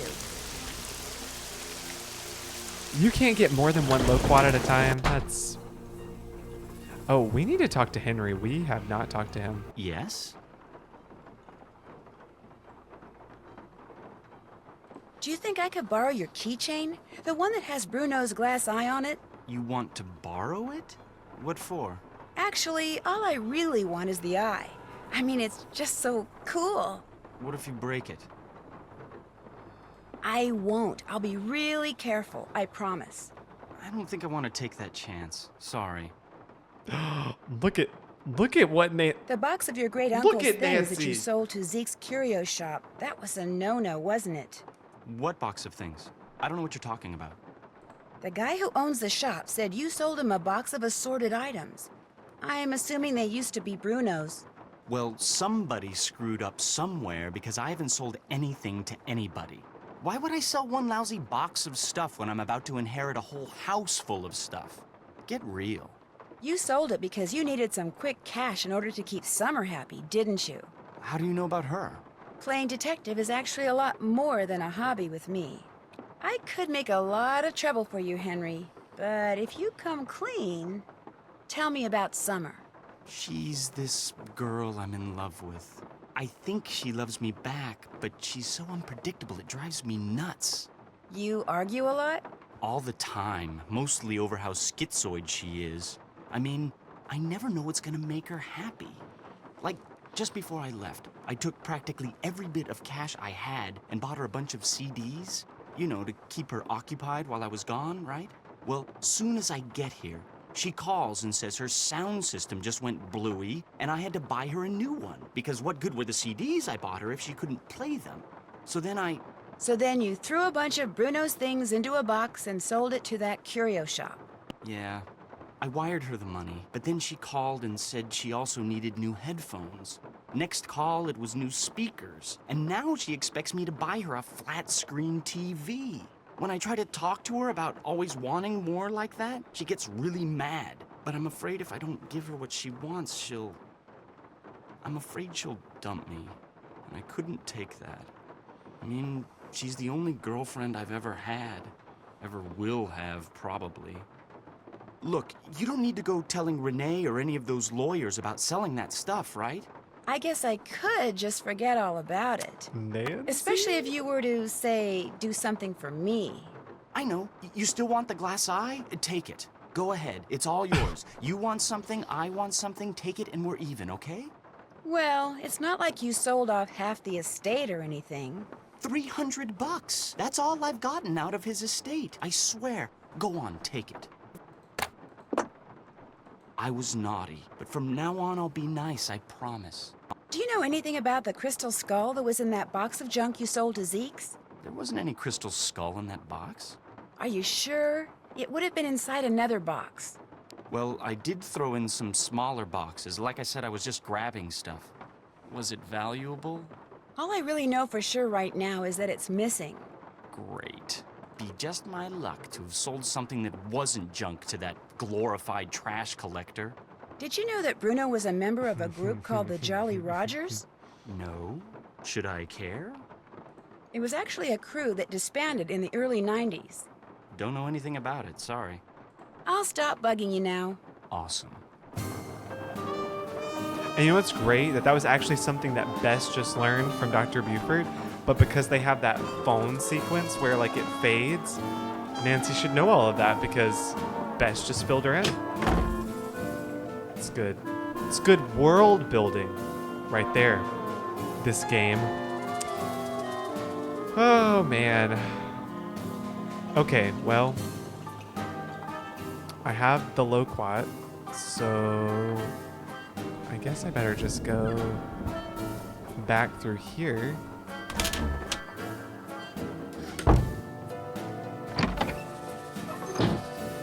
And it wants me to use, I think, the token on the gumball machine. Yeah, gumball eye. Okay, so we've done, goodness, we've done a lot. All that's really left is we need to dress up Iggy. We'll start with Iggy! Come here, Iggy. Got something for ya. this local.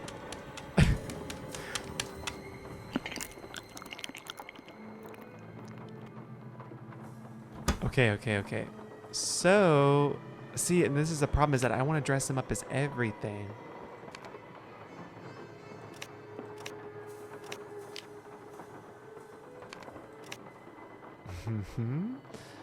So I want to dress him up as a pirate. But I feel like every time you go back to the wasps, it just gets harder, doesn't it? Yes. The name that opens every Jolly Roger meeting opens me.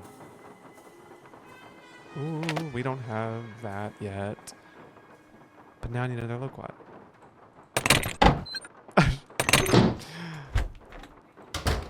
Yeah, I know. It's going to be awful.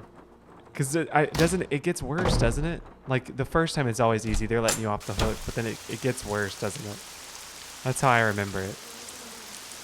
Deep breath. See, they're like faster, I'm telling you. Oh. Okay, my bad.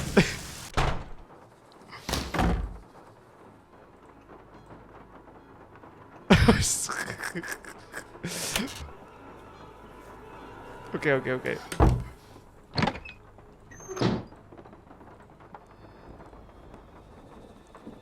Iggy, how about a nice, juicy loquat?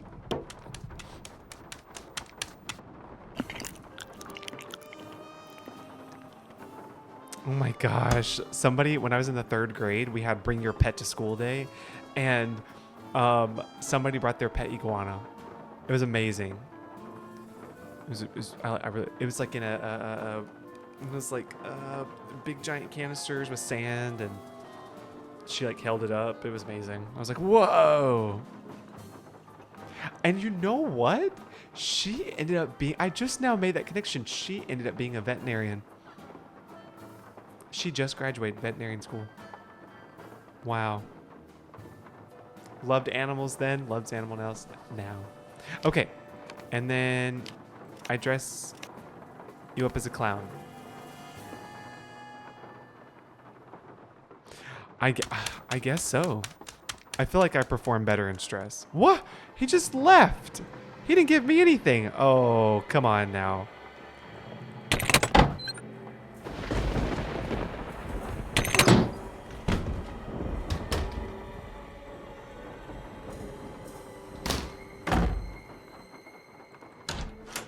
He just clowned me.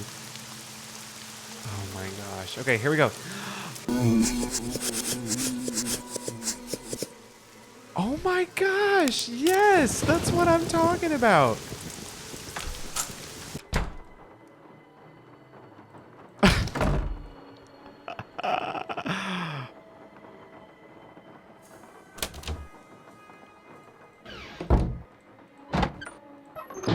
I'm on fire. Here, Iggy, Iggy, Iggy. Come and get it, Iggy. Two more outfits. I don't know. So now he's going to be an optometrist. Dr. Iggy. Yeah, there we go. No, optometrist? Ophthalmologist? Oh gosh, I can't remember the name.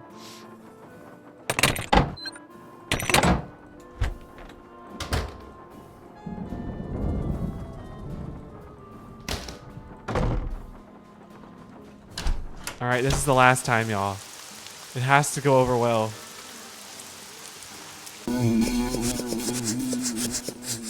Oh no, this one feels harder. This one definitely was harder. Woo! Oh. I felt it though. I felt the panic. It was rising in me. I could feel it. Ooh, we don't ever have to do that again. Thank God, guys.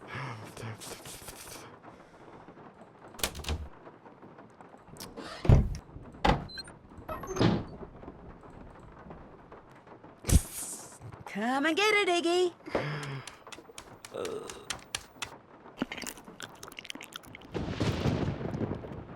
Okay. And then we dress him up as a little mailman.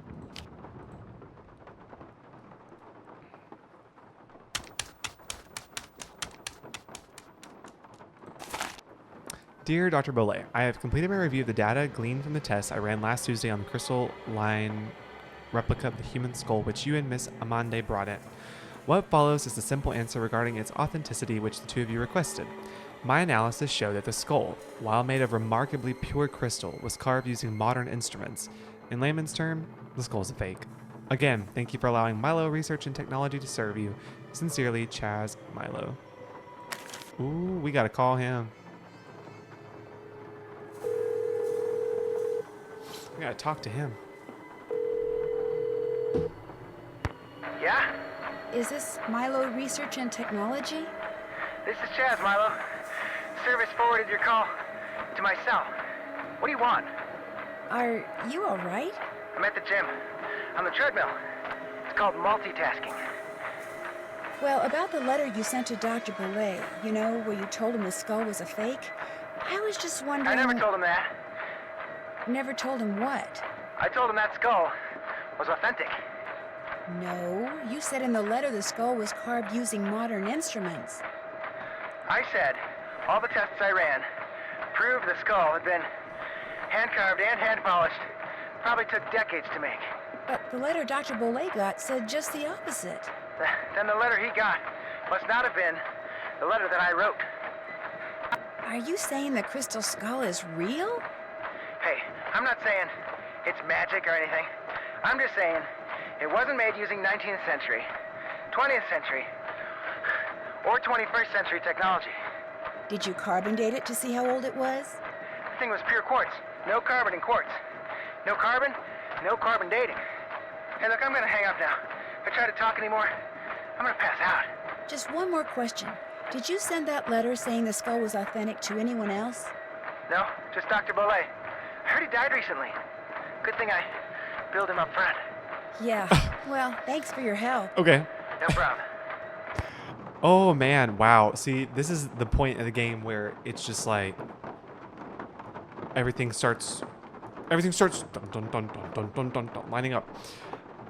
Okay. So Did that. All done. All done. Still have to do that. Still have to do that. Did that. Check. Can't check that off yet. Did that. Did that.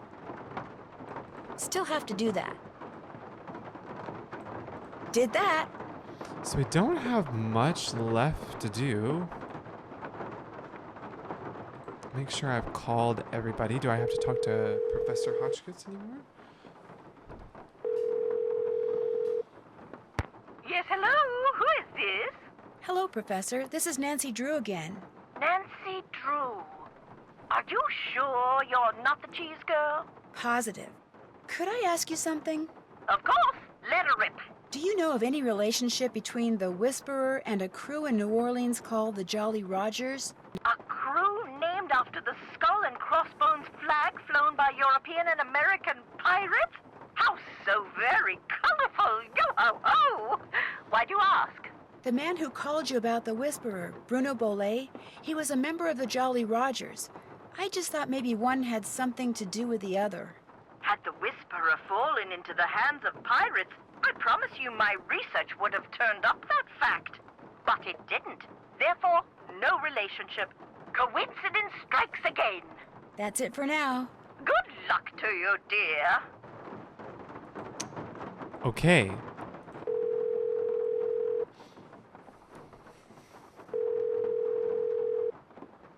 Hi, Nancy.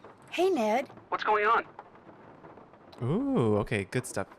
Henry confessed that he sold off some of Bruno's things because he needed money to keep his girlfriend Summer happy. She's high maintenance, huh? Extremely. You're so lucky. Hey, don't I know it. Think he sold off the crystal skull? I don't think so, no. He acts like he's never heard of the Crystal Skull. And so the search goes on. I'm pretty sure a letter caused Bruno Bollet to have that heart attack. A letter? Apparently, Bruno and Renee had recently taken the Crystal Skull to a lab to see if it was authentic. The lab guy mailed Bruno a letter summarizing his test results, which showed the skull was a fake. And when Bruno read it, I think the shock was just too much for him. So much for his being murdered. Actually, that's not quite true. When I called the lab guy, he said that in his letter he told Bruno the skull was authentic. You mean someone faked the letter that said the skull was a fake? Yep, which means Bruno more or less did die at someone else's hand. Good grief. Have you told anyone? No, and I don't think I'm going to. For one thing, I don't want to tip my hand. For another thing, I don't want anyone thinking that skull is the real deal after all. Which apparently it is. The only thing those lab tests proved is that the skull is at least 300 years old. Not that it has magical powers or anything. But still, finding it would be pretty cool. I've been having Bess do some sleuthing for me. You're kidding. I thought you said Bess was a disaster when it came to detective stuff. I never said that. I mean, I may have said she wasn't particularly adept at snooping. Ah, but this is not snooping. It's sleuthing. Exactly. So how's she doing? You know Bess, when she puts her mind to something, there's no stopping her. She's doing awesome. Awesome? Okay, maybe not awesome, but she's certainly, you know. Not totally screwing up? Right. That's what I figured. While I was picking mushrooms for Renee, I almost lost my hand to one of Bruno's pets. You have a big dog or something? A big alligator named Bernie. How can you make a pet out of an alligator? Apparently by exploiting their fondness for marshmallows. Well, stay away from him. I like your hands just the way they are. I can't quite figure out whether Renee neglected to tell me about him by accident Exactly, or on which is purpose. what we said Hey, if you're not earlier. sure, you'd better stay away from her, too. Get this. Bruno had a pet iguana that he liked to dress up in little costumes. Say what? I kid you not. I found little outfits for Iggy, that's the iguana's name, Iggy, in Bruno's study. He could dress him up like a mailman, an optometrist, or a pirate. Now I've heard everything. No, you haven't. Iggy also hides things in the vents, and depending on what outfit he's wearing, he'll go into the vent and bring out different stuff. You have got to be joking. Like, I dressed him up as an optometrist, and he brought me out a glass eye. Poor Henry. If weirdness is genetic, he doesn't stand a chance. That's it for now. Keep me posted. You got that? Got it. Bye, Ned. Bye, Nance. Evolans, welcome back. Yes, we're still going, but we're doing good though. Like, we're doing it. Oh. Well, while we're here.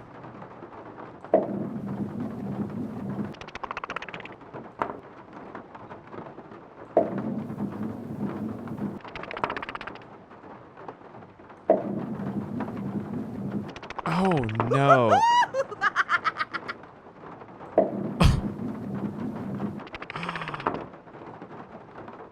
Yep, no, this puzzle is hard. This is a struggle.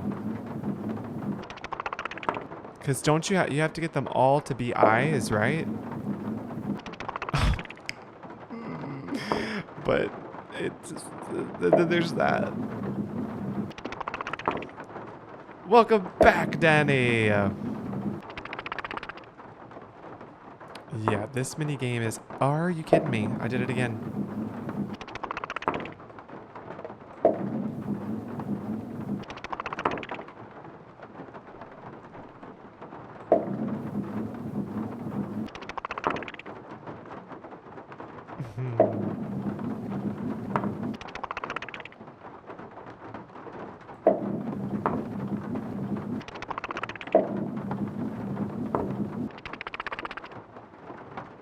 The sound effect makes me think someone's gone.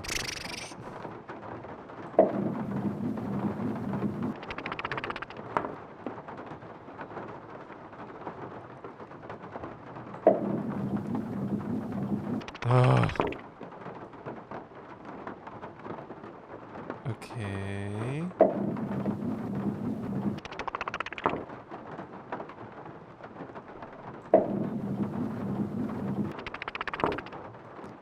Oh, we are doing so close.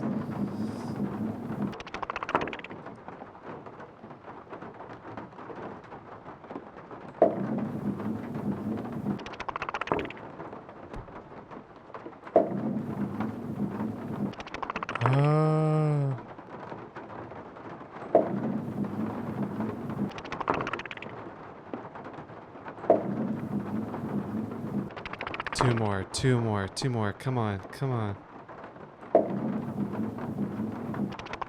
Oh, one more.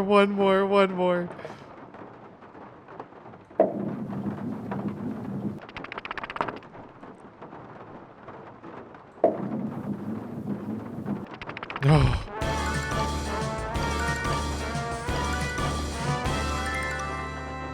Thank goodness. Whew. That was stressful. Okay. Yep. Now we have 20 glass eyes. That's what I'm talking about. And yes, 1, 2, 3, 4, 5. We just literally need 5 more. So we need to call Bess. I think that's kind of. Still have to do we still that. have to pull the statue heads. Still have to do that.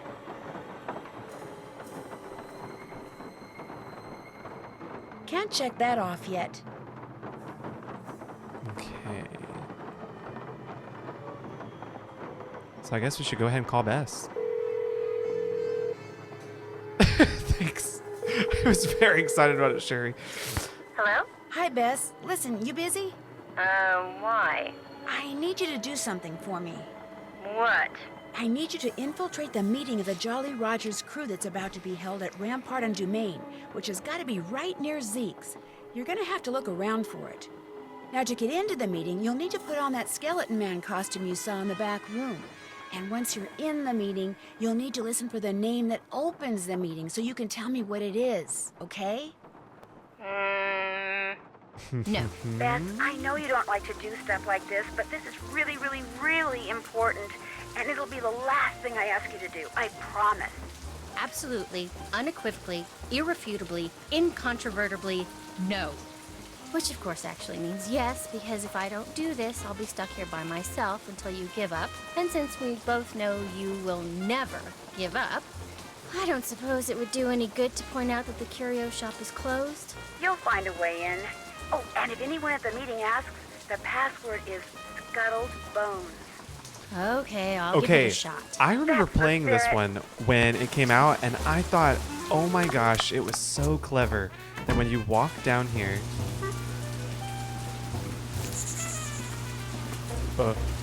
but looking in your bag and using this to figure out the code, I was like, that's so clever.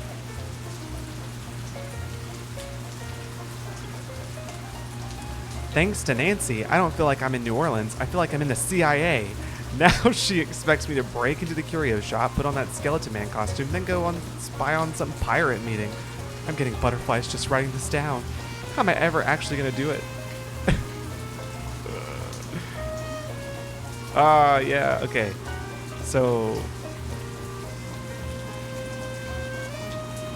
I think it's okay. Yeah.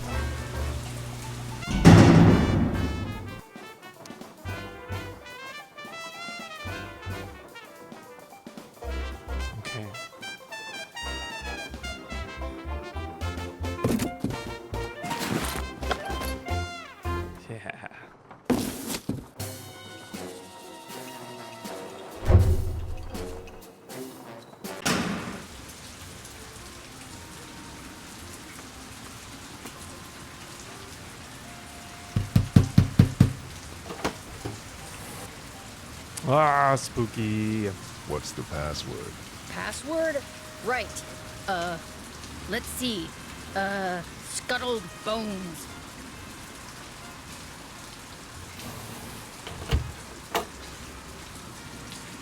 Better hurry, we're just about to start. Spooky season. John Lafitte! John Lafitte! John Lafitte! John Lafitte! Iconic. Welcome, my fellow Jolly Rogers. I know that voice. We have several pressing matters to discuss this evening, so let us begin. As you may or may not have heard, The music in the certain back. city officials are attempting to deny us the right not only to gather in public places during the Mardi Gras season, but they have also seen fit to... Shoot, I forgot to turn off my cell phone. It seems we have an uninvited guest. Get him! Mardi Gras beats, Mardi Gras beats. Let go! You're making a big mistake. Let go of me. Look, I'm not here to make trouble. You're making a big deal out of nothing. Can't we just talk about this? Where are you taking me? If you just let me explain. Why, it seems our trespasser is of the female variety. Let's have a I look. don't know about him. He says some weird stuff. That's right. You know me and I know you, Dr. Buford.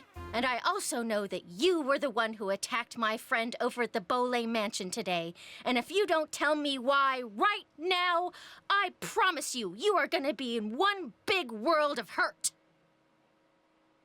The young lady's clearly upset about something. Clarence, take over the meeting while I try to find out why she's making all these crazy accusations. They're not crazy and you know it. I will tell you everything, Miss Marvin, in private. Spooky. And he did. He told me everything, Nancy. I bluffed him into confessing. You would have been so proud of me. Oh, and before I forget, the name they chanted at the start of the meeting was Jean Lafitte. Jean Lafitte. Great. Now, what did Dr. Buford tell you? Okay. First off, he said that with his dying breath, Bruno Boley directed him to steal the painting of Henry's parents and lock it up in Henry's parents' crypt. Bruno seemed to think that way Henry would wind up with the crystal skull instead of somebody else. So Dr. Buford dressed up in his skeleton man costume, stole the canvas, Terrible and to hid cut in scene the right crypt to when that. Bruno asked. That must have been when Renee saw Mr. Death.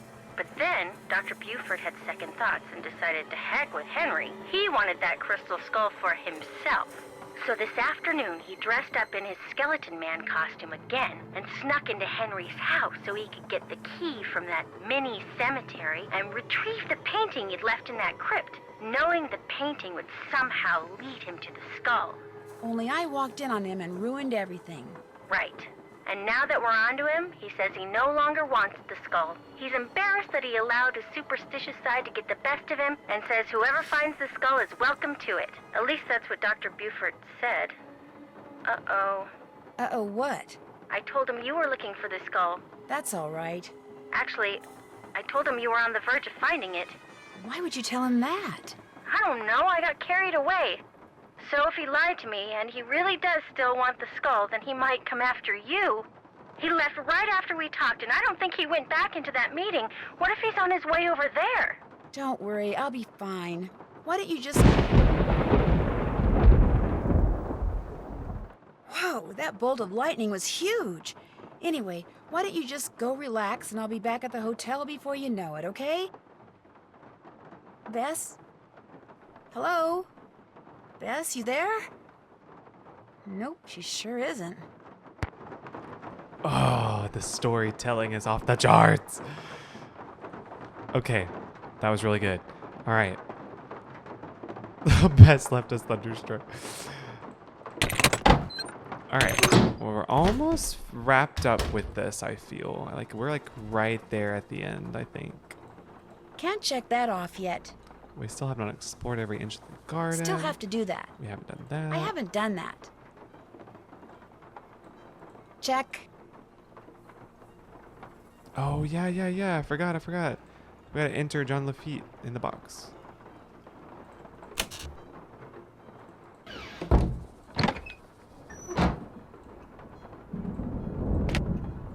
Okay.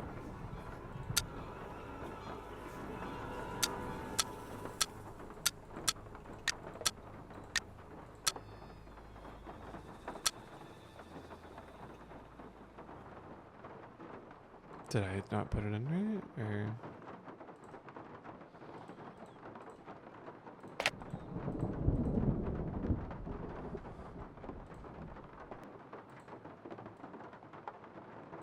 Jean Lef. Oh, Lef. I don't think I put that in right. My bad.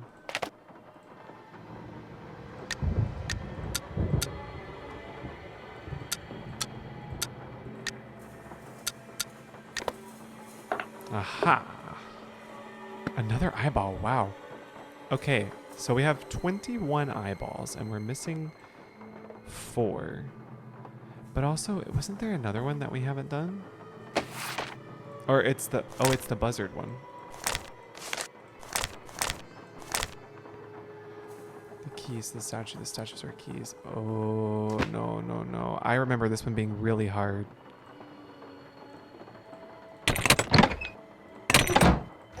I guess we'll go find out.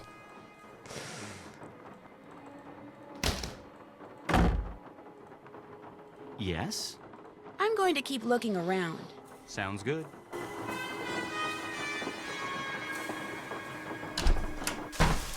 Hello again.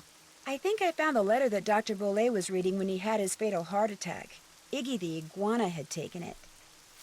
Apparently, Dr. Bolet did have a crystal skull and believed possessing it would make him immortal.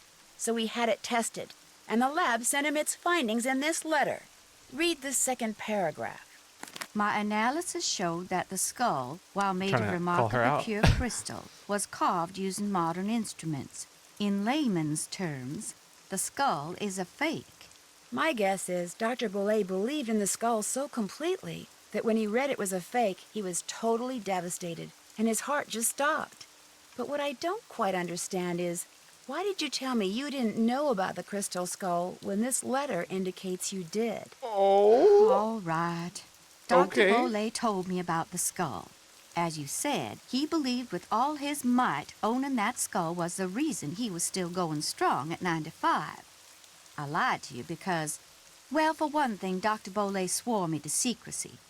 And for another, he kept the skull hidden. And up until just this minute, I wanted to be the one who found it. What made Dr. Bolet decide to have the skull authenticated?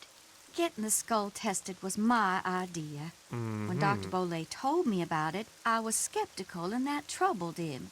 So I helped him find a private laboratory where we could take it so any and all doubts would be dispelled once and for all. I certainly did not anticipate that the truth would result in his keeling over and dying like that. Well, now that I too know that the skull's a fake, I can stop fretting over its whereabouts. In fact, I should probably thank you and Iggy for setting me straight. I'd better get going. Take care, hon. Okay. Well, you, my friend.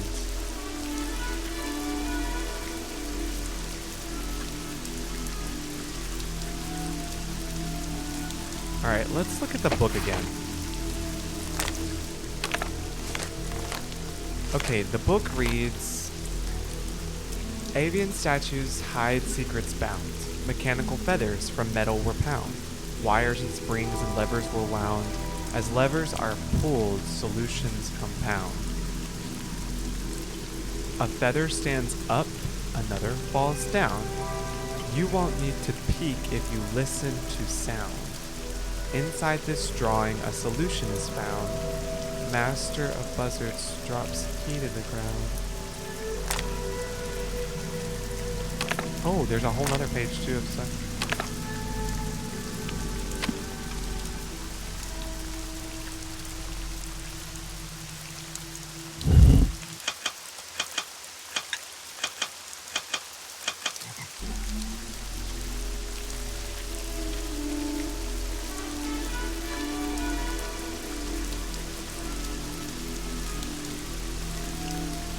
One, two, three, four, five, six. Oh, okay, so I counted 6 clicks, and there are 6 feathers, but one of the clicks was different on the sound. So...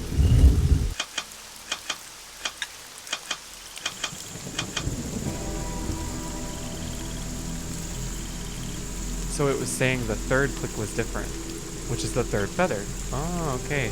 But you only have 4, though.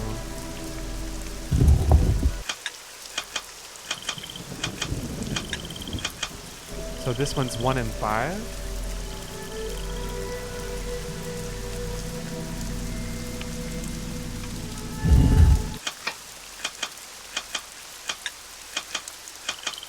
So that one's 4.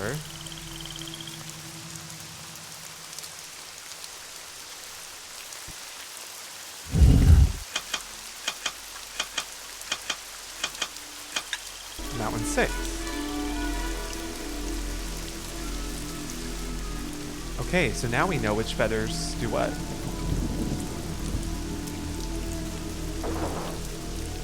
So let's reset it. The book also says I think one feather goes up, another falls down. Is that what it said? A feather stands up, another falls down. So we're trying to get 1, 2, 3, 4, 3 and 4 up. And the others have to fall down, is that right?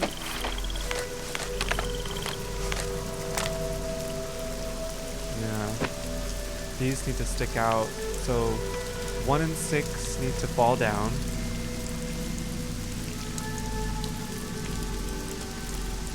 And 3 and 4 need to be up. Well, I know this one sticks up 3.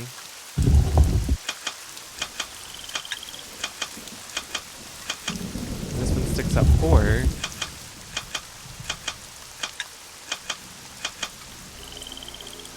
Okay, so that does that, but now we need 1 and 6 to also... So I know this one does 6.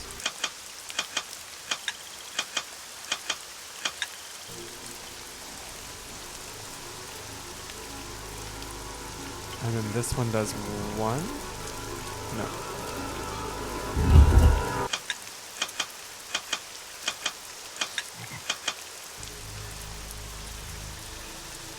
So that did 1 and 5, but we need 5 to go down.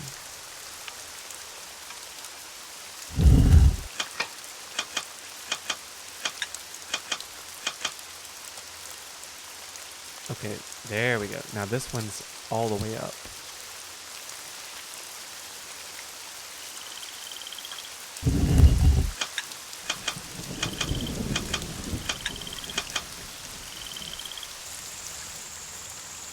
So these are good, but now I gotta get 5 back down, which I may have to do with 6, right? Because that one goes up, one goes down.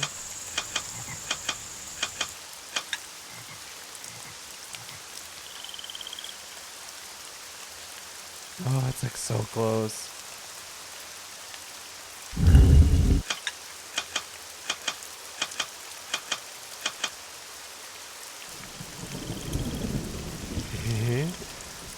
Okay.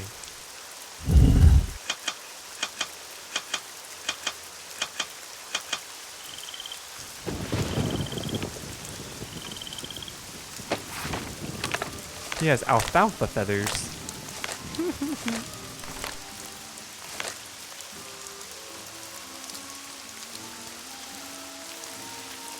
Yeah, we have those two are fine. These two are not. This one, I need to get that one back down.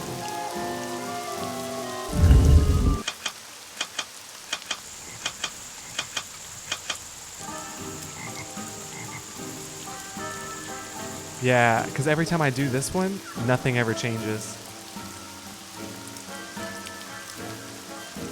Or 1 in 5, I don't change anything.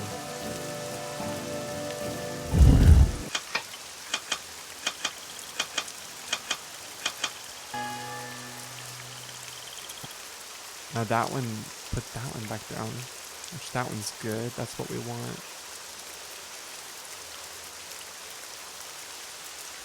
Right, that's true.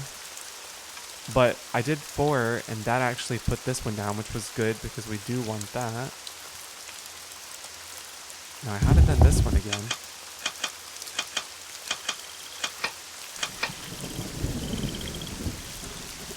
And that put that one back down. Now I need to figure out how to get... Well, actually, no, that actually may have been it.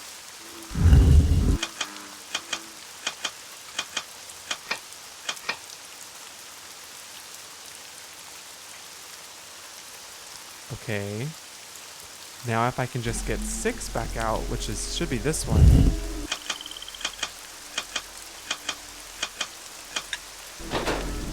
Yes!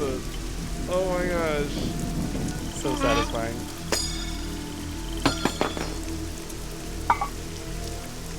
Oh, and then we use this key on all of these. And they give us eyes, don't they? Straight up. Thanks for all the emotes.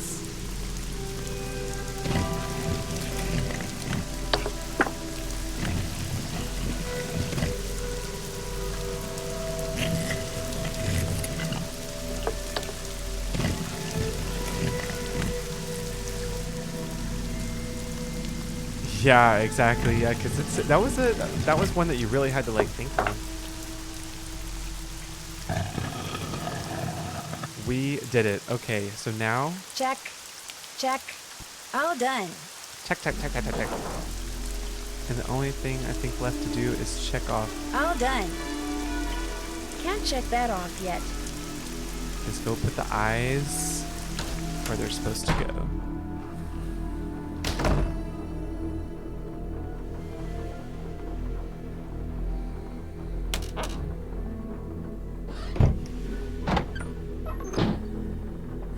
Okay, so I know they're supposed to go on here. And I think this is where the last puzzle comes in, right? And I know this one's kind of a doozy. Goodness gracious.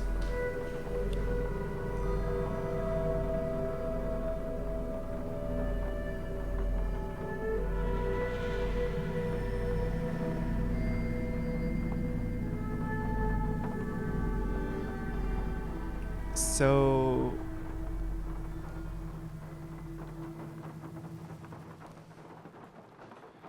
I know that there are multiple pages, or these are like I guess the eyeballs numbered.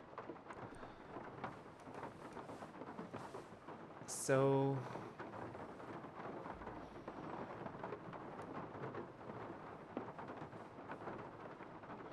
I'm assuming we would assign them based on the order that they appear for direction. So eyeballs 1 through 5. So this one's west, so that would face west.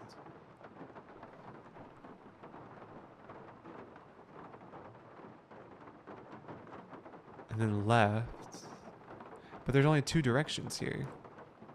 So is that maybe saying all eyeballs 1 through 5 should be faced to the left?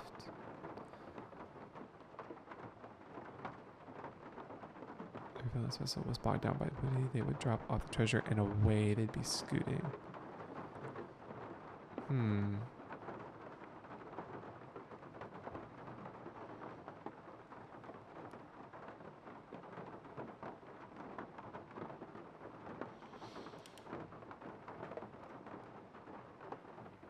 Alright. Let's see. So 1 through 5, we have west and we have left. And then on 6 through 7, we have down.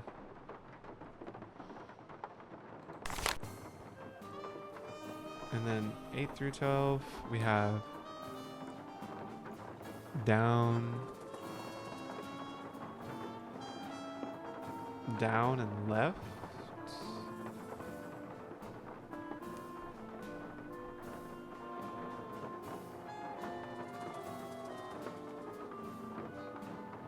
Oh, maybe this is 8, 9, 10, 11, 12, 13, 14, 15, 16.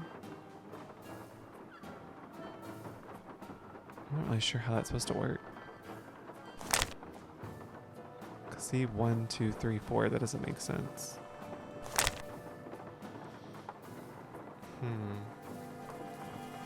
Alright, let me just keep writing these down. 13 through 16, we have a long-legged beastie whose eyes were aglow, had spotted some treasure in the hole down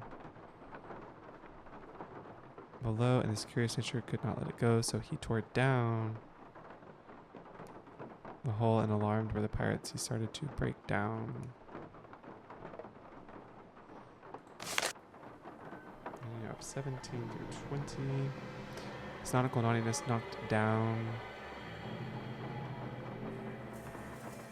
the ship. These treacherous pirates were muddled and muffled, so they fired their guns at this grand octopus at 1 leg, at 2 legs, at left legs, then 6.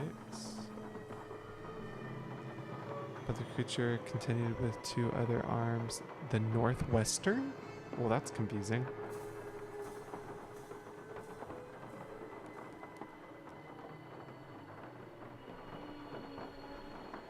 The pirates abandoned this nautical nonsense and swam right to shore with their rather large haunches, but gaggles of come and got left. The creature was angry. So down.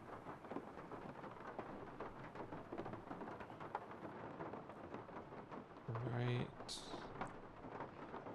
And each treasure, of course, he had not left behind, so he befriended all these wells in a very short time, and long lived this octopus hidden away, but his bait fell. Well, if we were going to go by directions of what order it appeared in the story, 25 would be left, 24 would be right, 23 would be down, 22 would be left, and 21 would be right. But this one, I don't know. 20, 19, 18, 17. I guess you could do 20 as west. 17, 18, 19, 20. Yeah. And then that 19 is north. And then left. And then down. 25, 24, 23, 22, 21, 20. 19, 18, 17. So 16 down, 15 down, 14 down, and 13 down.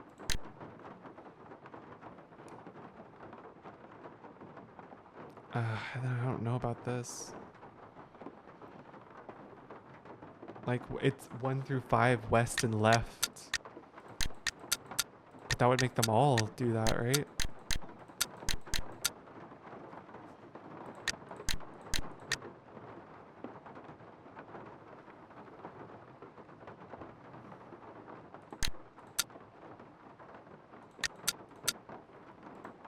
I don't know. Because in the story too, like this 8 through 12.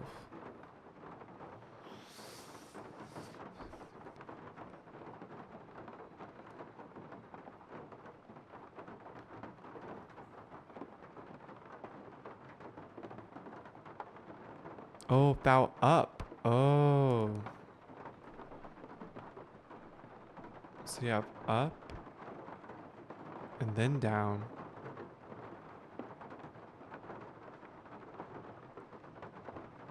Oh, beastie, it's east. Oh my gosh. So it's up, down, east. And is there another and then left? So that would be 8, 9, 10, 11, 12. Easty again. Oh my gosh. What clever, how clever are they? So 6 was down, 7. So then it would be 8 would be up, 9 would be down,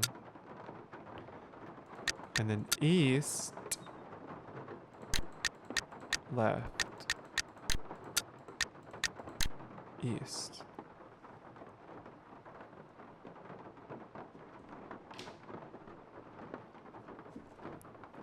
I don't know. And then also too, what confuses me is that if each section is an eye, right? What about this one? 1, 2, 3, 4, 5. 1, 2, 3, 4, 5.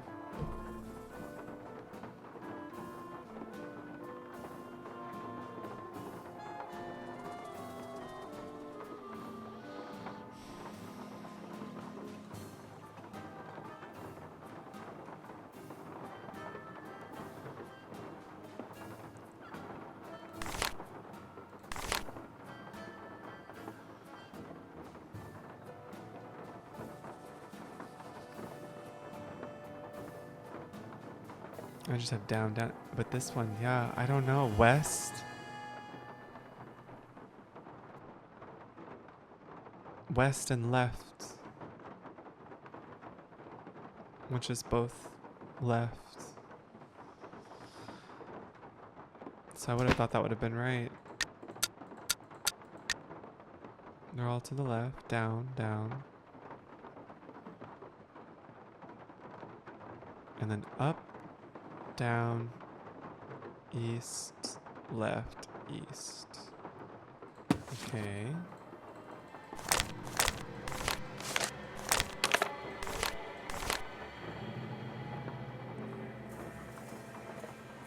So 13, 14, 15, 16. So 13 is down.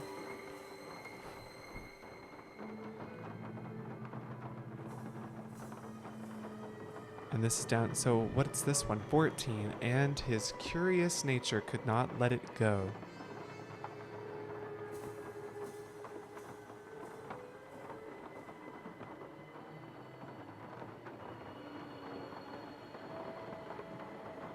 Oh. Oh, I don't know. Oh gosh, do you think that's also it? Maybe.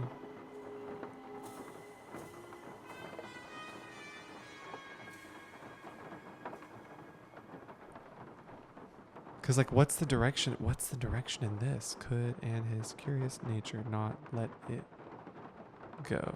Not. Oh my gosh. But yeah, no, that's a possibility. Yeah, I guess. What was it in this curious age?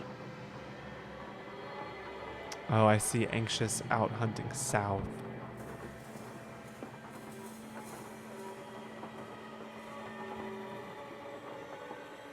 Why not?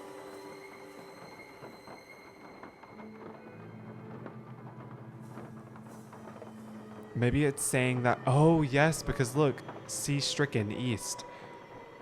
That must be what it is, Stentori. Has to be, because we must have to like find them in the order that they go. So 1 through 5, it would be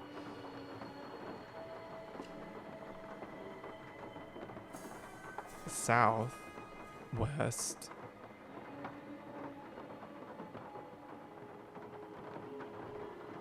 and then you've got south again. See, SOUTH.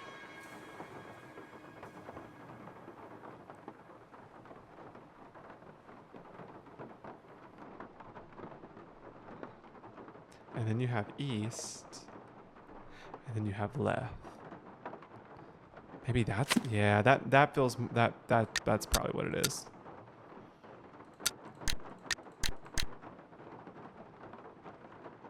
And then south again, and then east, and then left. Yeah, that feels more accurate.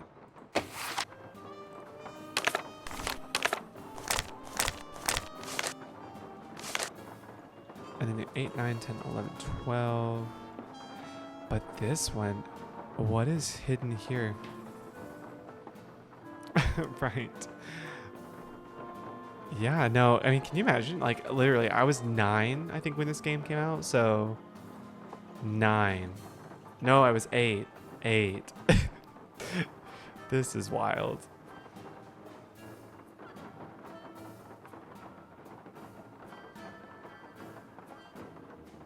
Because we have, it's this line right here. I don't know. And is it Sakura east? Is east anywhere? No. West anywhere?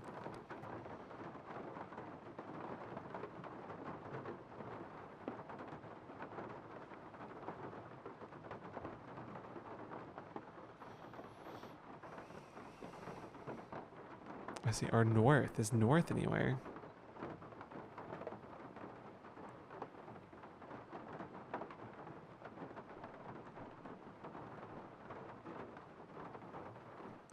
Yes, east for 8, 9, 10, 11 on the 12th eye. And then we have 13, 14, 15, 16. Down, down, down. It's this line here that I'm like, I have no idea.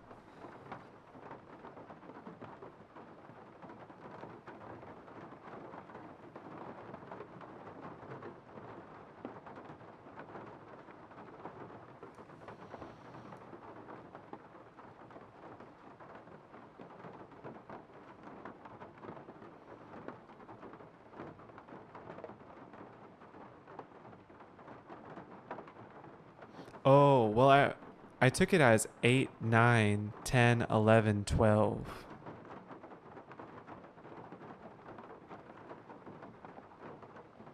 Because you have left on this half, but east on this half. 8, 9, 10, 11, 12. And then this would be 13 down, and then 14, and then 15 down, and then 16 down. I know, yeah. Well, that's what I was thinking too, but then I'm like, they don't add up. 8, 9, 10, 11.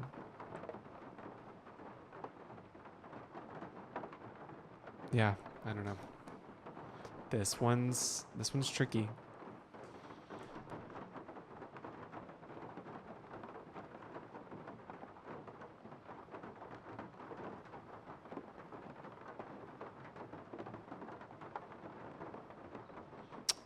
I have up.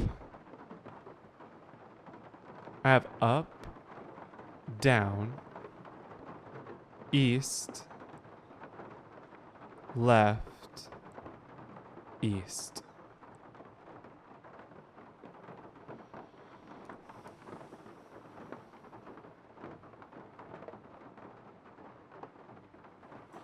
Welcome back. Yeah, I'm trying to figure out this very last puzzle that's kind of... It's a little hard. It's giving me fits. Oh my gosh, you're right. So then 8, 9, 10, 11, 12 would be on here then. Oh, okay. So then the page numbers do apply. So it would be up 8. 9 is down. 10 is east. 11 is east. 12 is left. Ah, I see. Gosh, that is so tricky. 5, 6, 7. So then 8 is up.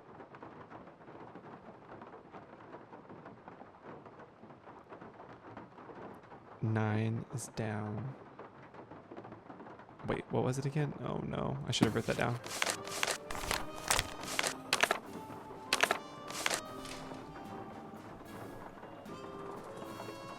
Up, down, east,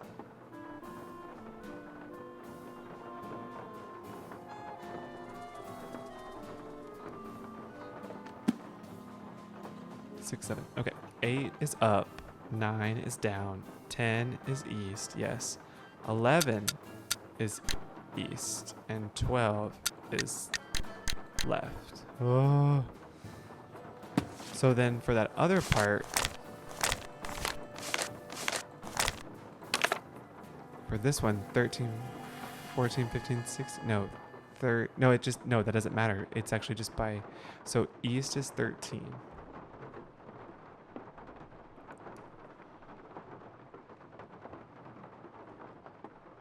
And then down 14.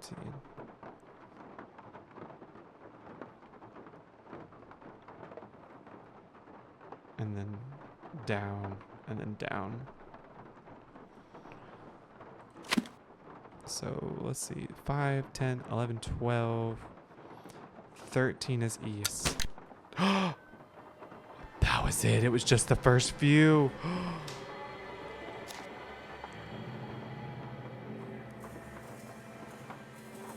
Okay. I need to put the hand in a rod and the eye in the rod.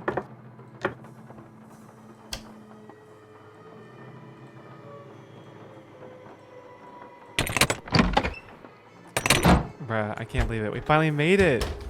We have it. Ooh, those puzzles were hard. Those were some hard puzzles, but so good. And I remember now, I think that's what this is for.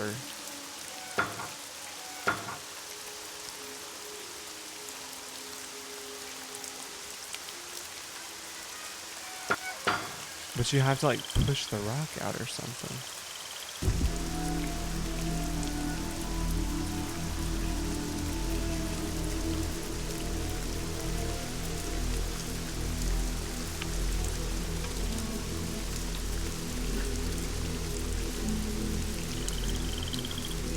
Hello again. I'll see you later. Fare thee well. Any suggestions on what I should use? Yes? How come your great-uncle's crypt is in the garden and not in the cemetery? Don't ask me. It's kind of weird. Apparently he built the crypt himself, but he never indicated in his will or anywhere else that that's where he wanted to be buried. I stuck his ashes in there anyway and had the thing inscribed. If that's not what he wanted, too bad. I'll check back with you later. Awesome.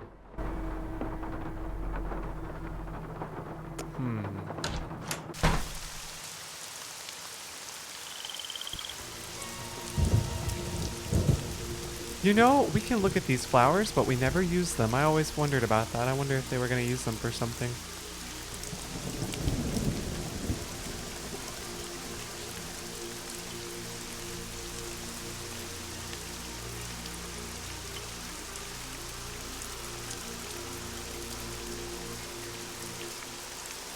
I don't know.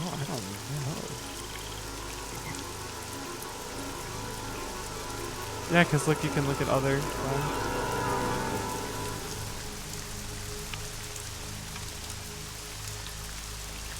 Yeah, it was in that blueprint.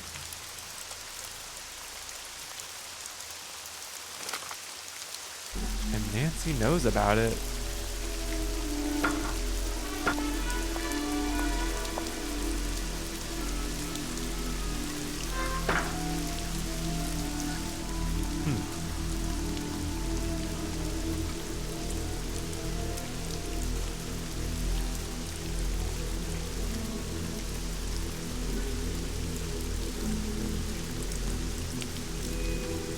I don't know. Oh, wait a minute. I think maybe I'm not pressing them all. I'm not. That's what it was.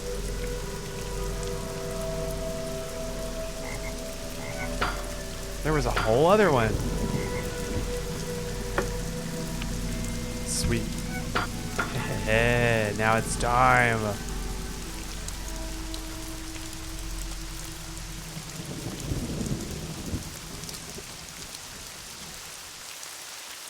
This doesn't seem to...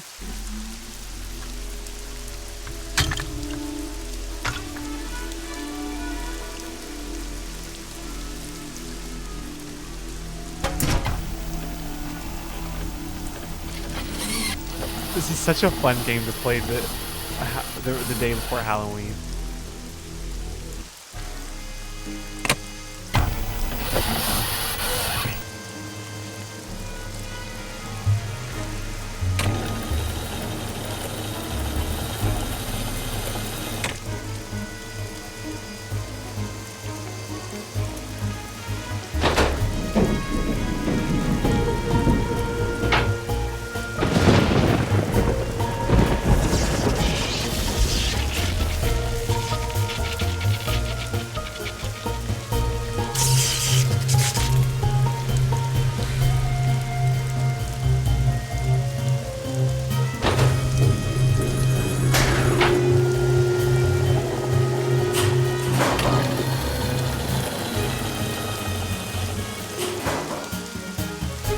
Amazing.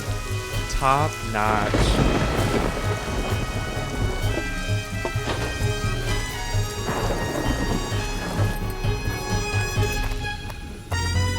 Nancy?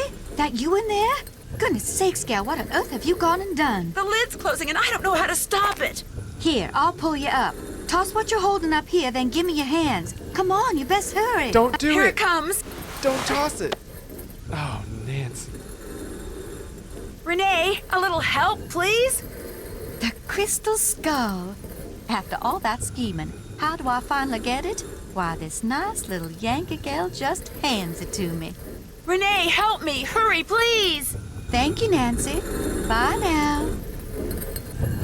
No, you've got to help me. Renee!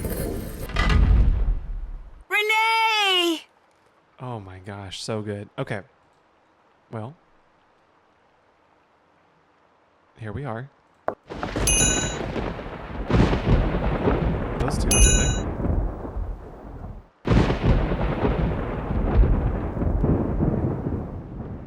Acorn, acorn.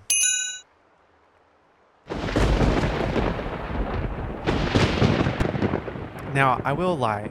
Doing this at the very end is a little anticlimactic. However, after all that we have worked on to get to this point, I do understand.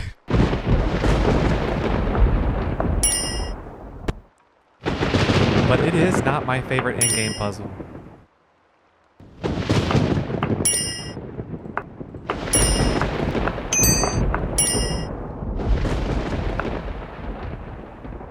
Pointy star.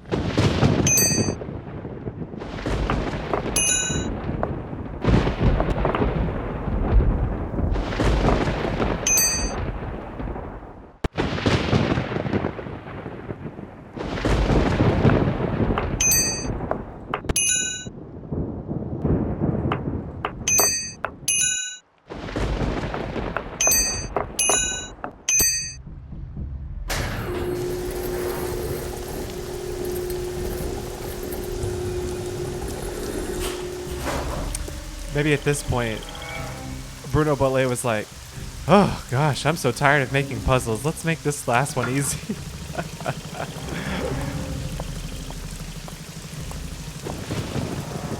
Oh, wrong way.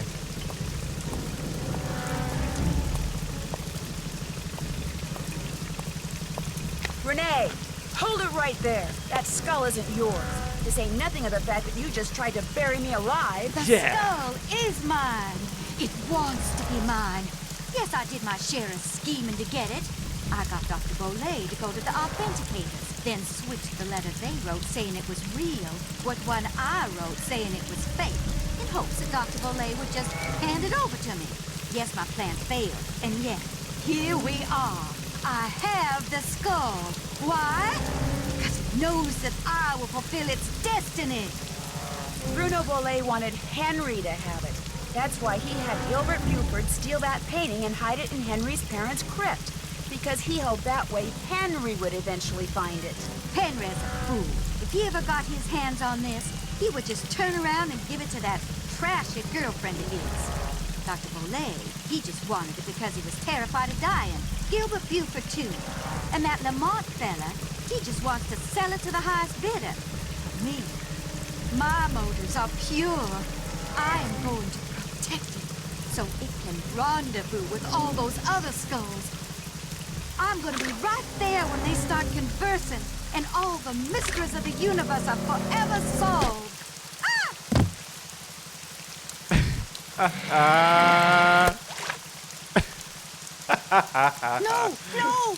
come back! It's so campy. I love it.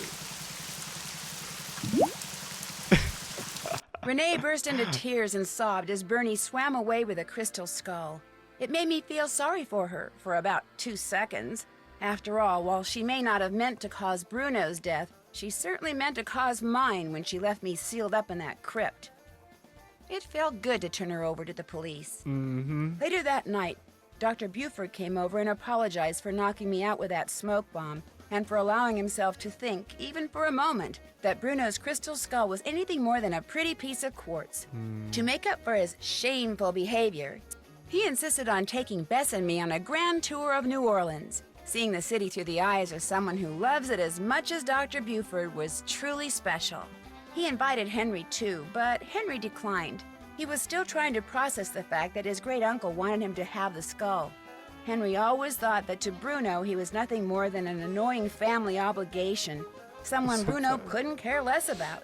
Yet Bruno's request of Dr. Buford, made with his dying breath, proved that he did care about Henry. Apparently, and unfortunately for Henry, Bruno was the type of man who just couldn't bring himself to say such things out loud. As for Lamont, when he heard what happened, he closed his shop, bought enough marshmallows to fill a swamp boat, and has been scouring the bayous ever since, kicking every log he comes to in hopes of finding Bernie and the crystal skull inside him. But Bernie has yet to turn up. Maybe the skull didn't agree with him. Maybe swallowing it caused him to stop associating the sound of a kicked log with yummy sweet things. In any case, the Whisperer has disappeared, lost to the world once again, which is totally fine by me. What a fun mystery. Like, what a fun game. What is the name of Henry's girlfriend? Summer? Nice. Look at that. So we just didn't doing for trying that spicy gumbo, but we tried other stuff, but we forgot the gumbo.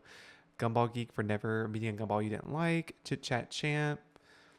Dummy Dearest. Basket Case. Oh, man. But we did pretty good.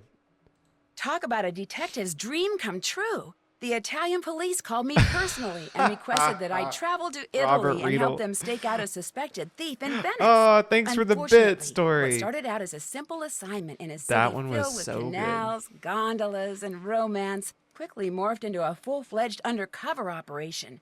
And I soon found myself trapped in a maze of lies, disguises, and danger. Help me find my way out by joining me in my next adventure, Phantom of Venice. So good. That was so fun. Oh my gosh. What a fun one. Thank you guys so much for joining me.